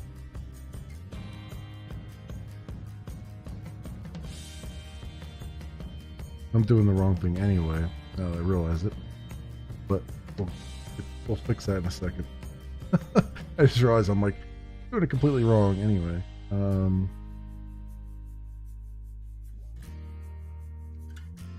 Yeah, it's gotta be. It's not from element. It's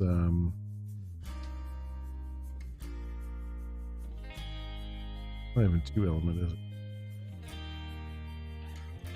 It's gonna be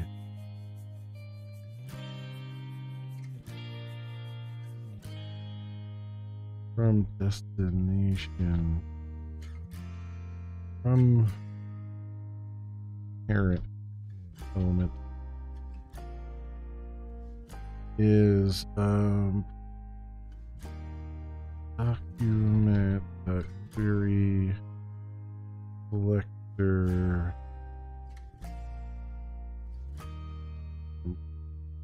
no document element by ID, element by ID, and then I want no stream section, then plus from data username.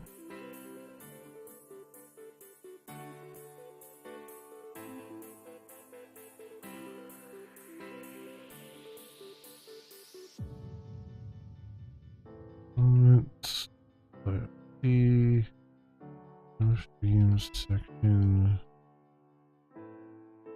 to data username.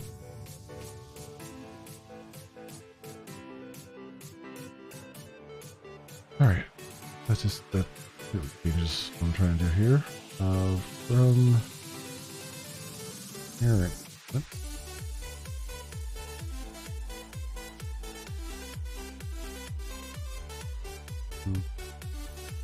Parent element.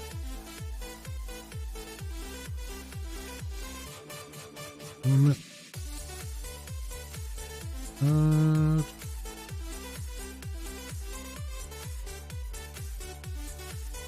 Guess we'll just do the swap and see what happens. So, new parent element. Class name equals classes.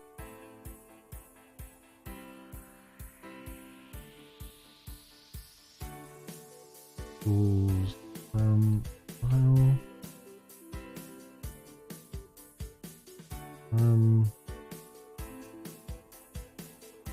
Parent element class name two classes from parent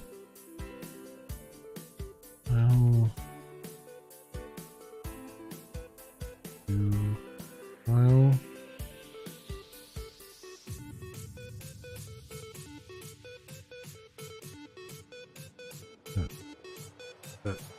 Okay. And then I gotta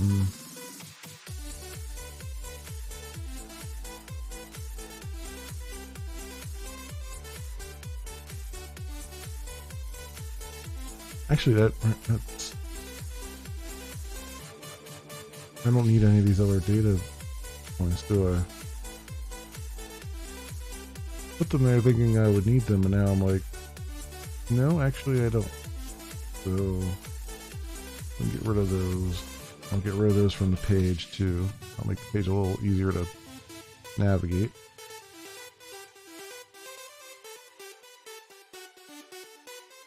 Yeah, I just needed the username so I can get the parent element. And then from there, it's just swapping the parent elements around.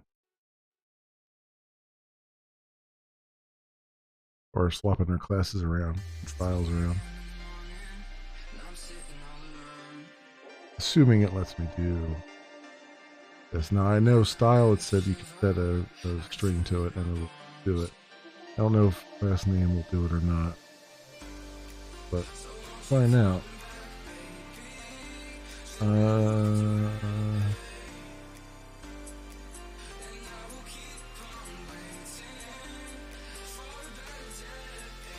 Yeah, I think cover the bases here. I cover the bases. I need to add this to the app.js.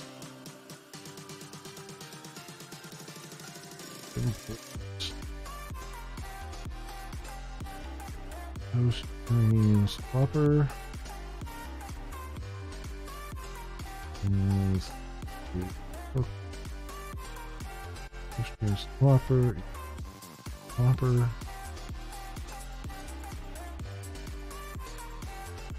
In there now, and I'll put it on the page, and it's got to be on the button, right? So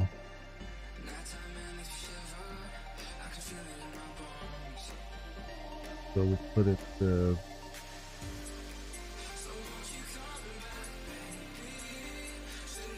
pH check equals. Oh, welcome back. Text equals host name swapper. That host section, main channel section.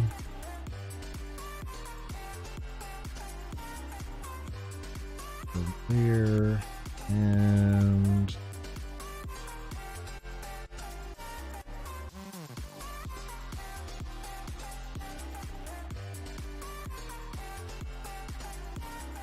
down.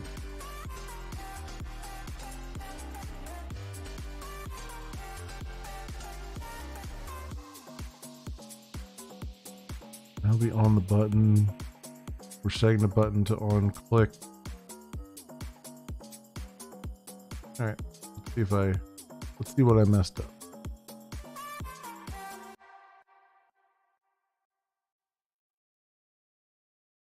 First,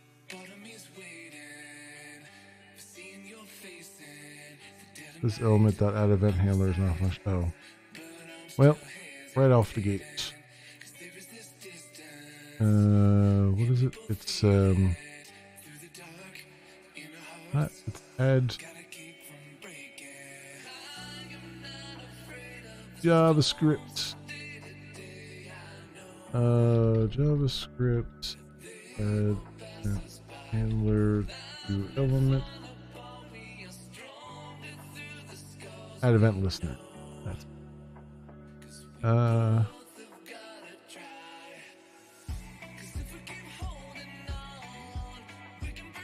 it'd be. I can only imagine. I can't imagine ever doing my job without Google. Like if I ever worked for a company that was like, we don't let you get out to the internet to use Google, I wouldn't survive. Because my mind, like I can't keep all this stuff in my head half the time. It's like the idea that you have to, you know. I mean, if I was doing JavaScript constantly, I would remember it, but otherwise, I'd be super screwed. Let's see what we got here. Any errors? Not yet. Okay, these are network errors. Those are fine. Ooh. Click that.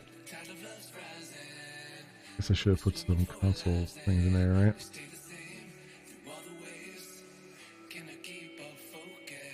That is that. Do I have a thing on it now? Stream. Oh yeah, co-stream swap from. Okay. And with this. It did anything.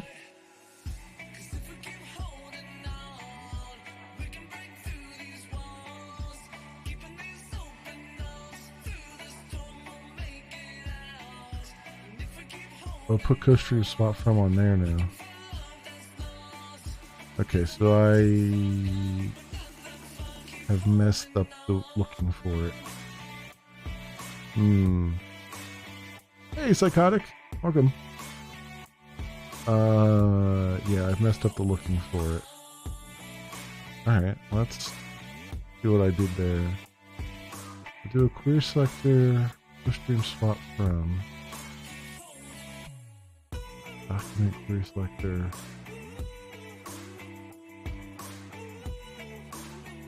That must not be finding an element. This is only going down here and adding.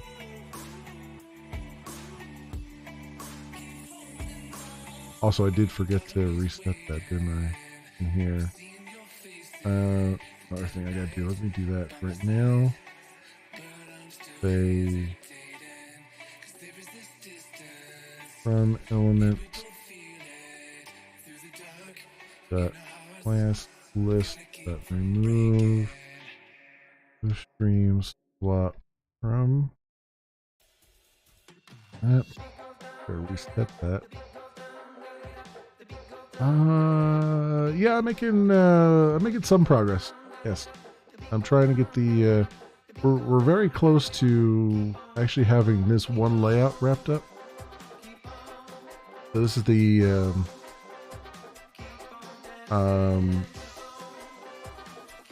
stack to right layout, and all I'm trying to work on right now are the swap buttons. I still have to get this to work in. This is working in this view. I have to get it working in. Well, not get it working, but I have to get it looking right in the in widescreen, which is just.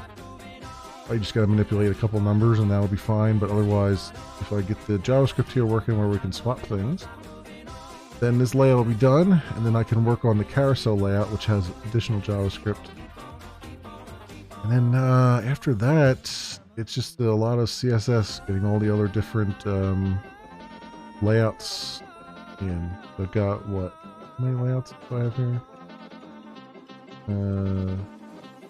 This is the stacked right, and stacked left is just pretty much the same thing except reversed. I've got split vertical, horizontal, stacked top heavy, stacked bottom heavy, Triforce. Carousel is the next one I wanted to look at because it's going to have extra JavaScript for these buttons. And then grids, lots and lots of grids, and that's that. So these I'm not as worried about because once I've got the basics here, a lot of that's just manipulating where things appear on the page and not functionality per se.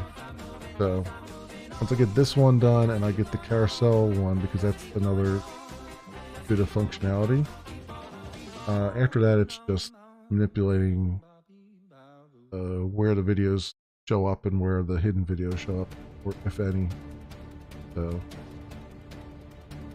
that should be good.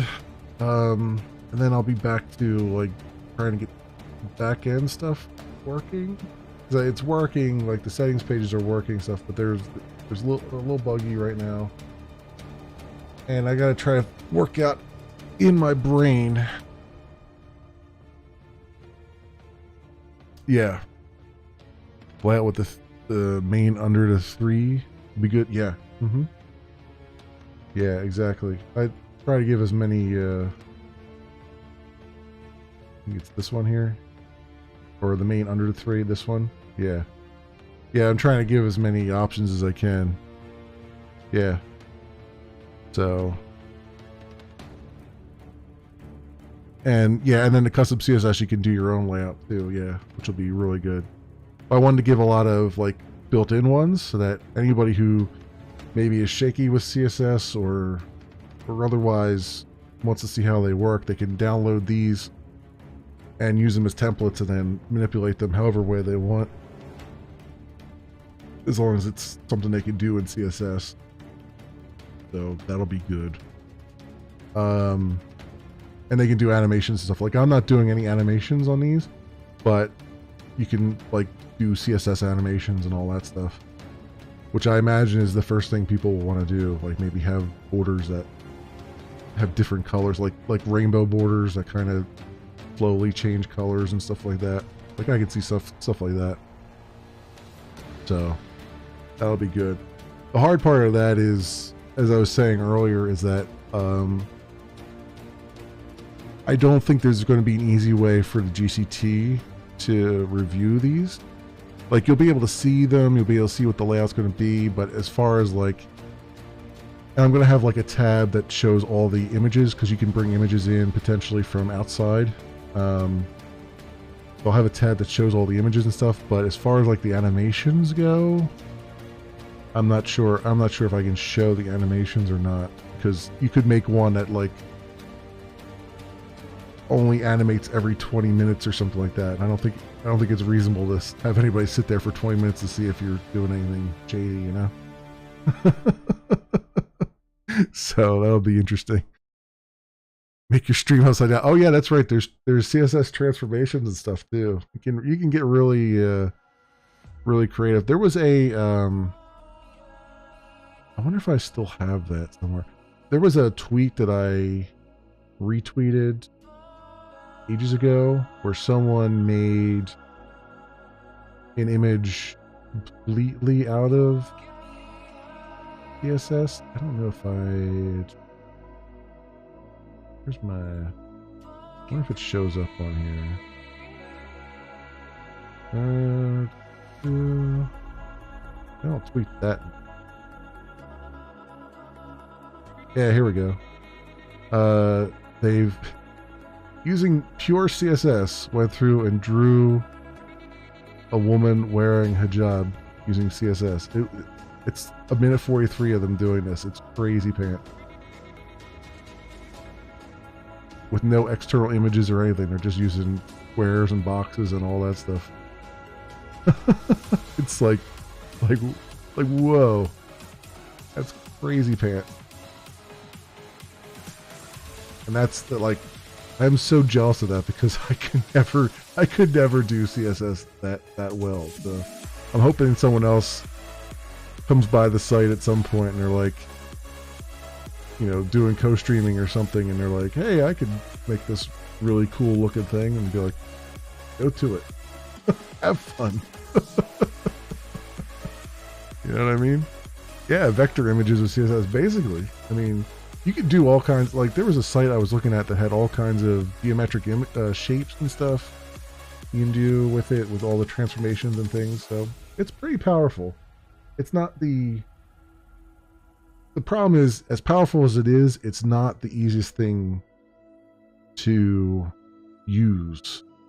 So it's like, it's one of those things, like, because I saw the thread on building Glimesh about, like, how, you know, like, setting up your profile page and stuff is a little bit difficult for people who just want to kind of get in there and get it done and not, you know, be elbow deep in HTML code and all that stuff, or markup code and all that things. And I'm like, yeah, I mean, that's fair. And this is kind of the same thing. It's like, yeah, it's, I could give you an editor, but it's not going to be as powerful as just being able to do it yourself, you know, just pure CSS things. So that's the thing. It's kind of it's the trade-off, right? It's like, yeah, it's going to be difficult for the layman to do, but it's more powerful than anything I could provide, you know. So you don't see a huge need to allow for custom CSS. Yeah, it's definitely a throw-in, right? It's one of those things where I'm like, it was a little painful to get it to work, but now that it's working, now that it's potentially working, it's like, might as well try for it, right? One of those, like, it would not bother me in the least if nobody did anything with it. Let's put it that way.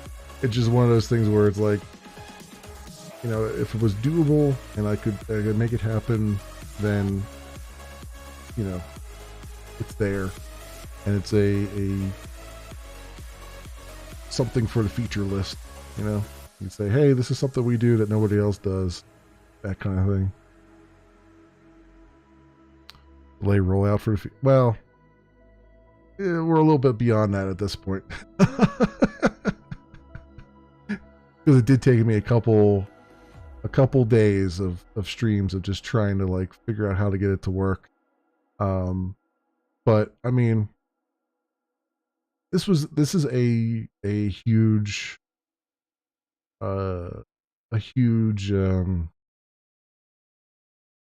feature anyway. You know what I mean? So it's like one of those things where it's like, at the end of the day, it'll probably have only amounted to maybe 5% of the development time. You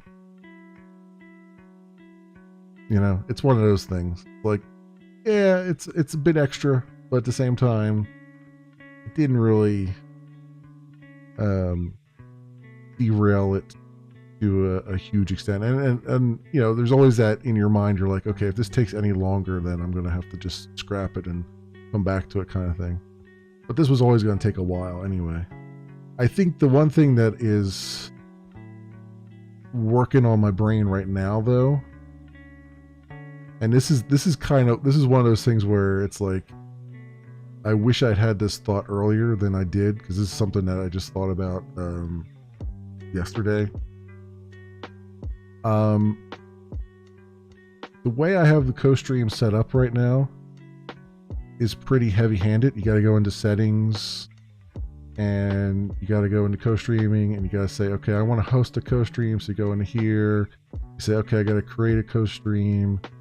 You know, put in your details, say what layout type you want, how many max participants you want. You got to create it, and then once you create it, then you invite people, and then those people will get invitations. They come into here, and then they say, oh, I got an invitation, and they have to approve the invitation and say, okay, I got it. And then when the time comes to run the co-stream, You as the host got to come in here, hit the co-stream button, and say, "Oh, I want to run the co-stream." Boom, and then everyone else can say, "Oh, I want to join," or "I want to leave," and all that stuff. They'll have it in here, and you can also have it on the other page too. But it'll be probably this will be their first page in, and it's a little bit heavy-handed because it's assuming that you're planning something ahead of time.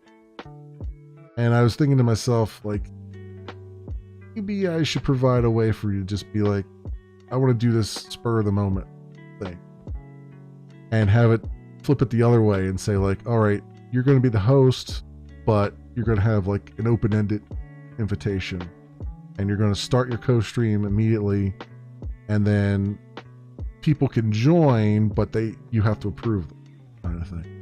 Like you'll get a message saying, so and so wants to join your co-stream, and then you have to say yes or no to it, and then it's more dynamic and probably a little bit easier for most people to deal with. But I don't know. I'm kind of like at the state, I'm thinking to myself, like, that would be a good like phase 2 or phase 3 thing, but should I look at some of it now? Should I put it off and wait? You know what I mean? That's going to be the thing. Or the review is going to be awful. It is. Yeah, the pull request is already. I'm not even remotely close to being done. The pull request is already pretty large. Like if I do, let me do this right here. Like, yeah, I've got 33 files changed, 3,556 lines added, 31 lines deleted. Yeah, it's significant. It's pretty significant. And this is not with any testing or anything else done yet. So yeah, it's gonna be. I don't know if Clone is gonna like me when when I'm done with this. He might just yell at me. Yeah. He might be just like, you're off the project. Like, but this is like minimum viable.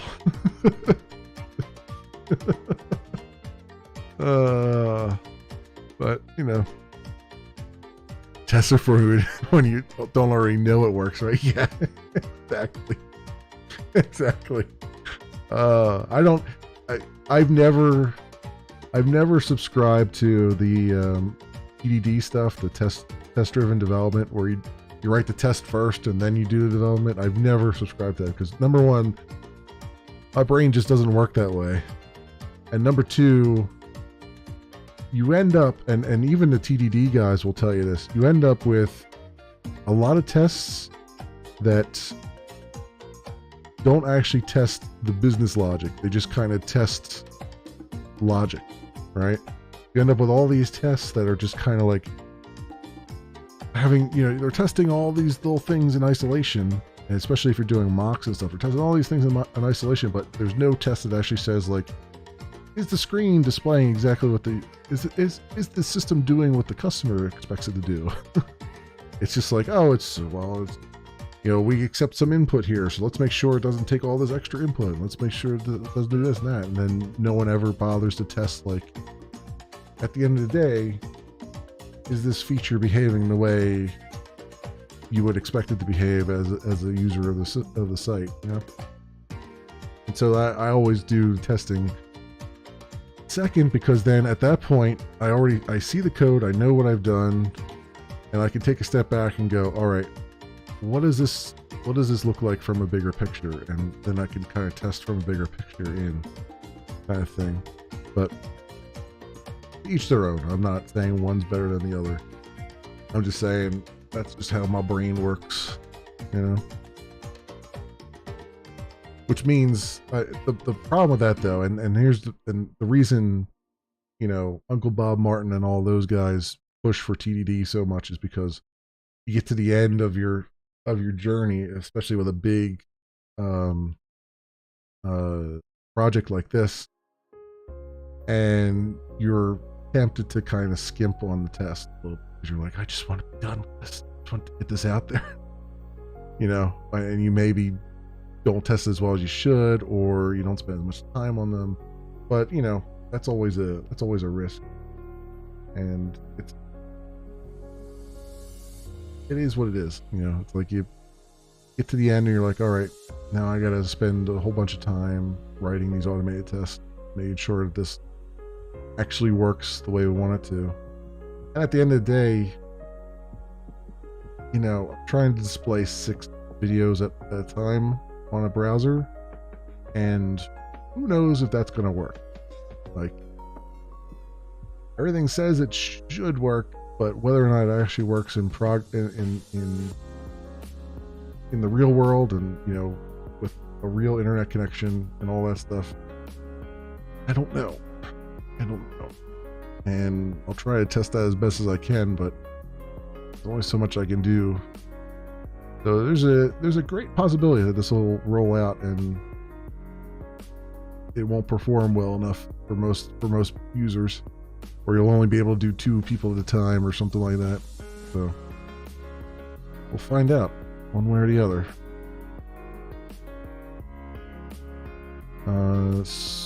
And what did I do here? So I did the remove question software from. I'm not actually finding the element. Not actually finding the element. Console log from element.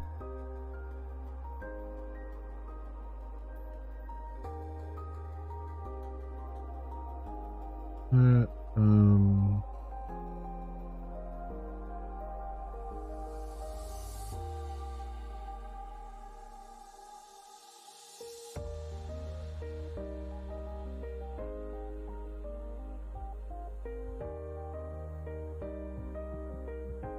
don't need to do these console logs, do I? I can just debug it on the page.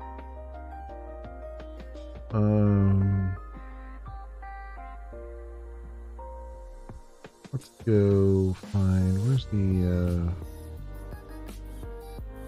no DOM support. Look for stream swap.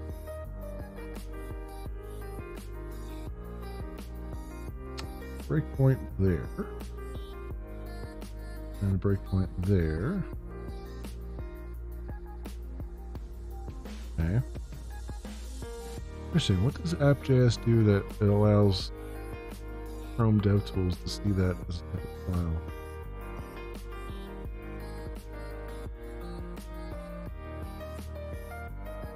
What do here? Is it just the fact that it puts a comment there that says where to find it? That's pretty cool. I never thought. I didn't think Chrome DevTools did that, but it does. All right, Mytho. Thanks for dropping by. Have fun.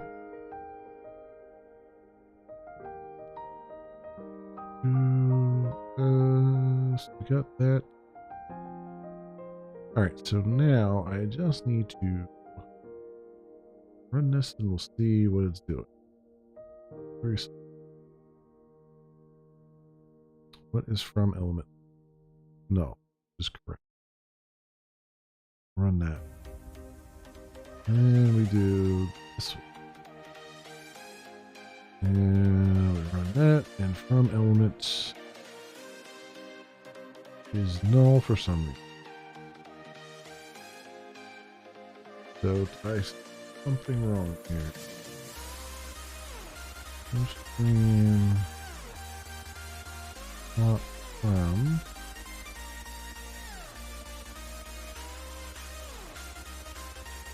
document queries selector stream plot prep.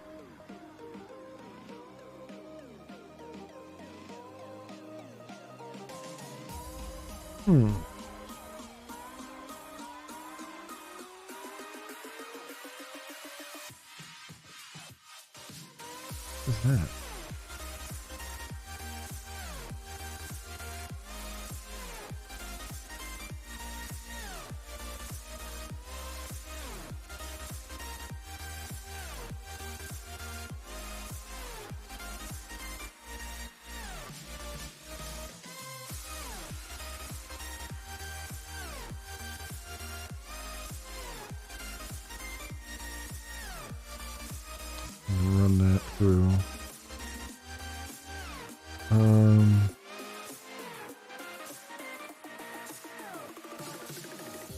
Push name spot from.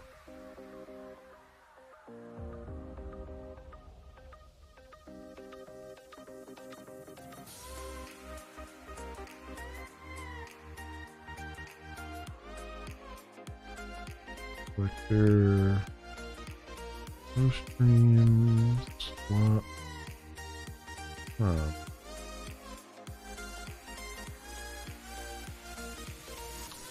What is that? Why is that? Clearly it's there.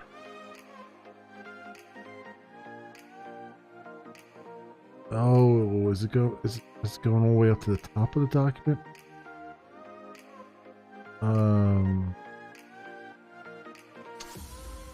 What's the I wonder if that's the case. It's in the shadow root. So what if I did document get element plant E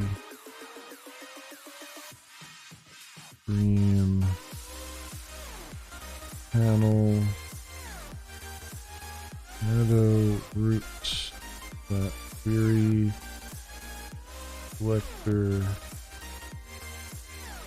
streams swap I don't know that. Okay. Well, that explains that. So I guess I can just assume that the shadow root is there.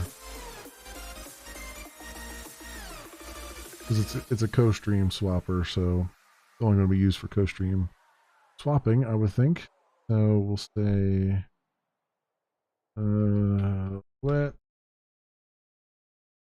shadow root will document that get element ID co-stream panel. And then we'll do.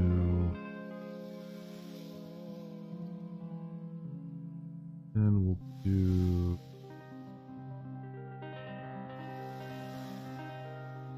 Hello. Root element. Whoop. Element. Selector. And.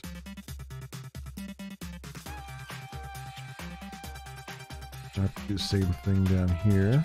I think anywhere I reference document.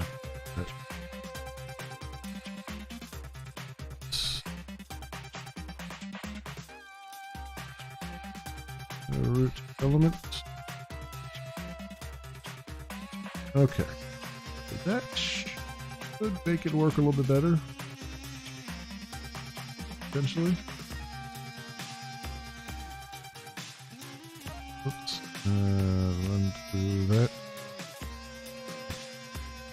Breakpoints there.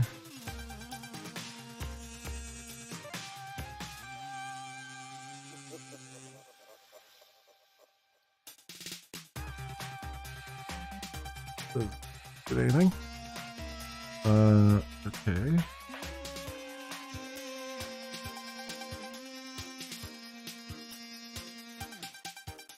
So,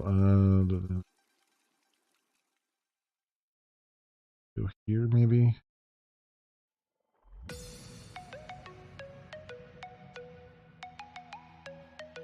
Here's swap from.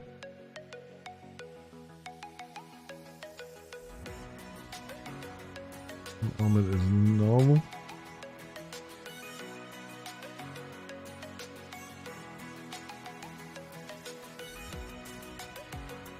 So root element exists, right? It does.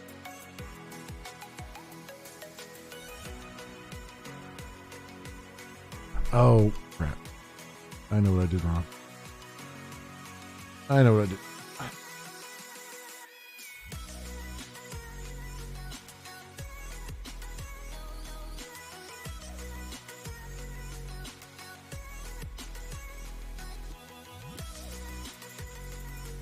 No.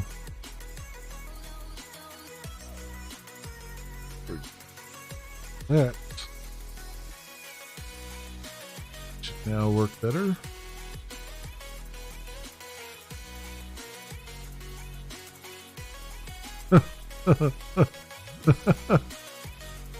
Well, it swapped them. It didn't do a very good job of it, though. What in the hell happened there? Okay, so obviously I lost a...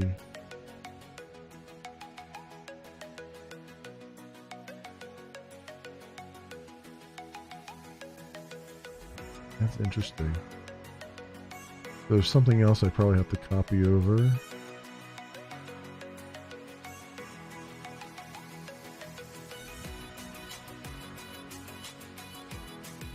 There's visible slot 1. I lost the style tag. Is that really all that? Is that all that's? Maybe style equals display flex.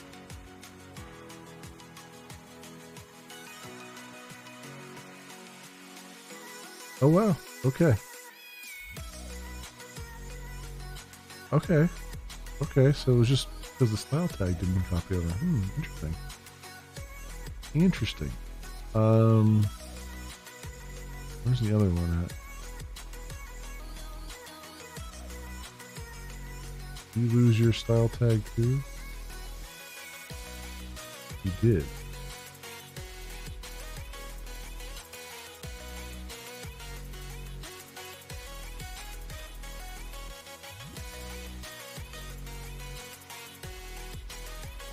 Oh yeah, now it's actually correct.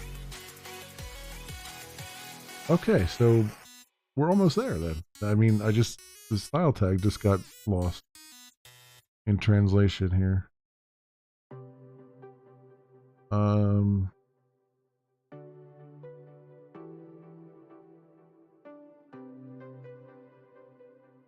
So my guess is it's not letting me set them this way. Maybe.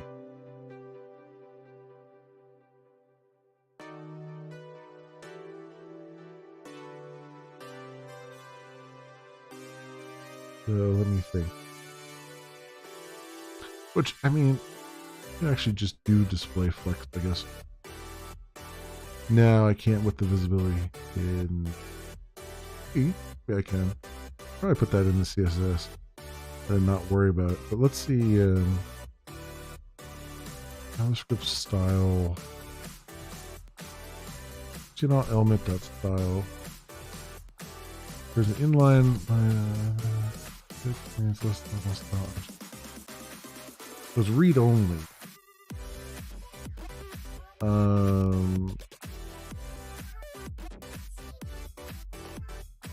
Possible to set an inline style by assigning a string directly to the style property. In this case, the string is forwarded to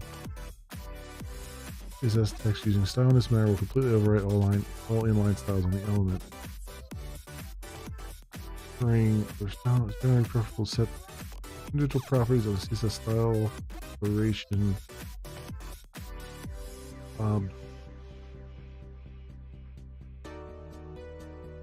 So it says you can overwrite it with a string. So I wonder why that's not working. Well, we can see, I guess, why it's not working. Where's my ass? If I go put a breakpoint there.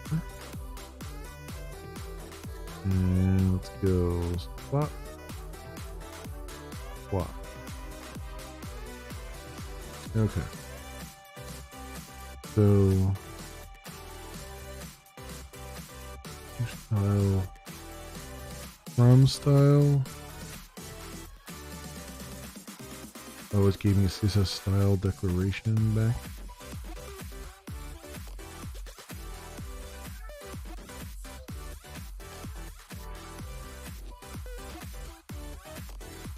That's probably why it's not working, because I'm trying to set it to an object and it wants a string.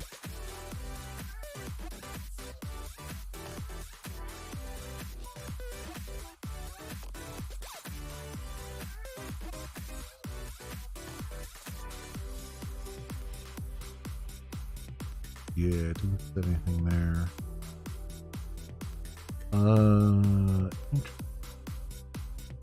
When I say, oh, it's actually giving me.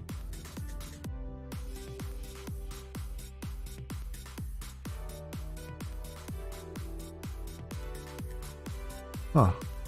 I wonder if is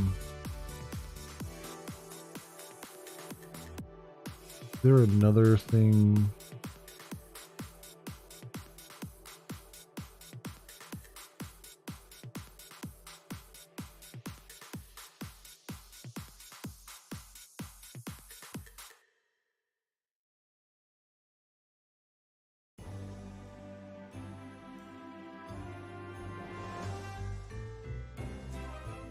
Adding a string directly to the style property.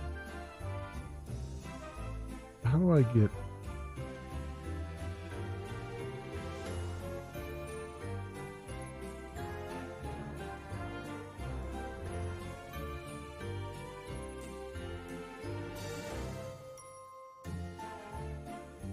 How do I get a string out of it?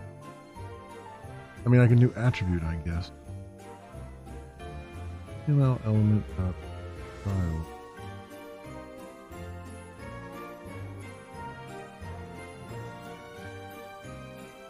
Okay.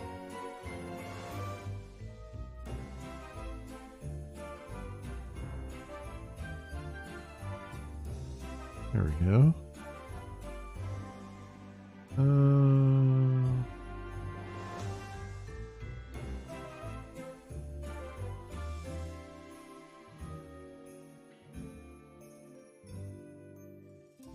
SS.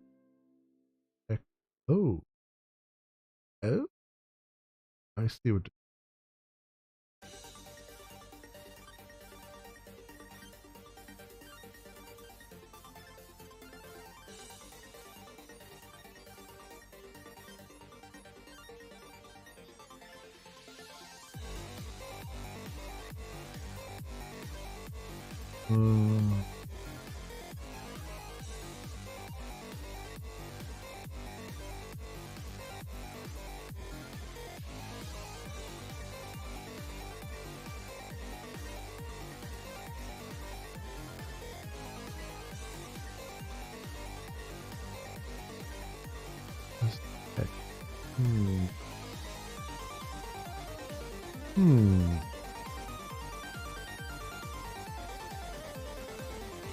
So this text.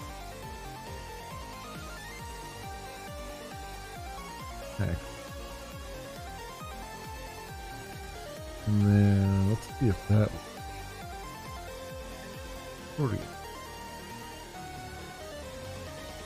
curious and curious. Oh, it worked.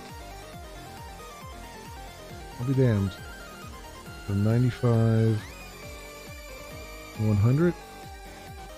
That didn't quite work, but it moved it over, but it's not visible. I'll have to figure something out with the hidden ones. But at least moved it over.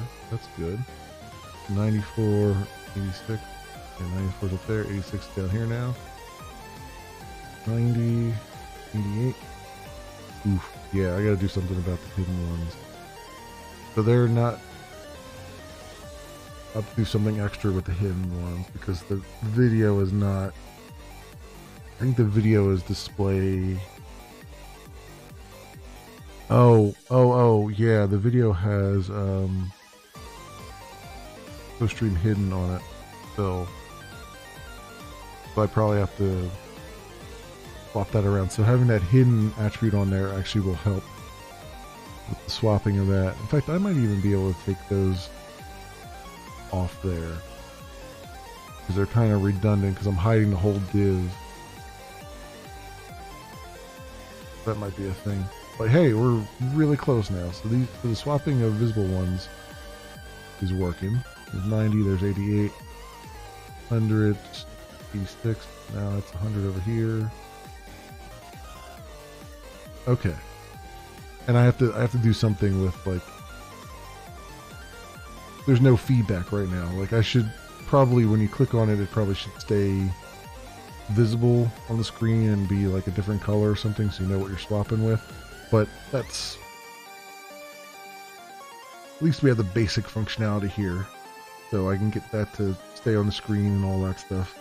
I think is fairly straightforward compared to everything else. So, cool. Alright, we've made some progress. We're not quite done yet. We still got some things to do here, but we made some really good progress, I think. We're almost done this layout after all that. And obviously I still have to do it in, have to fix it in widescreen, but we're getting there. We're very close. Very, very close. Okay, cool. I can save that. So let's I'm gonna wrap it up tonight because it's been going for just over 5 hours. So let's go and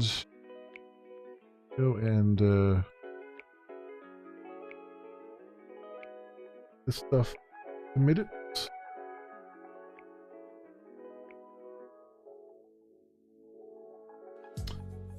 We got all this stuff here. So commit.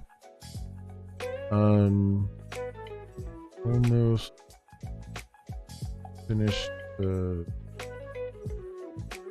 back right layout.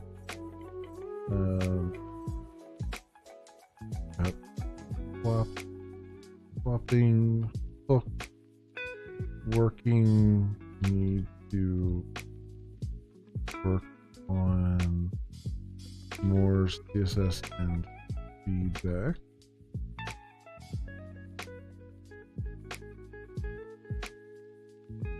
All right, push, and we'll go push this out there. Ooh, that's the wrong button. This button, come on, hit. There we go. Go push this out. And there's password. And there we go. Yep. Cool. That's all pushed. Updates and the one up here.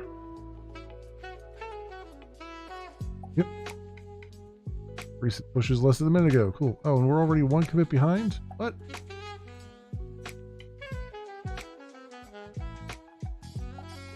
Ah, I see. I see. Yeah, we're making sure our stream keys don't have slashes in them so it doesn't mess up the RTMP stuff. Yeah, I got it. I got it. Let me from here. We're gonna have to do it one way or the other. Status. Get replace interactive dev. Get rid of that.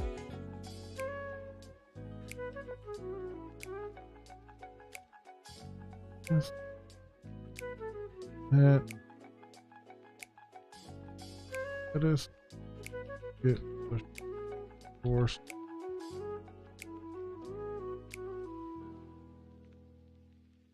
And we'll go Glimesh. Whoop. Glimesh. Copy. Okay.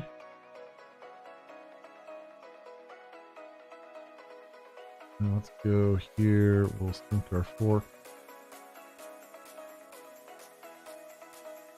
Dev there.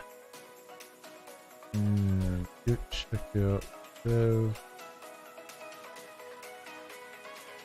Pull down out.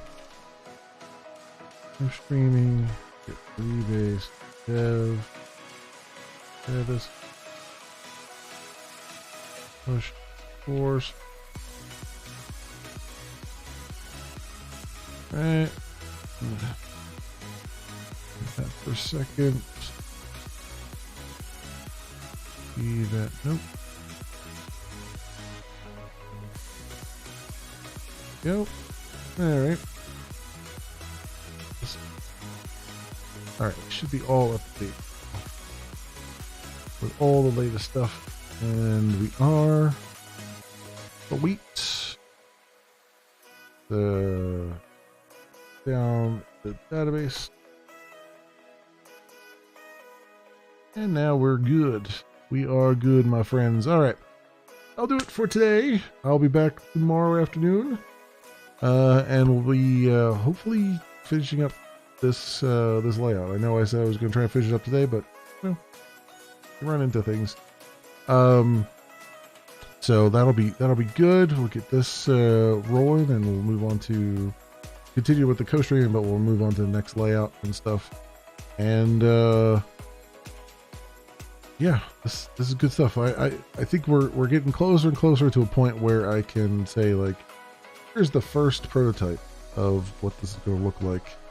And maybe do a video of it and put it out there, and so everyone knows stuff is happening, but it's still a ways off. So we'll see. We'll see as we go.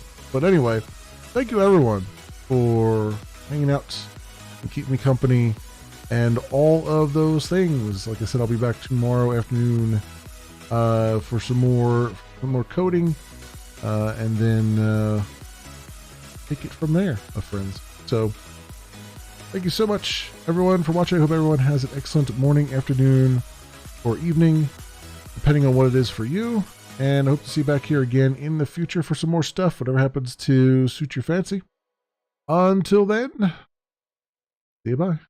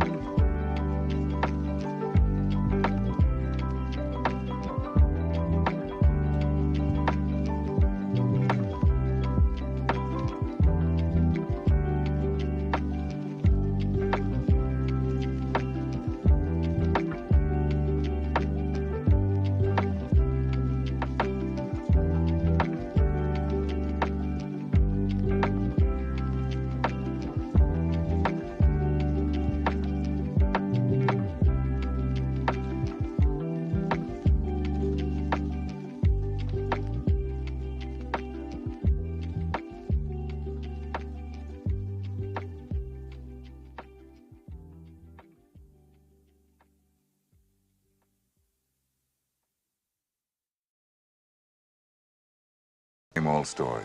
Boy finds girl, boy loses girl, girl finds boy. Boy forgets girl, boy remembers girl. And girl dies in a tragic blimp accident over the Orange Bowl on New Year's Day. Good year. No, the worst.